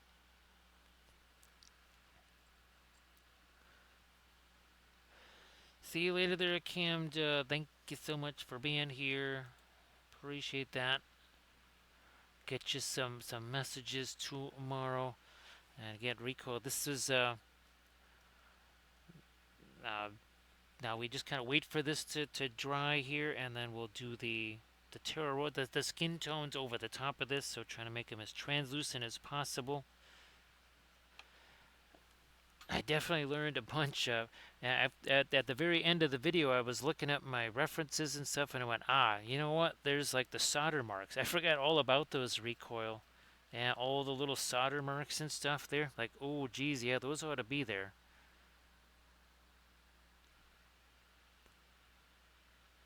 So yeah, we got those up there.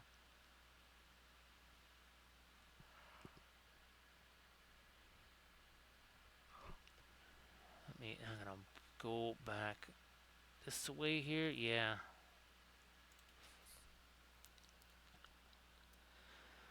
Boy, Camden, I can't wait to get to that skin part there.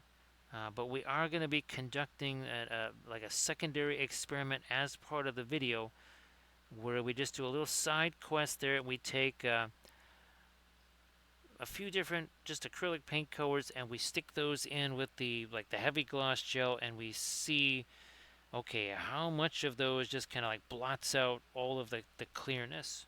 What is the balance of the amount of just that little bit of paint, and do the opaque ones, like say Terra Rosa, is that going to be just kind of like a no-go zone there?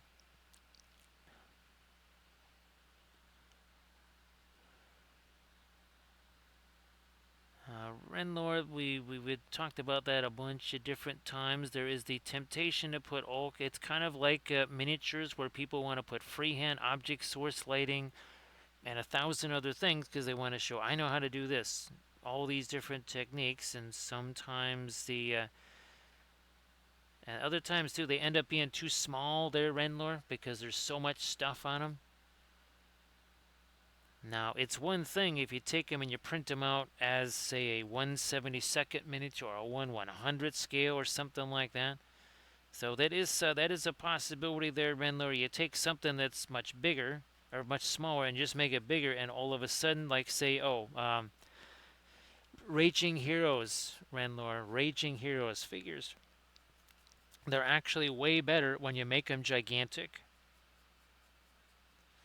because now all the little sneaky stuff that they put on there, it is a whole lot easier to see what in the world's going on, and it's a lot easier to actually paint it. So that might be something to consider, is again something like or an arch-villain. Now the arch-villain monsters, that's one thing, but the arch-villain infantry is really tiny. Now what I have a tendency to do with those is print those out at larger sizes, basically 72 mil or bigger.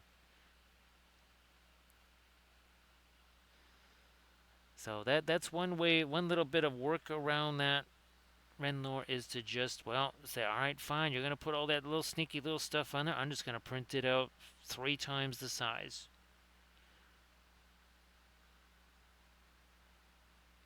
Because I know it certainly has helped me for sure. Again, especially things like Raging Heroes figs, whatever.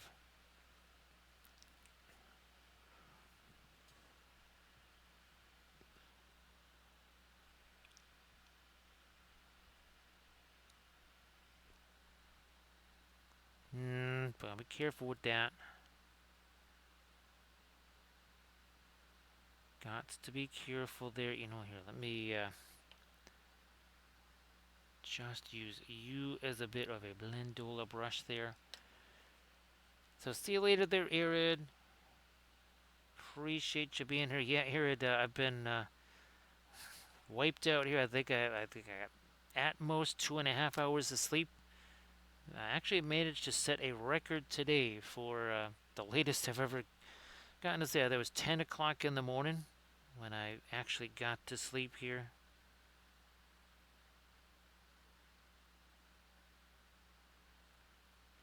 Yeah, that was looking at that clock going, oh my goodness. Yeah, that's reading 4 full numbers there. That ain't how that's supposed to go.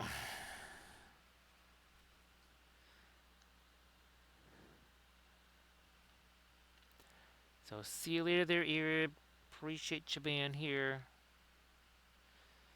So Renlor, basically you just go into scale, and there should be something that locks all the axes together. As long as you make sure the axes are locked together, you can scale up or down. No big deal. Now every slicer is going to be different, so that I can't really talk about in advance or whatever. But there's got to be something in every slicer that will lock those axes together. So when you change one, it changes them all.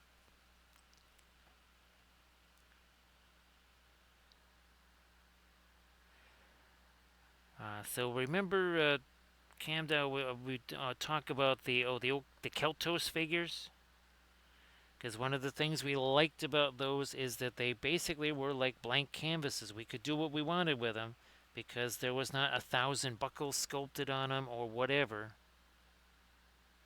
which gave us much more freedom to do stuff on those figures.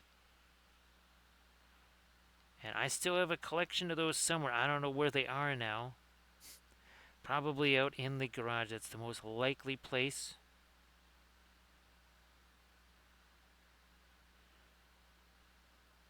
They would probably be considered kind of on the old side these days. Because, well, they are old. They're from the early 2000s, potentially even late 90s.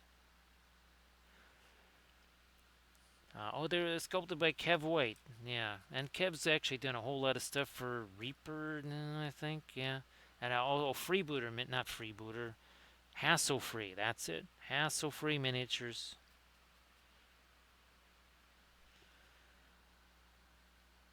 And again, the whole point of those was that they just would not have a bazillion things on them. Yeah, which made it easier to be able to, well, kind of do your own freehand, you do your own whatever.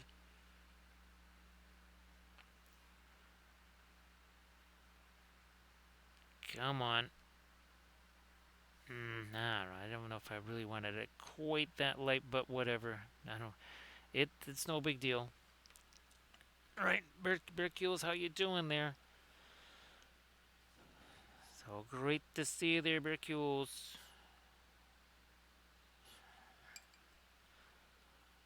Let's get our Galactica here and just gonna make sure. Yeah, I think I want to still try to get in a little bit more of that greenishness. Let's do that.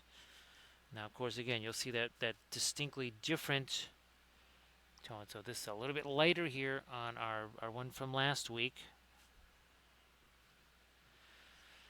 It's hard to believe, Recoil, this is the 5th one of these. I'm looking like, are you really? Yeah, this is the 5th one. Go figure, right, Recoil? I did not think we would get that deep into them. So there's again some of that greenishness there. We're gonna throw some of that over here. Look at that. See, a little bit of greenishness right there.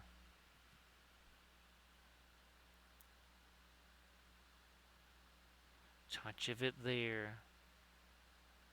Touch of it there. Maybe even some up here on the engine cowling here. So Recoil, one of the things I want to do is actually do a rather large painting of our Spacescape stuff, right? So Bricules, these were, well, we were hoping that we could print these out essentially at Battlefleet Gothic size, and then for all intents and purposes use them like in a Battlestar Battlefleet Gothic type setting, or game rules anyway. But the files, this is as small as you can print them, because they're all free files on Thingiverse. But you gotta print them at least this size, which makes them just monstrously too huge for Battlefleet Gothic. I mean, again, you're not playing BSG or Battlefleet Gothic rules, but when they're this giant, it's going to be a little bit unwieldy for actually trying to play a game. So Camda,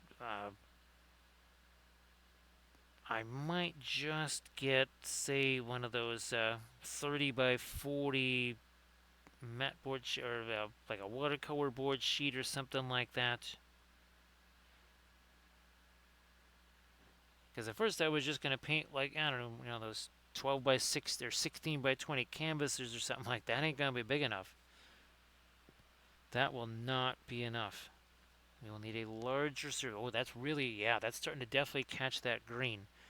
I didn't have to do much, and I was looking to come back into here with some kind of midtones anyways to try and do a little bit of blending and taking care of some brushstroke issues here. So that all worked out.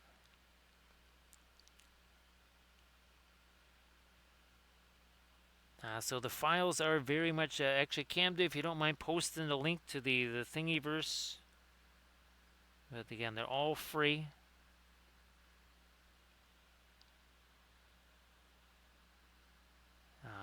Unfortunately, it's fairly simplified already, right? Right, Camden? There are no multiple pieces. Everything is one piece. And there is your link. Thanks, Camden. I know you've had to post it a bunch of times there. Appreciate that. And again, Camden, I'm glad that the merch is on its way to you there now. Finally, sorry that sorry that all cropped up there.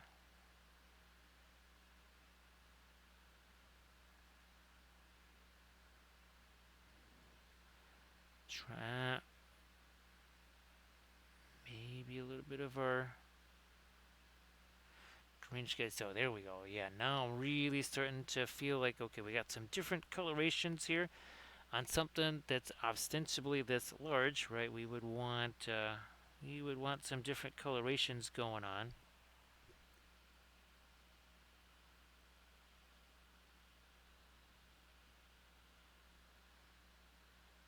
Okay, there's nothing in there. I'm gonna tone you down.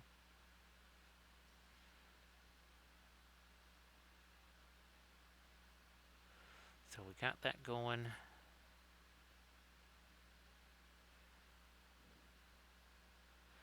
So yeah, Rico, I just realized that, well, let's see, what is it? It's the 26th, so yeah, I'm pretty sure the end of August is the end of the summer sale there on My Mini Factory. So I better hightail it on over there and make sure some of those things that I've had. Well, there's been a few folks that aren't participating in the summer sale.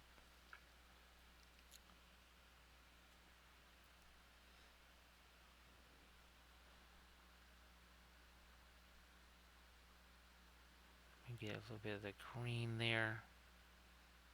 Also,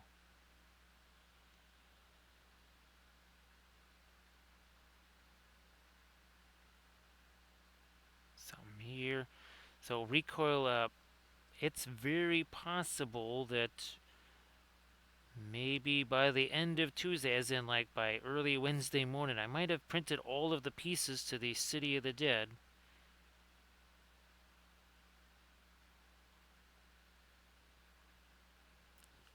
Essentially, that's basically like printing out the Hornburg. I'm guessing that it's kind of along that same size once all the pieces are together, because the two biggest pieces, are essentially like the entire build plate, and it's about, I don't know, almost a foot high. I'm sure it's probably challenging the height limit of the printer itself. And that's one from Printing Goes Ever On.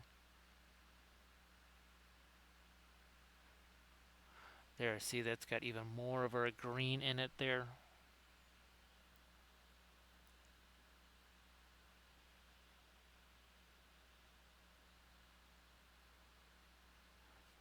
Here, let me try a little something here. Oh, no, wait. What do we got here?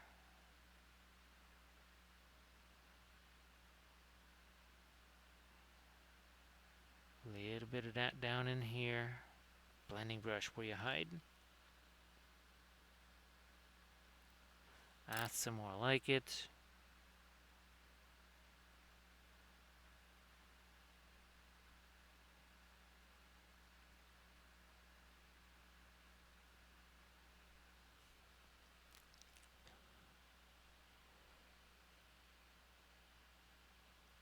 Gee whiz, so we got, I don't know, are there 31 days in August, Renler? It would be nice. I know Armored Wolf would not mind one extra day in August to try and get ready for a certain event.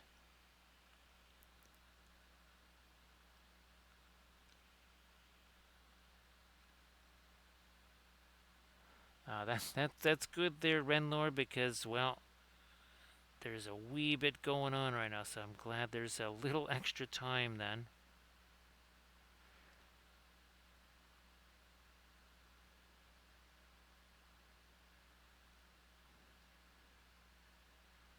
Some will get a little bit later there. All right, now let's bring back Galactica.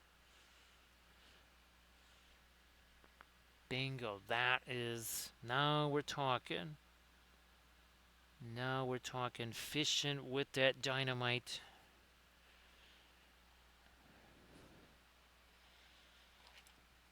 So let me know there, Mercules, if you can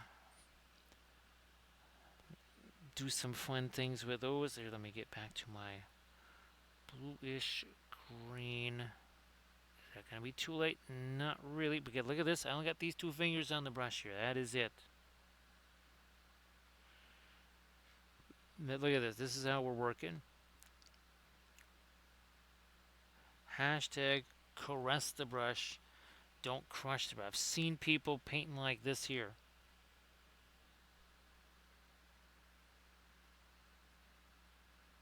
Well, it's going to tire you out if anything else. It's also going to make it real hard for you to do any kind of delicate stuff like, well, what we're doing here, right? If you got that death grip on the brush. It's no wonder some people get super tired after doing a session of painting because they're trying to snap the brush with their hand.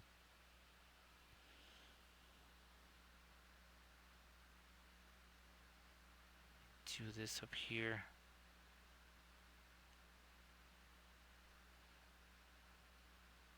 Right, but so we still got that violet over here, right? And then we have the sky blue over here. Got our warmer browns over there. Now those definitely start to have a bit of a glowy thing. Now I want to get one last little refresh here. Where the heck is our fast mat weight? I'm going to do a little refresh of this here. Like you do.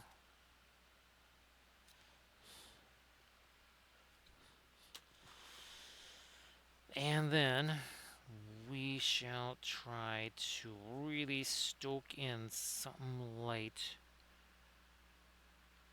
there. Like really go for it here.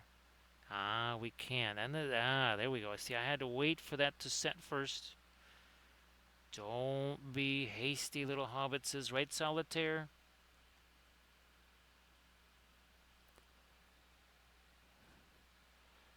Nice to see you there, Solitaire. I hope that all is well.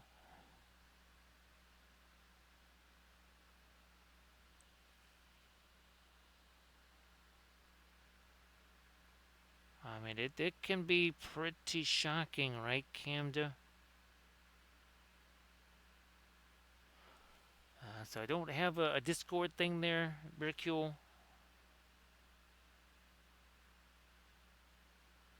Instagram, Facebook, two YouTube channels. That pretty much occupies all of the social media time there.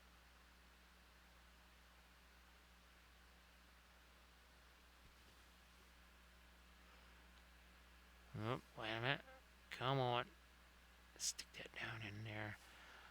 So yeah, you could see that. Look, again, got that warmer, darker gray there, and we have the cooler, lighter stuff here.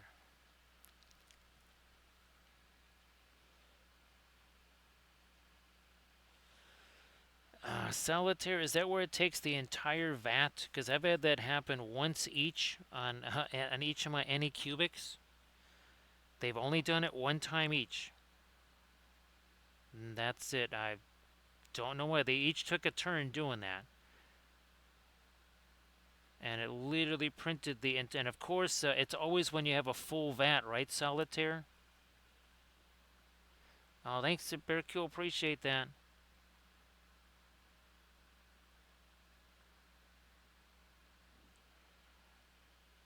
So yeah, Solitaire. Each one did that. The first time, I'm like literally trying to take a chisel to it out on the sidewalk. That was not the best idea. Not because of the chisel, but the sidewalk actually took some chunks out of it. I just wasn't sure if the inside of that, well, obviously, is it hollow or is it totally solid? I had no way to know, but it was a massive brick, so essentially, about 20 some dollars worth of resin was all turned into well, as you say, a nice little brick, a nice toxic brick. That was not super fun.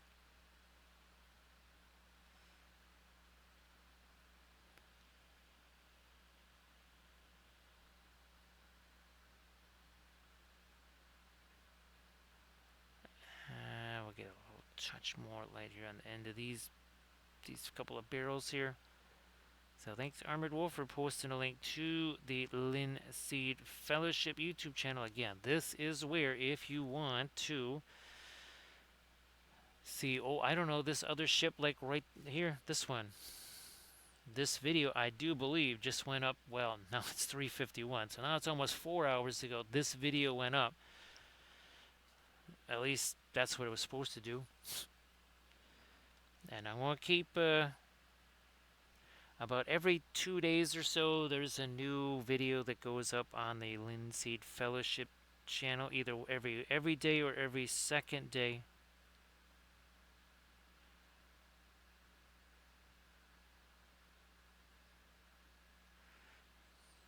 Okay, there we go. That is starting to work out a whole lot better there.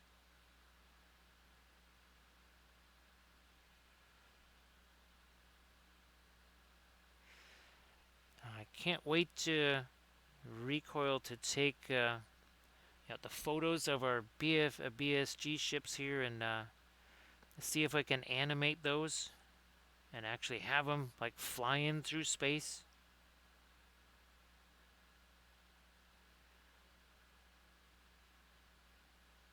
That would obviously first do the photos in GPTs, then take said photos and bring those modified ones into Reels, and then see what kind of magic we can make happen.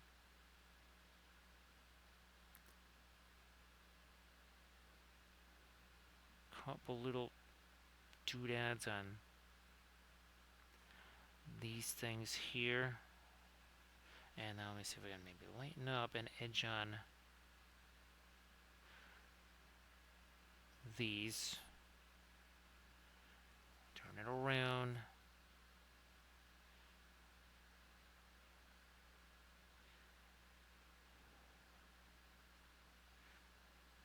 That barrel never really got anything lighter on it.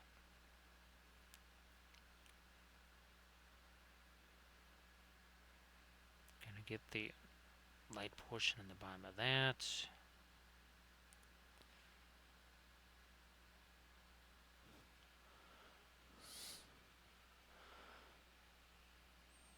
Yeah, Berkule's thing. That was the second channel that I opened up when we found out that all the stuff on the Twitch channel was going away.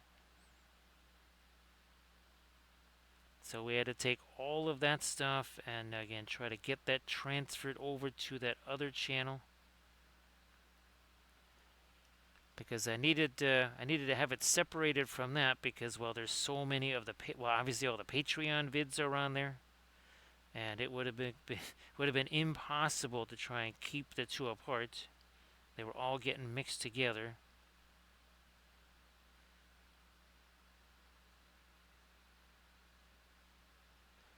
So thanks for doing that, Barracu. Appreciate that. Again, there's not going to be any ads on there, anything like that. That's not what it's there for. Oh, that also is probably going to be the channel where the Army Showcase vids go. And the other thing too, yeah, Barracu, what I can do is make a playlist there. So now if you want to see the BFG stuff or the BSG stuff, all you got to do is just go to the playlists. And it should be there. Now it's going to take a while for me to get all of like the older stuff.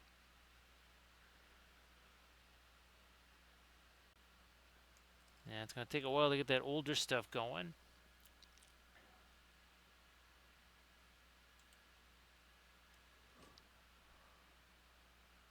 Where are we at here? Yeah, we're doing this.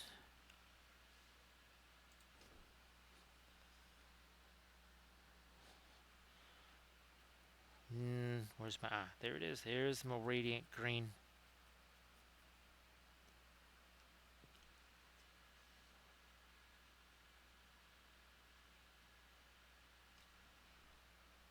A little bit more of that gray in there too, sure.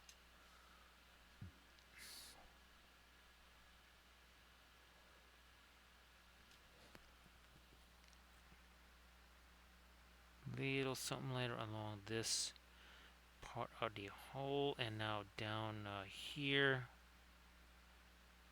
a little more. Edge here. Fine, we'll lighten you up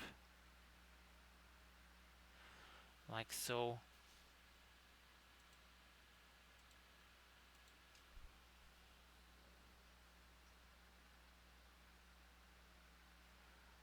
Touch of extra light down in the bottom of that barrel there.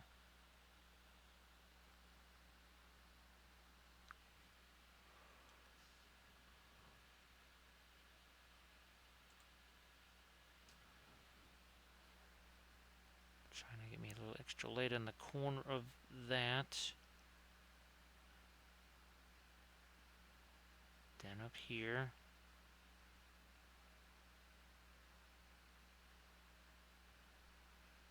Couple of those.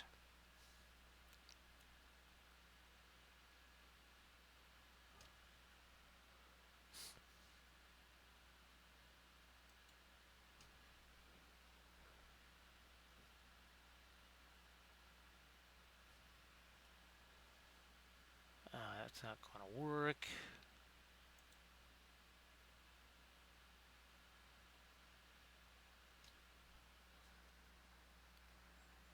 Gonna try to maybe lighten that, and we did that already. It's hard to tell where that begins and ends. That surface right there.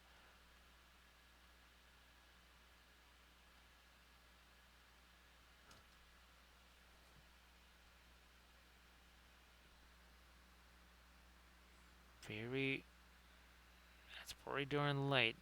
Gotta be judicious where that goes. And again, a lot of these little barrels here were either never printed or broke off because they are so microscopic. I mean, just way, way, way too microscopic.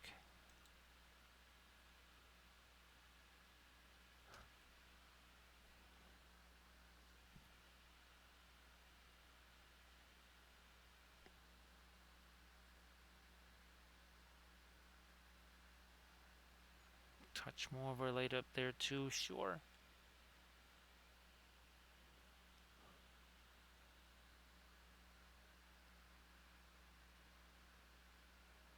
Last little bit there. But now as we, now it's 4 o'clock in the morning here. We've been doing this actually almost 5 hours now, so that is where we are going to be moseying on along. We want to say thanks to Armored Wolf for doing all those moderations, especially since, again, Dragon Con is approaching there, so appreciate that. Want to say thanks for all the bits and the subs and the follows and the cheers and the raids. We had some of those too. So thanks again, everybody, and of course, well, gee whiz, that's right. It's back to Flat Thursdays. Holy smokes, right? Yeah, it is back to our Flat Thursday challenge and more of these, because we're certainly not building up a big pile of these, aren't we, Camda? That's not happening at all. So yeah, we're going to take this thing here, we're going to chop it into 4 pieces, and then we're going to turn that into more spacescapes because reasons. It should be a different set of color schemes too. So thank you so much, Armored Wolf. Appreciate that. Oh, thanks, Camda. Oh, look at this, Camda. Just in time too, because that ain't a whole lot of medicine, is it? That's looking a little peaked right there. And thanks, Rico. Appreciate you showing up, and I can't wait to. Well, again, that's going to be very helpful what you've learned about Suno because I think the combination of the GPT, the Suno, and Skyrails is the way to go. I really think that would be very handy. So I'm going to get this array countdown underway here. So we appreciate that. And again, thanks everybody. And I will see you, going to see you on Thursday here. Wow, ship number 5 of our Galactica fleet.